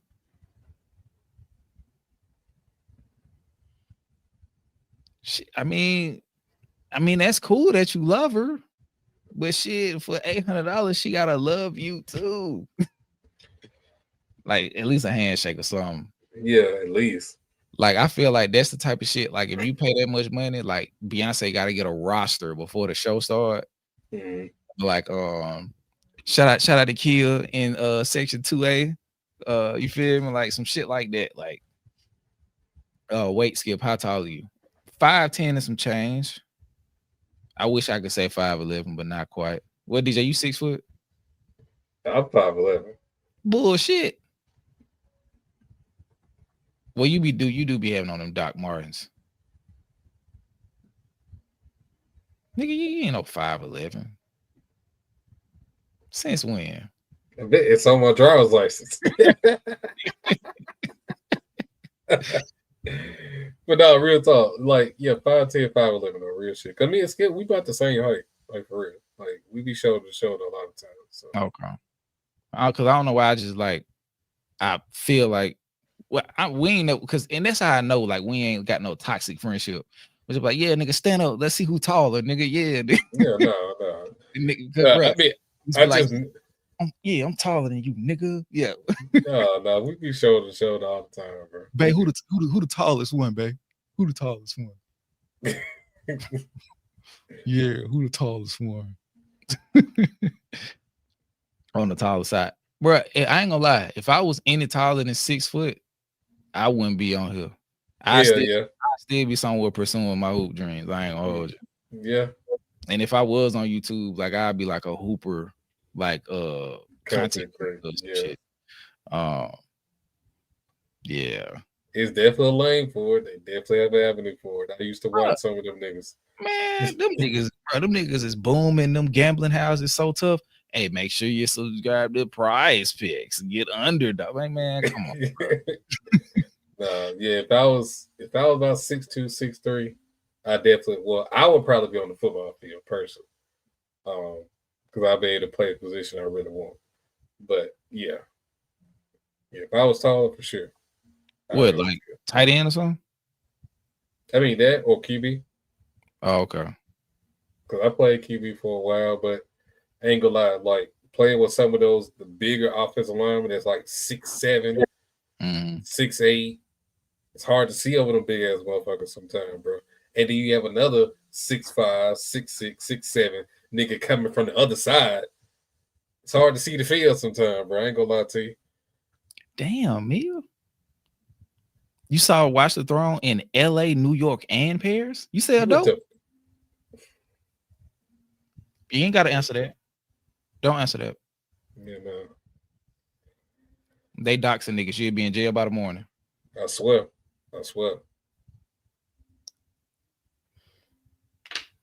Shit. What? Oh, watch LA, New York, Chicago, and Paris. You're definitely selling dope.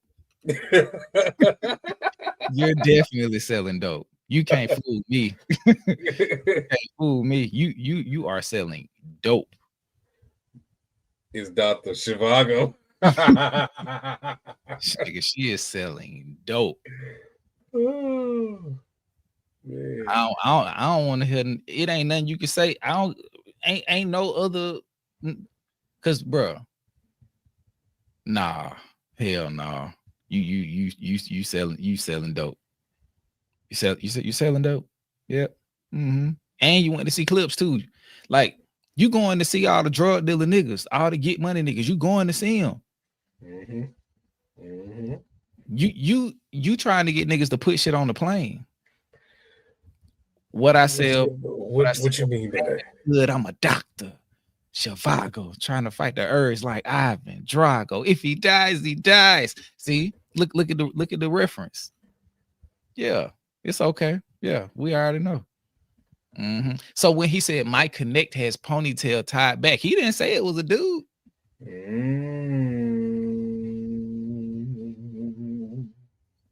All righty.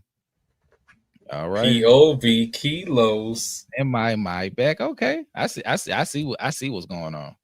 I see what's going on. But yeah, we finna get back into the music stuff. And we gonna yeah. There's some other stuff we didn't get to talk about. Okay, what we got? Your best friend, Kalani. What the fuck? Oh, this shit. Okay. She don't look like that stuff right here. I had them clothes folded. I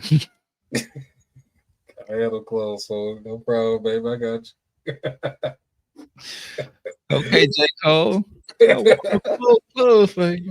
I want to make you feel good. I want to do the right thing. Yeah. I ain't gonna lie. That song was a slap in our household. That song was a slap. Then the nigga was talking about almond milk. I was like, this is my life. This is my life. There's pre-kids too. So you know, like we was like carving out time to fold clothes and binge watch shows and shit. But back to this. This is from Billboard. Kalani slams AI artist, I guess Zania Monet, getting a $3 million record deal. I don't respect it. This is so beyond out of control, the musician told fans. A few days ago, Billboard broke the news that an AI-generated artist, Zania Monet, had signed a multi-million-dollar record deal after meeting with multiple who the fuck? How the fuck did she meet with the labels? How the fuck did it meet with the labels? AI don't have the ability to identify. That's just Universal calling Warner, calling Atlantic. Like, hey man, how y'all want to flip this shit? I'm trying to It's a tax write-off. I'm trying to cook some books, my nigga. Yeah, how we gonna do this, man? One of the comments I said was like, explain money laundering to a dummy. Hey, yeah, we signed an AI artist. Yeah, pretty much. It's a real writer behind it. I mean, that's cool though, but like, where do the performance royalties and all this other shit go? Like who? Like if an AI artist is performing, because the writer doesn't own masters. The writer can own publishing. Who owns the masters? If there's not an active entity to perform the songs to get master, who owns the masters?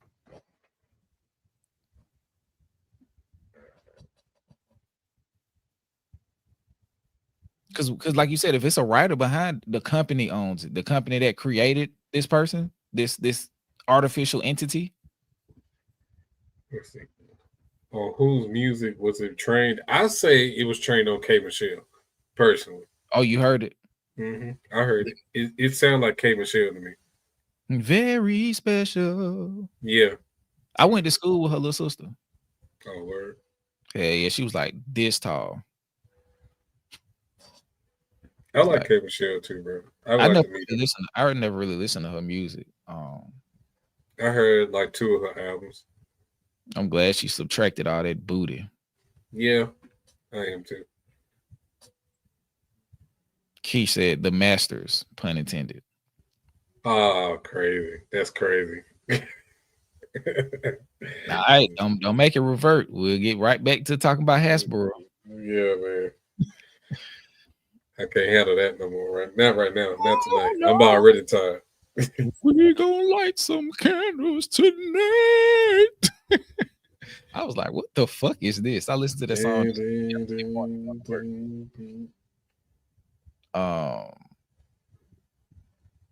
The writer owns 200% of the music, masters, pub, everything.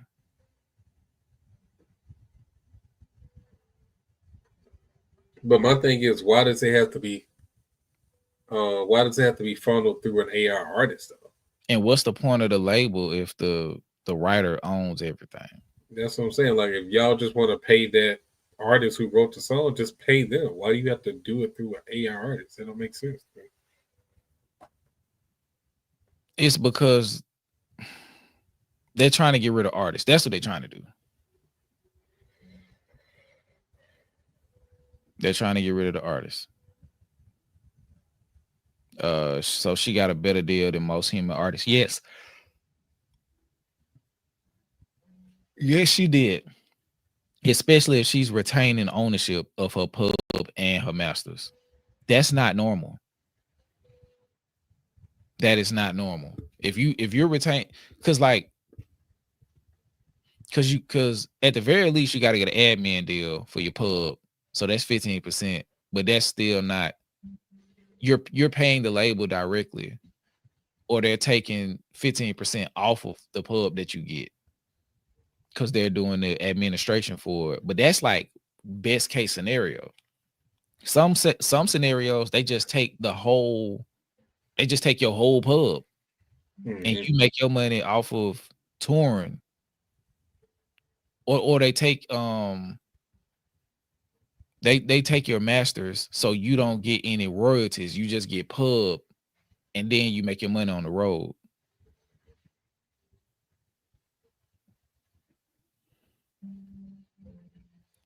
It's no way that this is positive for artists. There's no way that this is in any way positive. Let me go through some of these super chats real quick, DJ. Shout out to Cam Cobain. My bad. These out of like some of these are old. The things humans do to other humans are 10 times worse than made up monsters in books. Facts. He doubled back. He said, this is the type of stuff that they tell you to get over slavery. It was so long ago, which is insane. Bro, people really got great grandparents that were slaves. And people got great grandparents that own slaves. My mama was born in the civil rights era. Like, my mama was alive to see Malcolm and Martin die. Granted, she was a kid. When Martin died, she was like 8. When Malcolm died, she was like 4. But she was born to live through that. This shit not that long ago. Yeah. Like, when my mama was born, schools were segregated. And they telling us to get over this shit. Like, my mama was in her formative years during the crack epidemic of the 80s. Like, that was her 20s. Like, bro, this shit was not that long ago. My oldest sister was born in 1980. Like, bro, this shit not that far ago, bro. My sister was born in the Reagan era. My mama was, well, hold on. Watergate was the 60s or was it the late 50s? I can't confirm. I have to look it up. We getting off track anyway.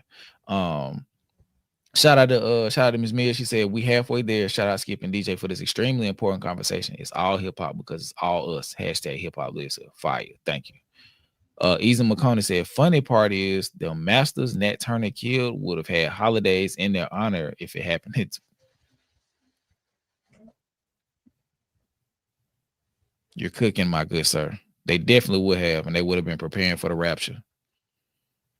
Shout out to Tiffany. She said super. She didn't say anything. $10 super sticker, much appreciated. D2B2 came through, said the racism. Okay, we got that one. I should listen to more R&B, but unfortunately, I'm like CJ from San Andreas. I'm more into the hardcore gangster shit. Here we go again. Shout out to Sherry Ann towards the goal. Thank you so much. D2B2 double back and said, if you're gonna cry, okay, I read this one. Mia said, Cardi ate Bia and JT up on this album. I had to lay down after Magnet. Yeah. And Pretty and Petty, because I was not expecting it. Yeah. Shout out to D2B2. The secret to success: rap well over hard ass beats. I definitely agree. Especially in light of what's happened in the last year. Miss Mia said, D2B2 said Nicki husband ran from the spirit of registration. It's crazy. Hashtag ski clips. Miss Mia keys open doors. Facts. Your secret is out now. Shout out to DC became a YouTube member. DC, all goes well. The Cardi comes out tomorrow on YouTube members. Monday or Tuesday, episode 1 of the Cypher Road to 100 comes out, and then every week on that day, the following episode will come out. So yeah, welcome over. You just stepped in to the Road to 100 series. We about to start the Rapper Report Card series because that's way like the Road to 100 series is not that difficult. So we'll be able to do 2 series for members only. And probably maybe the inaugural episode will go up on YouTube. But based on what it's looking like, YouTube is gonna be crazy. Y'all gonna have to start watching the album breakdowns. Yeah, you're gonna have to, because we might not be able to do reactions no more unless everybody just come to Patreon. And I ain't trying to sell that like that. But if YouTube really get on the shit where they start stopping to do that, we're gonna have to just migrate to doing breakdowns and shit like that. And we'll try to do the reactions on Patreon until they give in. But in a recent TikTok, back to the Kalani story, in a recent TikTok, the singer-songwriter shared their thoughts on Hallwood Media reportedly shelling out $3 million to sign the fictive musician whose persona is operated behind the scenes by writer Talisha Nikki Jones. despite copyright concerns previously voiced by other major labels. Spoiler alert, Kalani isn't a fan. There's an AI R&B artist who just signed a multi-million-dollar deal, and the person is doing none of the work. Frustrated, signing Kalani told followers without directly naming Monet or Jones. This is so beyond out of control. The vocalist went on to emphasize the power of AI to create fully formed songs out of thin air without users having to credit anyone involved in making the countless copyrighted works on which such generative music systems are trained. To craft Monet's music, Jones used Suno. Here we go. Though her manager, Ramel Murphy, emphasized to Billboard that his client personally writes all of the original lyrics Monet sings. Regardless, Kalani says nothing and no one on earth will ever be able to justify AI to me. They added, I don't respect it. Billboard has reached out to Jones' reps for comment. Kalani certainly isn't the only person in the industry with objections to Monet's deal.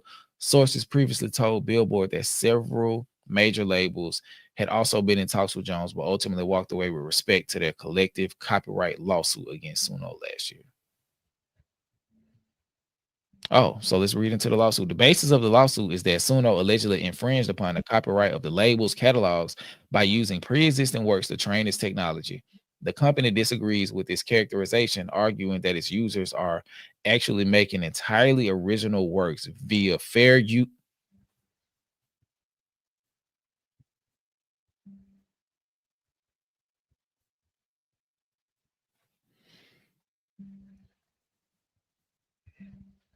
Fair use, huh?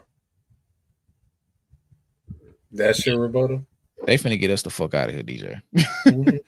They finna get us the fuck out of here. For Monet's part, Jones is confident that she owns the right to all of the recordings she's created through Suno, given the amount of human effort she's put into crafting the lyrics to the songs. She's been writing poetry for a long time, Murphy told Billboard of Jones, noting that the reason her work is gaining traction has nothing to do with the hook and the bridge and the catchy chant. It's just the lyrics, and they're pure. Then why the fuck isn't she a spoken word artist? Why the fuck isn't she just doing spoken word? Can y'all hear us?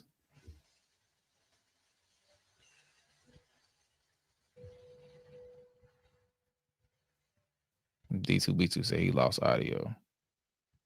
I mean, I still hear everything, so I'm not really sure what's going on. Okay, cool. I love the breakdown. She a real life superhero. Thanks for supporting the channel. Shout out D2B2 said we'll watch with the big dog 20. What's good? I'm Skip. You know, DJ. And this is the 5. Cause he said we'll watch breakdowns, Patreon, or whatever makes sense. Also, we want to shout out Mia, who legitimately saves lives. She's an incredible person. I was joking with the coke raps and references. Nah, she sells drugs. The drug may be life, but she's selling it. She sell hope. Yeah, she booming that shit. We ain't gonna play like that. But yeah, because we're not chronically online enough to do like day in, day out media coverage. That ain't even my MO anyway. Like we do this as a part to like provide commentary, but like I ain't trying to be like, oh, Milagro Grams did this. Like I honestly don't give a fuck. Like we try to cover the shit that happens in the news that like directly affects hip hop one way or another. But yeah, I'm not trying to do that. I'm not trying to get into that.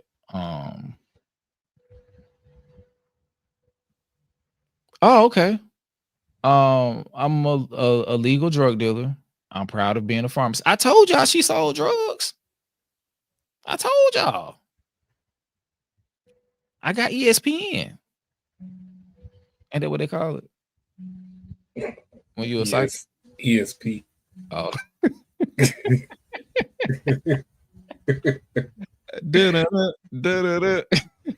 ESPN, but Yeah, I got the Negro version. I got ESPN. Negros.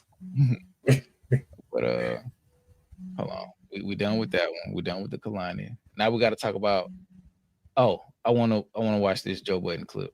I know we don't like him, but I want to see what he did. Oh, so is Meg really gone? I don't know. I don't watch him no more. I seen some today talking. I meant to ask you about that earlier, but I got busy. But yeah, I think Mel is gone. I think. But yeah, what I heard was something happened and that caused a rift. But like that was one of the reasons why I stopped watching, because I didn't like how they were treating Mel. Yeah. Like it's just like, bro, like the shit that y'all be doing be unnecessary. And then they were like, yeah, she got better at taking a joke over time. No, she hardened to being disrespected. Yeah. I hadn't heard. Well, I haven't heard the J Electronica project, the new one, because I thought it was some old shit. I didn't know it was new to today. I just looked it up. It's two of them, but one of them got shiny suit theory on it. So I think there is one that's like putting some old shit on streaming, but yeah, one of them is a new album. Yeah, because the one of them that I saw, I think that's new, is only 7 songs, but then the other one with Shiny Suit Theory on it got like 15 or 16. Did it have the exhibits on it? I don't think so. Let me pull it back up. Okay. When they said it, I looked it up. Okay, I'm finna play this real quick. Okay, go ahead. Still, you started acting different to JT. Carisha, but I don't like that. I still feel like Carisha started with JT. Carisha got with fucking her rich nigga and started acting different to JT. I ain't gonna let you just rewrite history, but this is hard. But she got a point. Still, you ain't say nothing at that point. You said it, kicking her while she down. That's all she's saying. Mm-hmm. But you was up first. Right. Cool, but nah, she shot. No. You waited until she was down to shoot back. That's all she's saying. No. Hold on. Let me speed this up because I think his shit is protected by Quarter Labs. So I'm gonna speed it up and hopefully we can avoid getting took down. No. You was up first. You was up first doing the shoot. I'm gonna shoot when you up there.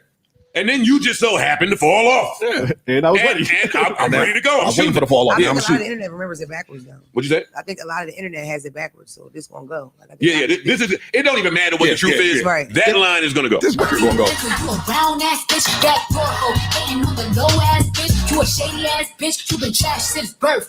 Mama didn't want you, Prince, baby ass bitch. Brenda, oh Brenda, how to be? Queens flip me Adderall. He be getting on my nerves, bro. He's another reason why I stopped watching it. Like the shit after a while just wasn't entertaining. Shout out to Black Color. She said Joe Budden is messy. Facts. And he hates, or at the very least, is mad, disrespectful to women. Facts. I agree with JT on the Carisha issue, but JT played herself for Nika. I don't know about this. Like I do agree she played herself for Nikki. I do agree with that. I'm ignorant to the backstory. What happened? I'm not 100% sure, but what the fuck was that? Some bitch. You all right? Yeah. I don't know what the fuck though. Okay. But yeah, for what I know, I mean, of course, y'all can correct me if I'm wrong. But basically, when Nikki got on her whole tirade about, people basically linking up with other female artists that she don't like, and JT basically came out of defense of Nikki during all that shit, from what I remember. And of course, Nikki was like, they got on live stream, like, of course, yes, kiss the ring. Yeah, I like you because, that not those exact words, but basically she just, what I'm saying, acknowledging that JT is vouching for her, basically, that kind of shit. Nah, that's crazy. But as far as the whole JT and Carisha, like, I don't remember exactly what happened with them in terms of how they fell out and the time frame and all that. So that part, I'll give them that. I don't really know all that. I don't. I'm weak. Rita said she was chasing a feature out of her element. Oh my. That's tough.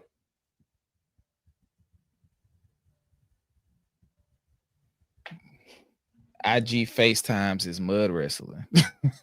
Yeah, pretty much. Joe Budden is a hoe. Proto Drake ass MF.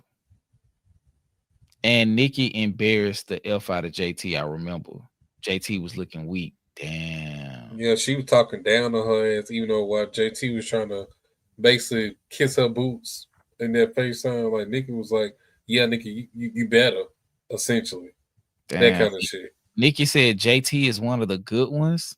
Yeah, she sure did. With the house nigga lingo. Mm-hmm. Damn, she called her a coon. She's one of the good ones. I remember that. Yep, she sure did. Where was I? When did this happen? It was some Twitter shit, man. I lose a lot. They were clicked up, right? City Girls, Ice Spice, and Bill was all riding for Nikki. Damn. So Cardi, they did.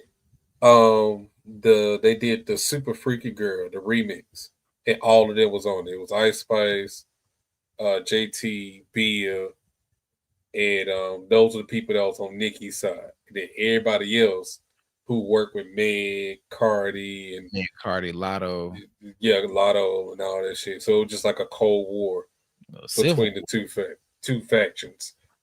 So damn. And then Carisha kind of rock with Cardi. So I think that's a part of they divide. Like Carisha rock with Cardi, but JT rock with Nikki. Well, that would explain how Cardi had intel on who was at Diddy house. Aha. You tell me. That's crazy. You tell me. Who got that Coney kid up? Did I get rid of that? Damn. It's she gone. She got a comb. She got a combed out. Tell me.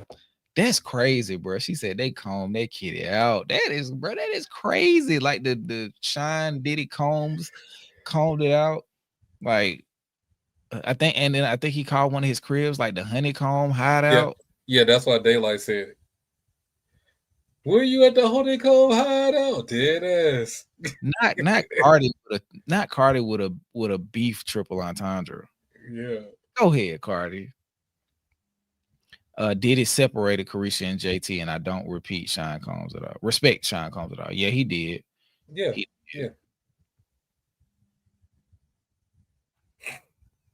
Yeah. While he was handing her them drugs, he was like, "Hey, you don't need to do none of that no more. I got you." Yeah. You don't need her. I could definitely see that, but at the end of the day, they still both grown as women. They make their own decisions still. So we just got to live with it. JT felt left out and was desperate to find her lane. She made some mistakes. I can, That's cool. That's cool. I get that. I get it. I do. I totally get that. It happens, bro. It happens. He gave her more than a bag in a TV show. Man, he gave us some court documents. Okay. She pushing that pink powder. That Tootsie slide to this one. It's just gonna resurface. Oh man. That Diddy's last song was with Fab and the City Girls. What's the name of that song? I don't know. I couldn't tell you. I know what song you're talking about though. I don't remember the song though. Gate. Now, Easy McConnell. You go sit in the corner, sir. You go sit in the corner. No one steals my lines. I was just going to say that. Well, not the cake part, but I was about to. Yeah, I was definitely going to broach that topic. Shout out to D4VD. He said, Diddy reference. Hands 3 and 9 on the wheel as I'm crossing the state line. Dumb diddy, dumb. Oh, so was that like a trafficking pun? Was that a trafficking entendre? Trafficking the girl across state lines? Oh, damn. Okay, yeah, I didn't catch that. Because you remember when, like, later on in the album was like, is it trafficking or tricking? Yeah. Somebody got to show me the difference. Is that what that line is also discussing? Is that what you're referring to, D2B2? Dumb Diddy. Oh, God. I ain't gonna lie, man. Y'all done got me tonight, though. y'all got it. Y'all got it, bro. Y'all got it. Damn. Y'all got it. Thinking cap is installed. I'm gonna have to take a cold shower before I go to sleep. Oh, God. I gotta reset my nervous system. Y'all got me, bro. Y'all got it, bro. Y'all got it. That's a minor reach, but I like it. Oh my God. No. What the fuck? Oh my God.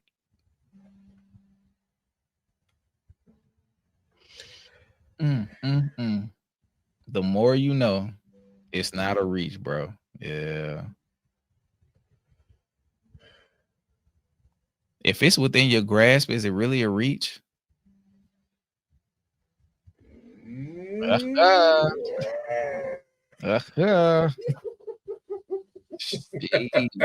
Oh my God, bro. What is going on? I like that skill. I like that. Real talk though. Shout out to Mom. If what you say, if it's within your grasp, is it really a reach? Yeah. Damn, bro.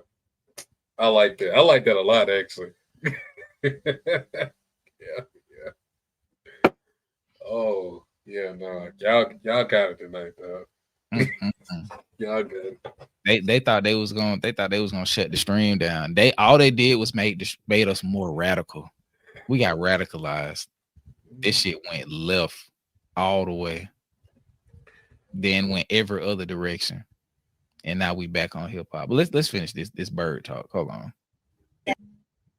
That's like a thing. You know what I mean? Talking about Who knows if she's just saying there, or is that a thing? Like in Miami, It don't people say matter. it. No, it does matter. If it's known like your mother She's didn't saying, raise you or your mom didn't help with it's you, and you factual, say that, that's that'll rough. make a motherfucker come see you. That's crazy. My memory is bad, but I think that comes from somewhere. All I know is Carisha mom did time. I don't know nothing about JT mom, but that's strange too. Because even though Carisha mom did time, when she came home, she was with them. You never really like hear about the other one, mom. So I don't know. Yo, it don't matter if At her all. mom was the best mom That's in the what I'm world. saying. Okay. For the chaotic, the borderline red pill shit, I feel like Mona fits in better with that because she can handle that energy better because also she's the lead show. I mean, she's the lead on the show basically with all men. So she understands how to exist in a male dominated industry. So I think she'll purport herself better than than Mel did. And I think she'll be doing a lot of bossing up on these niggas. Like in the way of like, okay, I'm gonna meet perceived disrespect with disrespect. So I definitely think she gonna be talking to them niggas crazy. Like whenever she feels disrespected. And she carries herself in a way like, hey, I'm from the town. I slap the shit out of you.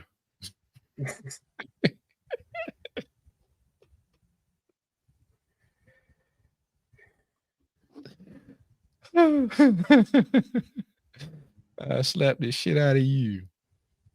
But yeah, let's finish this. Brenda had a Saying baby, this, nigga. it don't matter. Trash I can, think it because if it's accurate, it hits way harder. Way harder. Huh? Yeah. That's just It's a dope line regardless, but if I don't like Ish. I'm tired of seeing his face. it's true, it's it's true, then fucking it's like Truth fighting don't matter for when it. Lons is dope. I agree with you. I agree with you. But if it is true, then it's Yeah, you got it. Crazy. It's a body shot. I almost It's feel a like shot. JT came up here and talked about whatever that is that we trying to figure out is real or not. I think she did that right up here. Damn. This, No. I think she said there she- may be something to that. No. I don't want to be a messy bitch, so I ain't getting into it. But the line itself, Hard. whoever. Oh shit. Okay. Black Hiller said, FYI, JT mom is a drug addict and her dad was the drug dealer. So that Brenda had a baby is a terrible part that only JT and me gets. I get it now. Oh, damn. That's a battle rap bar. Yeah, it is. Yeah. That's a battle rap bar. And I do think everybody that's watching this live stream, y'all should like dip y'all toe in the battle rap a little bit. And not to like even just become a consumer of the content, but just to get an idea How shit, bad. yeah, a lot of shit that make y'all like quiver a little bit. That shit light work in battle rap. It is. It is. And Go watch an Arsenal battle, and then come back. And outside of that, for like people who like bars and shit, like you'll realize too, like how watered down like mainstream hip hop is as far as like the written shit. Like you'll see that too. Yeah. But yeah, battle rap is insane. Is writing these lines? Party wrote a lot of it. I'm not sure about. Let me get the credits is right here. I'm gonna look that. He is smoking. He's on here. Yeah, So Torre, I think what- wrote some as well. Shout out to Torre. That's what Your Cardi mother was didn't talking want you.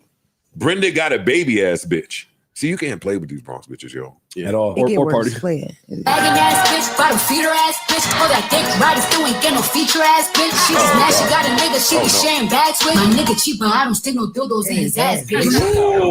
What? My man cheap, but I don't stick no dildos in his ass. And it's not true. I ain't gonna lie to y'all. Cardi has been home for years coming up with rebuttals for you bitches that say your nigga been cheating on you. Yeah. Your nigga been cheating. Your nigga be in my DMs. Your nigga called me. Your nigga was on me. Cardi has been home just coming up with fly shit to say back to the bitches that say that. I heard How do you say everything this? y'all said, and I'm on y'all ass. Yep. Literally. My That's what you said to be, right? Like, look, They been pulling all the tweet up. I'm on y'all ass on my album. Get my lick back. She fucked JT up. My nigga cheat, but I don't put no dildo in his ass, bitch. And that's the part of the fight. You be like, get off her, get off her, get off her. Right. It's too much. Gotta hit it. Yeah. Gotta hit. Drop the beat. Right there. I want to commend whoever came up with where to drop the beat on this album. Yeah. Y'all dropped it in all the right spots. The production of this album, like I didn't really necessarily like super love any beat in particular, but the production is more than just beats. Production is does the hook go here, do the drops go here, who should be on the hook, vocal inflection, all that shit, and they went absolutely crazy. Nailed it, guys. Like, this is high production value. Great album throughout.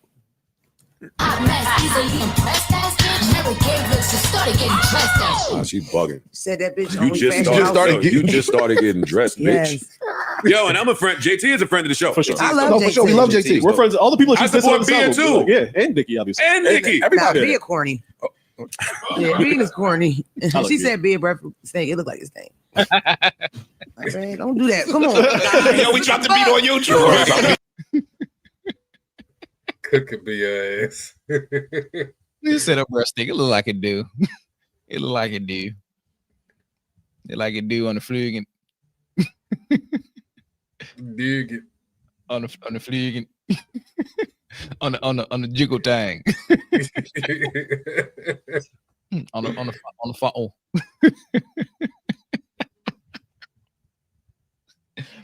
She gave me the juice nang on the funkle. The juice nang on the funkle. Yeah, Bia's corny. I like Bia. Me too. Wait, do you think she can rap? I thought so, but that dislike just threw me off where because I was like expecting something. Can she? That this was terrible. It was so bad. Like, It was can't she terrible. rap? Like this is the moment. But she can rap. Maybe dissing just ain't her thing. Some people, you know, that they step out of their lane. I told y'all niggas when she did that she needed to leave that tree alone because it'll fall down. Yes. And y'all was like, I don't know. She can rap. And I think it affected her negatively too. I didn't think hate people that play on her. Motherfuckers just laughed at her from the jump. Like It's not about it. She could rap and she could do a diss record. I didn't hate it either. But Cardi is different. Yeah. You know what I mean? Like if she back to putting music out and her writers, what they come up with, Cardi's also the beats that they find, how she gonna deliver it, what she's saying with her star power hurts an up and coming act. Whether you're rapping is not enough. She should not be talking to Bia like that. That's craziness. We'll get to that record in a minute. Let's do it. That's my favorite one. Let's do it. Let's do it. Let's do it. The diss records, yeah. Out of the diss record, yeah. Pretty and petty.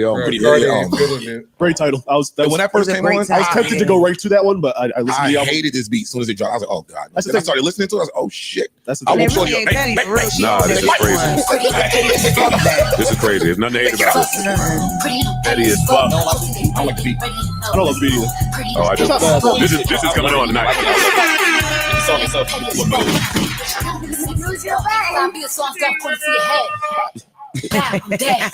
Right there. I was good right there. Started the song with that. And can't nobody name. I was in the car. She got a point. I'm a Bia fan. I don't know him. We're done. She could have dropped that number. I don't know him either. You know any Bia songs, DJ? I know London, and that's it. And she did a song with Jid, but I don't know the name of it. Dang, DJ, we out of here. Yeah. And Cardi ain't liking that shit that Joe Budden, he keep on saying like whoever wrote this or all her writers. Like Cardi ain't like that shit, bro. She ain't like that shit. She already addressed that nigga already. She don't like that shit. Rob Markman knows them. Shout out to Rob Markman. I mean, He's one of the greatest hip hop journalists ever. Yeah. I would expect him to know if anybody did. Shout out to Rob Markman. He's the only one that's gonna live to tell the tale, and he'll tell how all the hip hop fans died a gruesome death. But can he say them on behalf of all of us? Questions need answers. Let's finish this. Right. She shot high with Vaughn. We're goners. Yo, something's wrong with y'all. Is it true? Oh my God. Where the fuck is this song? All right. Drop the beat out. 5 beer songs gon' point it to your head. Bow, I'm dead. Melatonin flow, putting this away. I'm doing you a favor if you throw me my bread. I'm saying about that's the only thing that I do. Every time I pray, I think that I'm not you. I'll have to die on the surgery tip. I gotta look around. You wanna beef with me? Are you sure? Do she even gotta be a T award? Slap me, cause bro, this a big laptop. Be a laptop. God damn. This a big Thank God I'm not you. Be a Labrador. Yep. She gonna do a puppy. No. She's gonna do a big dog. Disrespectful. Disrespectful. Be it didn't deserve this, man. Then she got a whole second verse. Be careful. Be it didn't deserve it. She really Maybe. deserves Why it. not? She talking about I know she did. She talking about her daughter. Yeah. Play it. Yeah. All bets is off. We got the that. kids. But you did still already. So once you mention the kids, all bets. Hey, yo, let me tell you. Well, I don't think Bia should have said nothing about it. Hey, yo, look. all right. So now you whatever. If somebody punch you in your face, right? That's his favorite example. No, if somebody punch you in your face and you don't feel like you really got him right, next time I see you, nigga, I'm gonna get you. Oh, that line was crazy when they said they only book you when they can't afford Koi. I was like, wow. Oh, I missed that. And then I was like, damn. Because my next thought was like, who the fuck is booking Koi? Right? Yeah. I mean, she ain't that much better than Bia in terms of like. But it's the point. It's like if they can't afford Coi Leray that nobody wants to see, they coming to get you. You're so far down here that you are booking insurance for a nobody. That's tough. That hurts. That's really tough. Yeah, because it's nice. Like if you be you can't say nothing. Like what? Like your first diss track sucked, so you already operating with negative equity. Like your shit gotta be so fire to even stand up to it, because you gotta redo the first one. Well, you gotta make up for the first one. Man, Coi ain't thick. Coi built like Bia, but smaller. She built like one of them ant thingies from They talk that little pregnancy weight she picked up. Man, she still ain't thick. Yeah, she's still small. She's a very she's the definition of petite. And that's okay. Ain't nothing wrong with that. Yeah. It all get love over here. It's cool. Yeah, I'm just saying, I'm just responding to say she ain't thick. I ain't say she was ugly. I ain't gonna lie, them braces / veneers, whatever she did to her teeth was like the best investment she could have did. Like that took her like up like 3 whole points. Coi put on some lit weight. Man, she pregnant. Well, she just had it. Yeah. Oh, congratulations. She got them little junior with Trippy Red, bro. Ooh, I questioned all her decision making. That nigga's a demon. He carved his teeth down so all of them look like fangs. Yeah, like I said, that boy's a demon. Okay. Shout out to Katie. She said Nikki made JT play herself, then ended up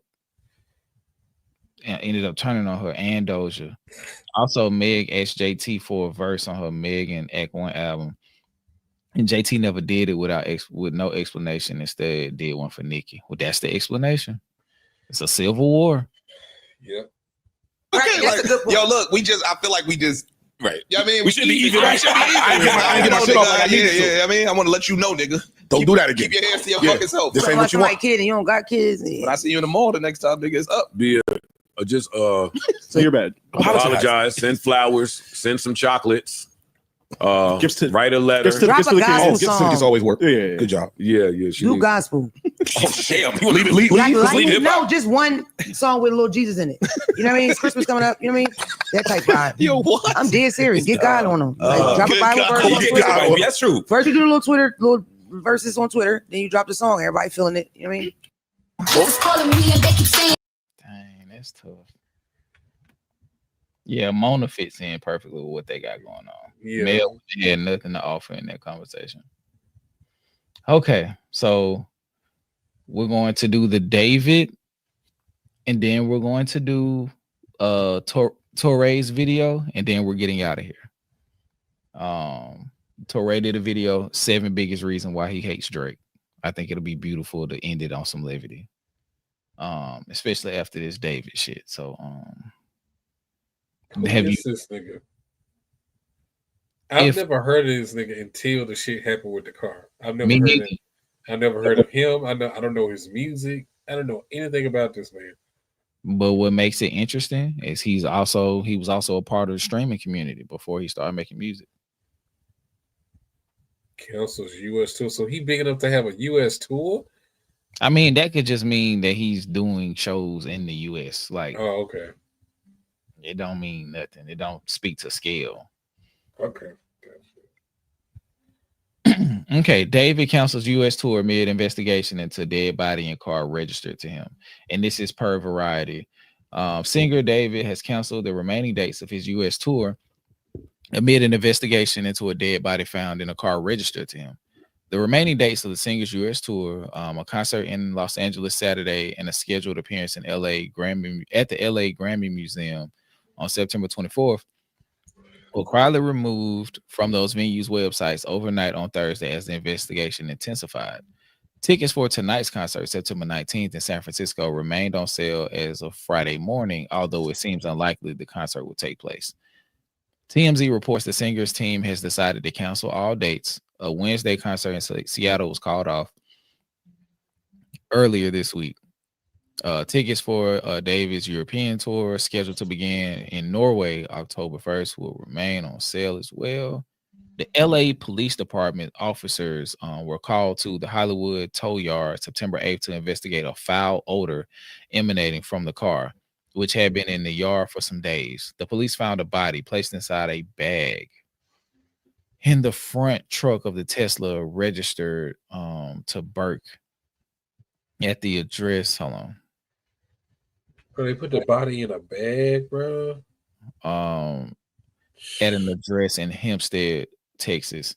Remains found inside the car were identified as those of a teenage girl named Celeste Rivas, who had been missing since April 2024, per the Los Angeles County Medical Examiner Office. She was reported missing on April 5th, 2024, from Lake Elsinore, California. 2024? So it's been over a year? Yeah. Damn. Unconfirmed photos have surfaced online of David, real name David Anthony Burke, age 20, with the victim. The New York Times confirmed the vehicle, had not been reported stolen.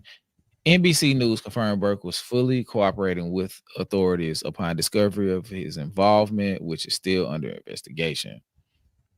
The 20-year-old entertainer was on his Withered North America tour when this news initially broke. Hello, y'all. Sorry, I've been fighting that off for a second. When the news initially broke. The day after, he performed in Minneapolis without addressing the situation, but went on to cancel a show on September 17th in Seattle.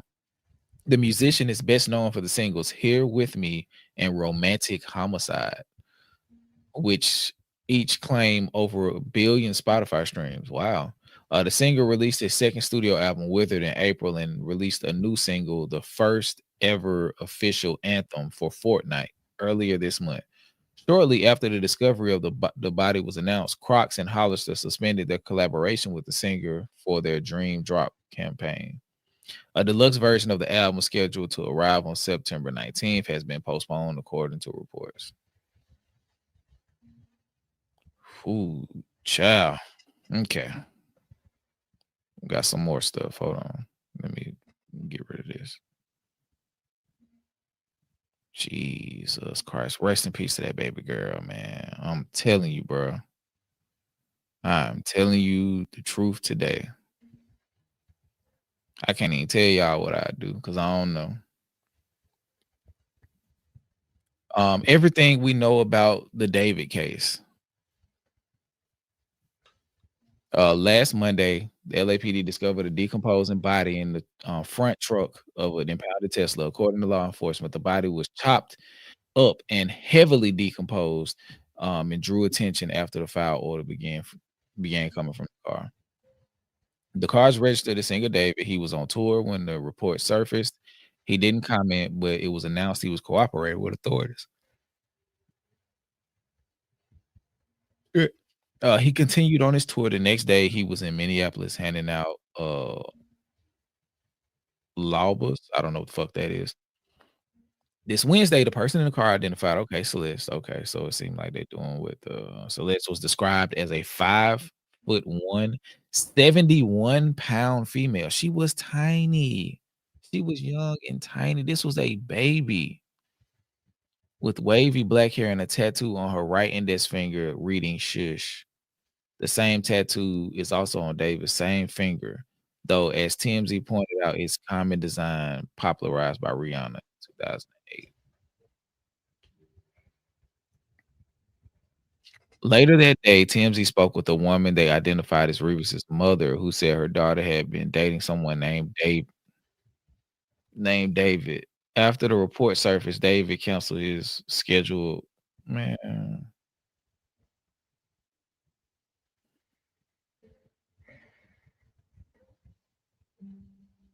This shit gave me heated, bro. I ain't gonna lie to you. Shit gave me heated, dog.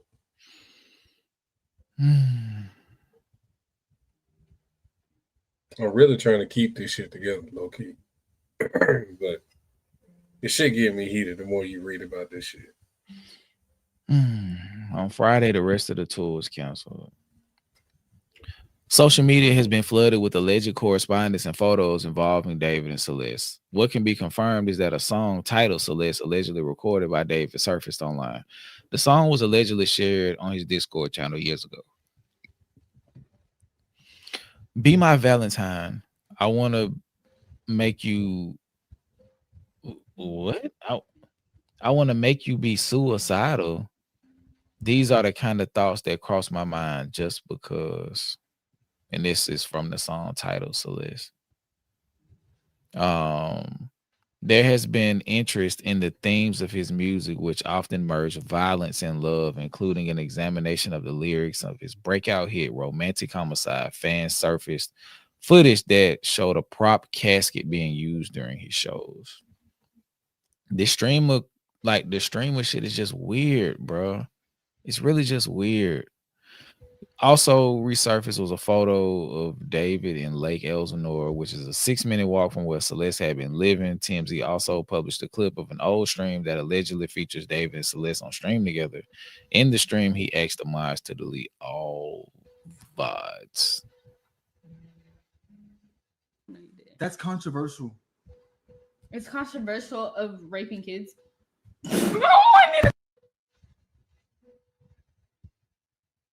Really good. Okay, It's been a good one. Bye. Bye, guys. Mwah, mwah,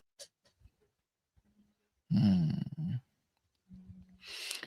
On Wednesday, detectives searched a rental home tied to David as a part of their investigation in the death of Celeste. The home was allegedly rented by David's manager, Josh Marshall, and there are photos and videos of David inside the home from earlier this year. David has not been in Los Angeles for more than a month, and it is unclear who last drove the car. Authorities have not currently named any suspects. We reached out to Dave for comment, but his team did not respond.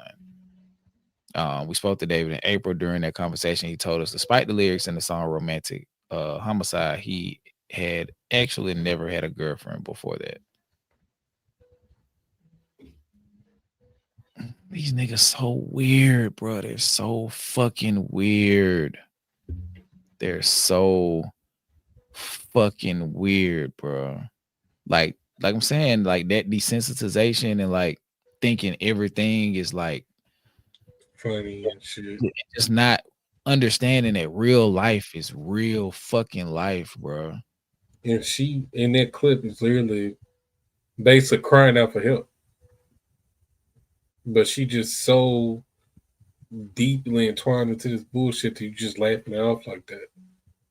That was a real fucking moment. If you people really paying attention. And how he responded, and like he was telling the moms to delete all the VODs. Yeah, because all this shit can easily come back. Easily.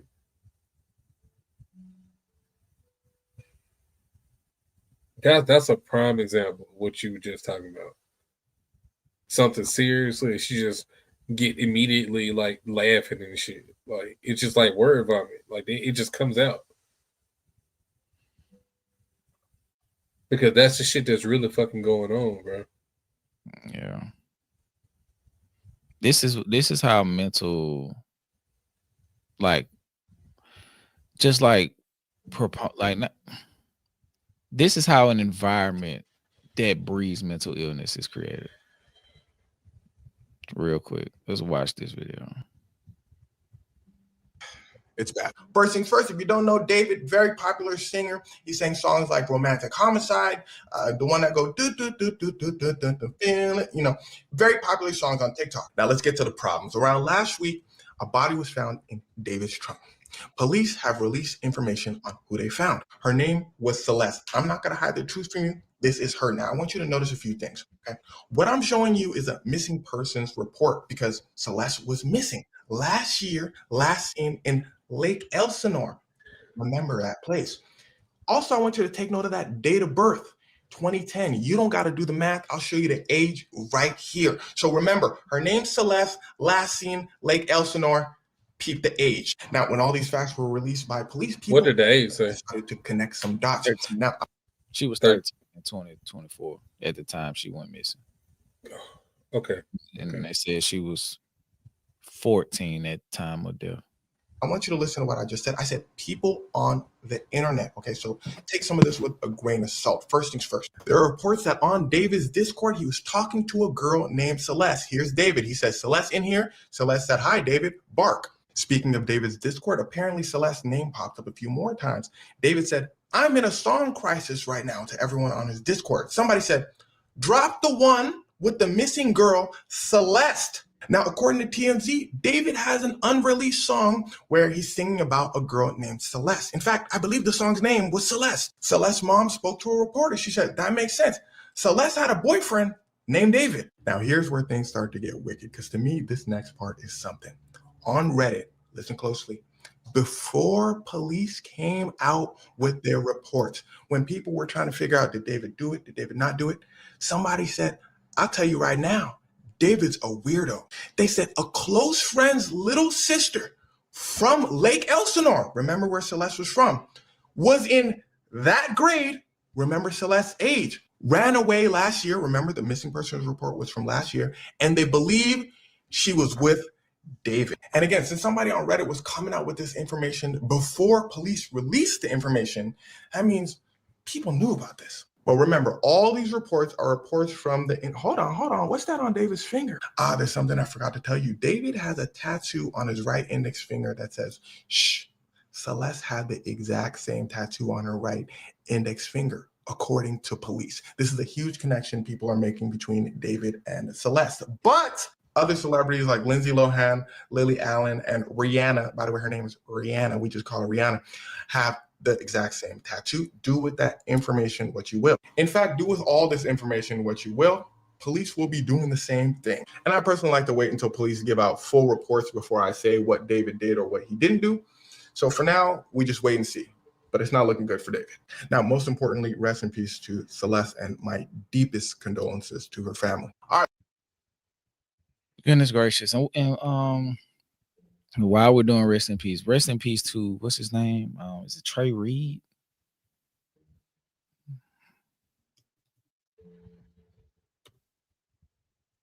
Yeah. Rest in peace to Trey Reed. the student at Delta State University that was found hanged on campus. Rest in peace to Trey Reed. Condolences, thoughts, and prayers out to his family as well, man. Shit crazy as fuck. You can't tell me that shit not intentional just days after CK died. You can't tell me that that's not intentional. I was always taught correlation doesn't equal causation, but I'll just say I wouldn't be surprised.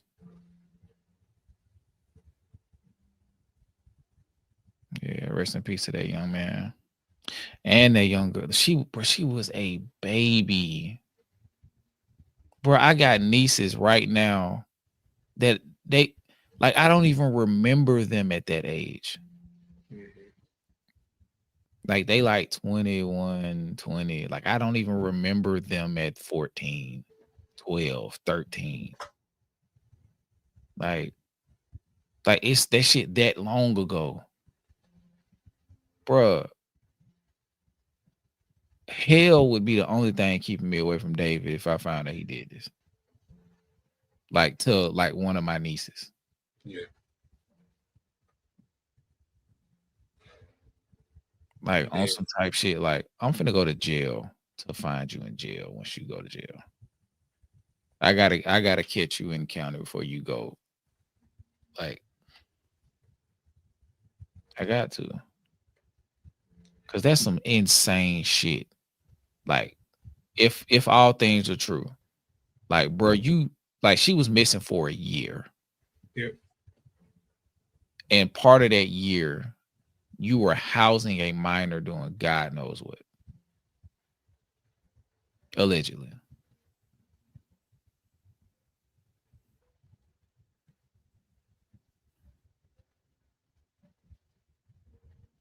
Man, that's insane, bro. Nigga, I don't even remember what the fuck I was doing at 13. Yeah, it's very vague for sure. The only thing I remember doing at 13 is playing Tekken Tag on PlayStation 2. That's all I remember. For real. Oh man, Tekken Tag tournament. That's all I remember, bro. Okay. But then real quick before we go forward on the Trey Reed, like how could that shit be ruled a suicide when both his legs were broken? Well, they said that hasn't been confirmed. But the police also said that they found him in his bed, so we don't know shit. And also, buddy, I can't remember his name that died a while ago. I think his name was Kendrick. They said they found him in a road that he fell in a rug or some shit that was rolled up. Oh, that time at the school. Yeah. I remember that. His first name was Kendrick. Yeah, I remember that. Like how he was like a trained gymnast athlete or something. Like how would he be fell into this shit? Like it wouldn't make no sense. Like, come on, bro. Yeah, I remember that story. That was fucked up. Like my nigga, do you know how tight a rug has to be for it to hold its shape?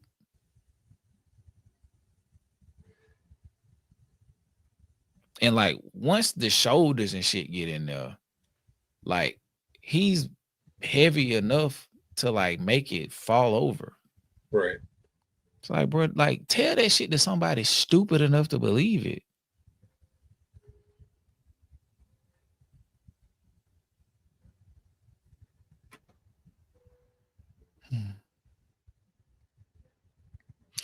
Okay, so shout out to Mia. She said that shit with Trey Reed got me so tight. Shout out Colin Kaepernick and his foundation for paying for independent autopsy for that family. Kendrick Johnson, yes, say his name. Rest in peace, Kendrick Johnson. Yeah, man.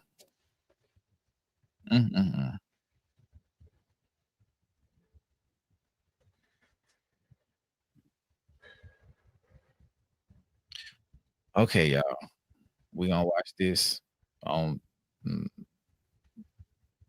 we gotta leave with something positive. I don't know matter of fact, Shit, 25 minutes.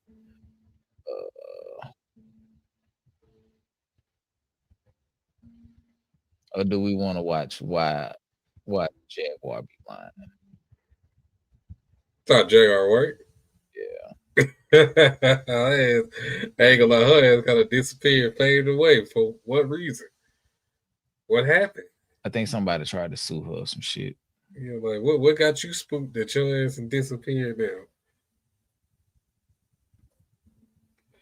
Yeah, I ain't gonna lie to you. I don't know if I'm making a 30-minute video, cuz I ain't gonna hold you. Okay, well, y'all just tell us some good news. We finna get out of here. Let me see real quick if I can find a video. Do some levity real quick, so everybody not leaving with that bitter taste in their mouth.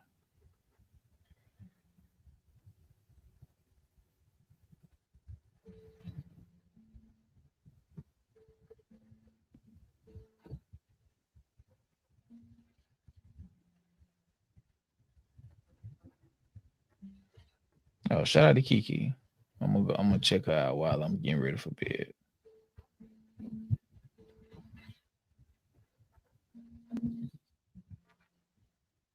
Yeah, they said say the touring video for another stream. Yeah. Let me see. I'm trying to see. It might not be nothing.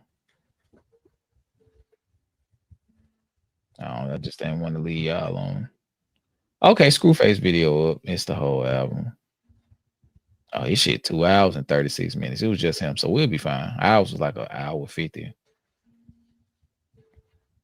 And it's really like an hour 40 because I had to cut out some pieces of a song. Okay. Oh, I can't find nothing. And I don't want to watch nobody reactions.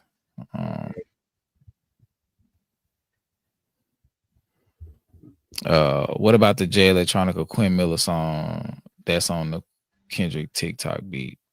What's the name? I ain't heard of it.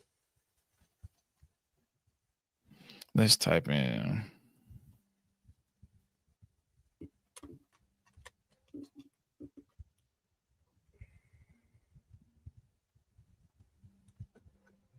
Who killed Michael Jackson? That's the name of the song? Yeah. Oh, come on. Come on, bro. What the fuck, bro? I can't. No, bro. What the fuck? Come Yeah, on, let's man. with heavy heart, something like, I don't know who killed Michael Jackson. It's gonna do it.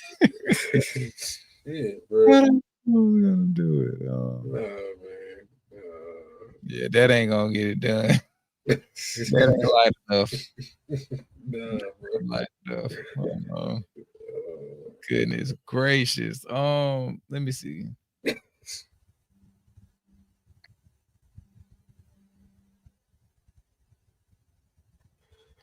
Oh, he said it's not a serious song. It's just bars. Y'all gonna make me play that song with Tia, Corrine, and Jid again.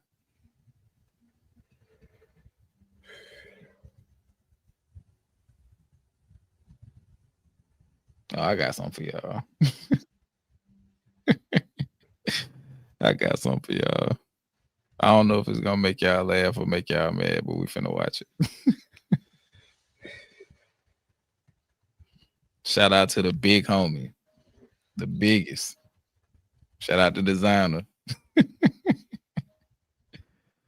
I think I remember this song.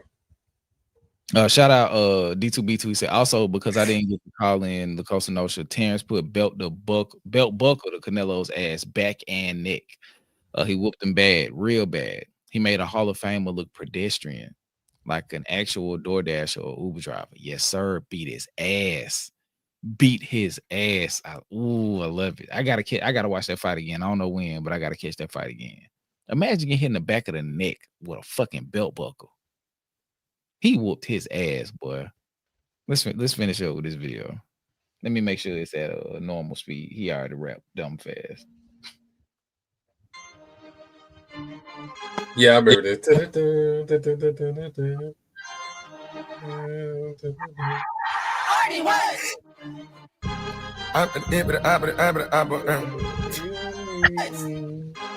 This beat tough too, bro.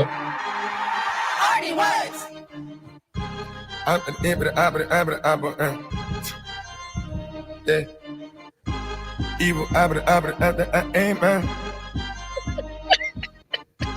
Evil, amen. You can't tell me this nigga not bewitching everybody watching this video. Evil, amen.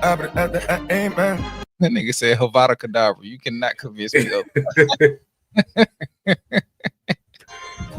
Oh, I've seen it. As you can see, I've already liked this video. I've watched this song I watched this performance several times. This shit is actually fire. Yeah, we gotta watch it because it's actually fire. This nigga snap, cause real talk. Evil, amen. He just had to catch the flow. I'm in dance when he hop in the pants while I'm talking. I got niggas that are clear, nigga check, get the chat walk down. I know niggas that the air, nigga block when the eyes walk down. Now this ride in the rape, gotta thank God, man. Try to put on me on my gang, niggas, no we not them. Can't take it back in my gang, yeah I got them. Had out in my clique, summer shot. 7 niggas in my clique, always got them. Diamonds on me, dance, yeah, from the bottom. Everywhere I go, the bitches know I am. Every fucking place I go, the shooters know I am. Try to run up on me, nigga, know I got them. Pull up in that lamb, pull up in the Cayenne. Nigga said it sound like Future, no I'm not him. Nigga I am the future, I'm on top 10. Nigga I'm from New York, we get it poppin'. I got niggas in New York and my niggas grinding. Nigga don't mistake my humble shit, then I try it. That nigga getting that money too long, I be getting that dollar. I been in and out the stores every day, I been dripping proud. Diamond things when we hop in the pants while I'm talking. I got niggas that the clear, nigga check, get the chat walk down. I know niggas that the air, nigga block when the eyes walk down. Hey, let's be for real. If Kanye would not have done that Panda shit, he would have had a career. Kanye appropriated his song and ruined any momentum that Designer was gonna have. I was just gonna say, I really think that he could not necessarily like as a solo artist, but as just one of the go-to feature artists. Like he could have just been like a hook dude. He could have been the New York Future, the hook guy. Like, yeah, I could see that. I could see that. I was just thinking that actually. Now this riding the race, gotta get called, amen. If A Boogie with the hoodie was able to get shit off for years, yeah, I was sitting here telling me Designer would not have been able to excel in that era of New York. Yeah, I think so too. Try to put on me on my gang, niggas, no we not them. Can't take it back on my gang, yeah I got them. Had it up in my clique, someone shot him. 7 niggas in. But he also jerked himself though. Literally, fuck, literally. No. But the same shit that Kanye did to him is what Drake do to a whole bunch of artists. No, but you get the joke. No, I say it literally. I get it. I really do. But I was just saying, like, you know, that's the same shit that Drake does. He does that shit to a lot of artists. Yeah, he ruined my boy career, man. He really did. He left him between a rock and a hard place. You literally took that man's shit and put it on your album, bro. Like, what the fuck? Like, what? And then just reduced him to the chorus. Yeah, like, nigga, this is his song. Like, just up this shit, bro. In my clique, always got the evil, always trying to take my soul, I swear. I made it out the trenches, thank the Lord, amen. To be at the top, you gotta put days in. They want me to fall off, it's no stopping. I get it and I split it, yeah, that's no option. Niggas, they be switching up like seasons. I'ma keep it real just for one reason. Amen, kill all my demons. Diamonds dance when we hop in the pants while I. Hey, I ain't gonna lie. If he would have did the whole song with the energy from them last 8 bars, this is a completely different song, and it would have been fire. Yeah. Gotta listen to it again. I get it and I split it, yeah, that's no option. Niggas, they be switching up like seasons. I'ma keep it real just for one reason. Amen. Kill all my demons. Diamonds dance when we hop in the pants while I'm talking. I got niggas that are clean, nigga check it, the chat walk in. I know niggas that are air, nigga block when the eyes walk in. Now this ride in the race, gotta thank God, amen. Try to put me on my gang, nigga, no we not them. Try to my gang, yeah I got them. Let's go, got it out in my clique. Someone shot him, 7 niggas in my clique. Always got them. I agree with Easy McCona. These are the bones of a great song. I ain't gonna lie. If Future dropped this song as presently constructed, this song would have been a hit. We just don't like the packaging. Yeah.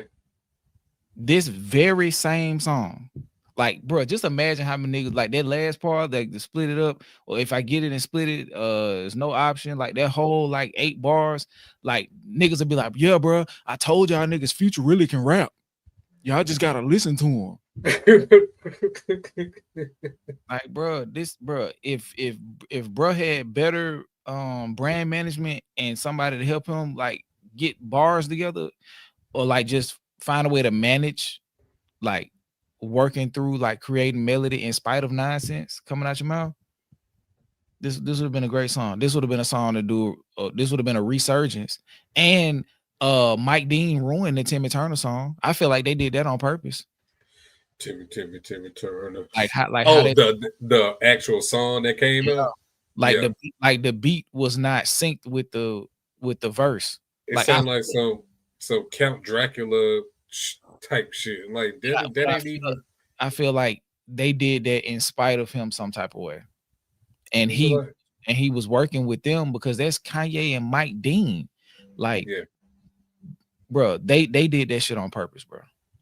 Like, cause that's not the vibe that you would have put with that song like that when he did the little freestyle or whatever. Like, that literally sounded like some goddamn Addams Family shit, really. Like, bro, what? And they nudged him off the beat. Like, he wasn't on beat. Yeah. He wasn't on beat. They did that shit on purpose, bro. Like, cause just like how Parks was saying, he was like, production, like actual production is like basically coaching the person how to perform on the song. Yeah. So for that song to have all those obvious flows as far as how it was executed, like they did that shit on purpose. Yeah, I was thinking about that. I was like, Park just basically explained how we separate the production and musicality. Pretty much. That's what he was explaining. So. And then like the song Timmy Turner shouldn't have had all that bass. Like when he was doing the claps, like it was minimal. Like he should have had a but that's a different story. Yeah, man. Water. We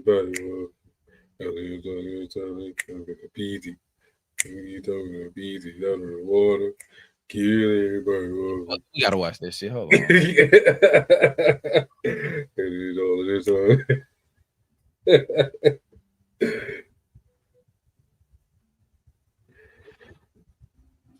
Tim time.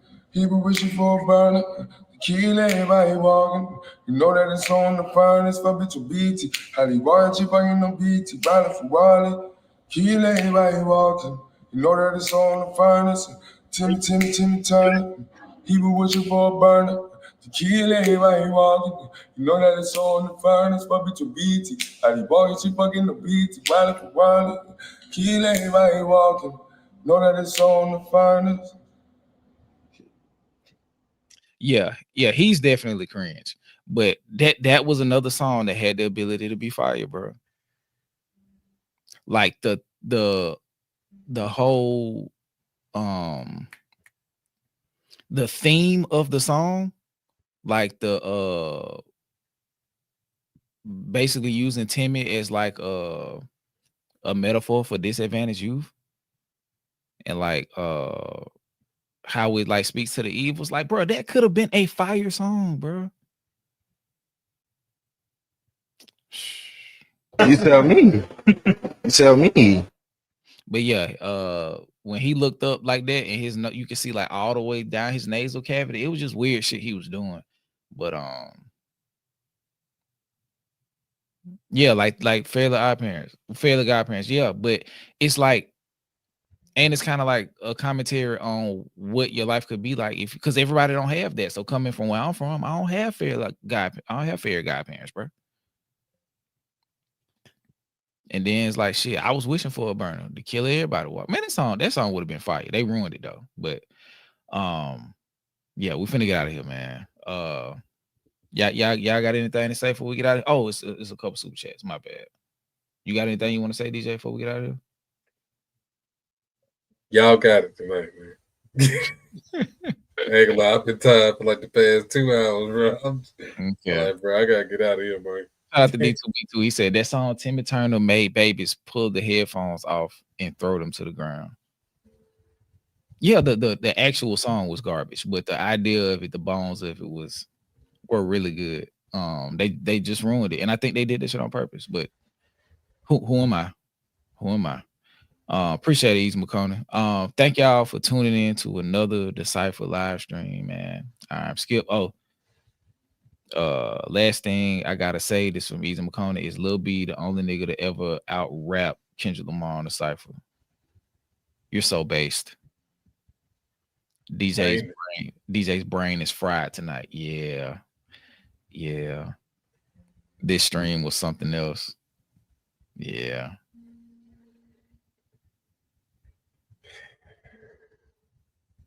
So based. Yeah, for sure. But yeah, I guess I think I can take something else as a description for tonight's stream. What about you? Yeah. Okay, I can deal with that. Southern Legend need a drink. Nah, he need to take a good shower and go to bed. He don't need to stay up and ponder on nothing. Because if he start thinking about it, he not gonna be able to go to sleep. I've had many a night like this. Yeah, take you a good shower, man. Go to sleep. Yeah, man. Yeah, I'm done. Yeah, man. I mean, hey, I'm glad you know now. Yeah, man. I'm glad you know now. This shit is literally in plain sight, bro. Yeah. That's why I felt the urgency, like, to tell you. Okay. You feel what I'm saying? Like, it's like, hey, man, I don't know exactly what's going on, but yeah, be wary. Like, shit is real, and it's not just like something cool to like talk about to like kind of seem smart now. No, it's legit, because as a parent, and I know you know as a parent, we got to be on the ball with certain shit, bro.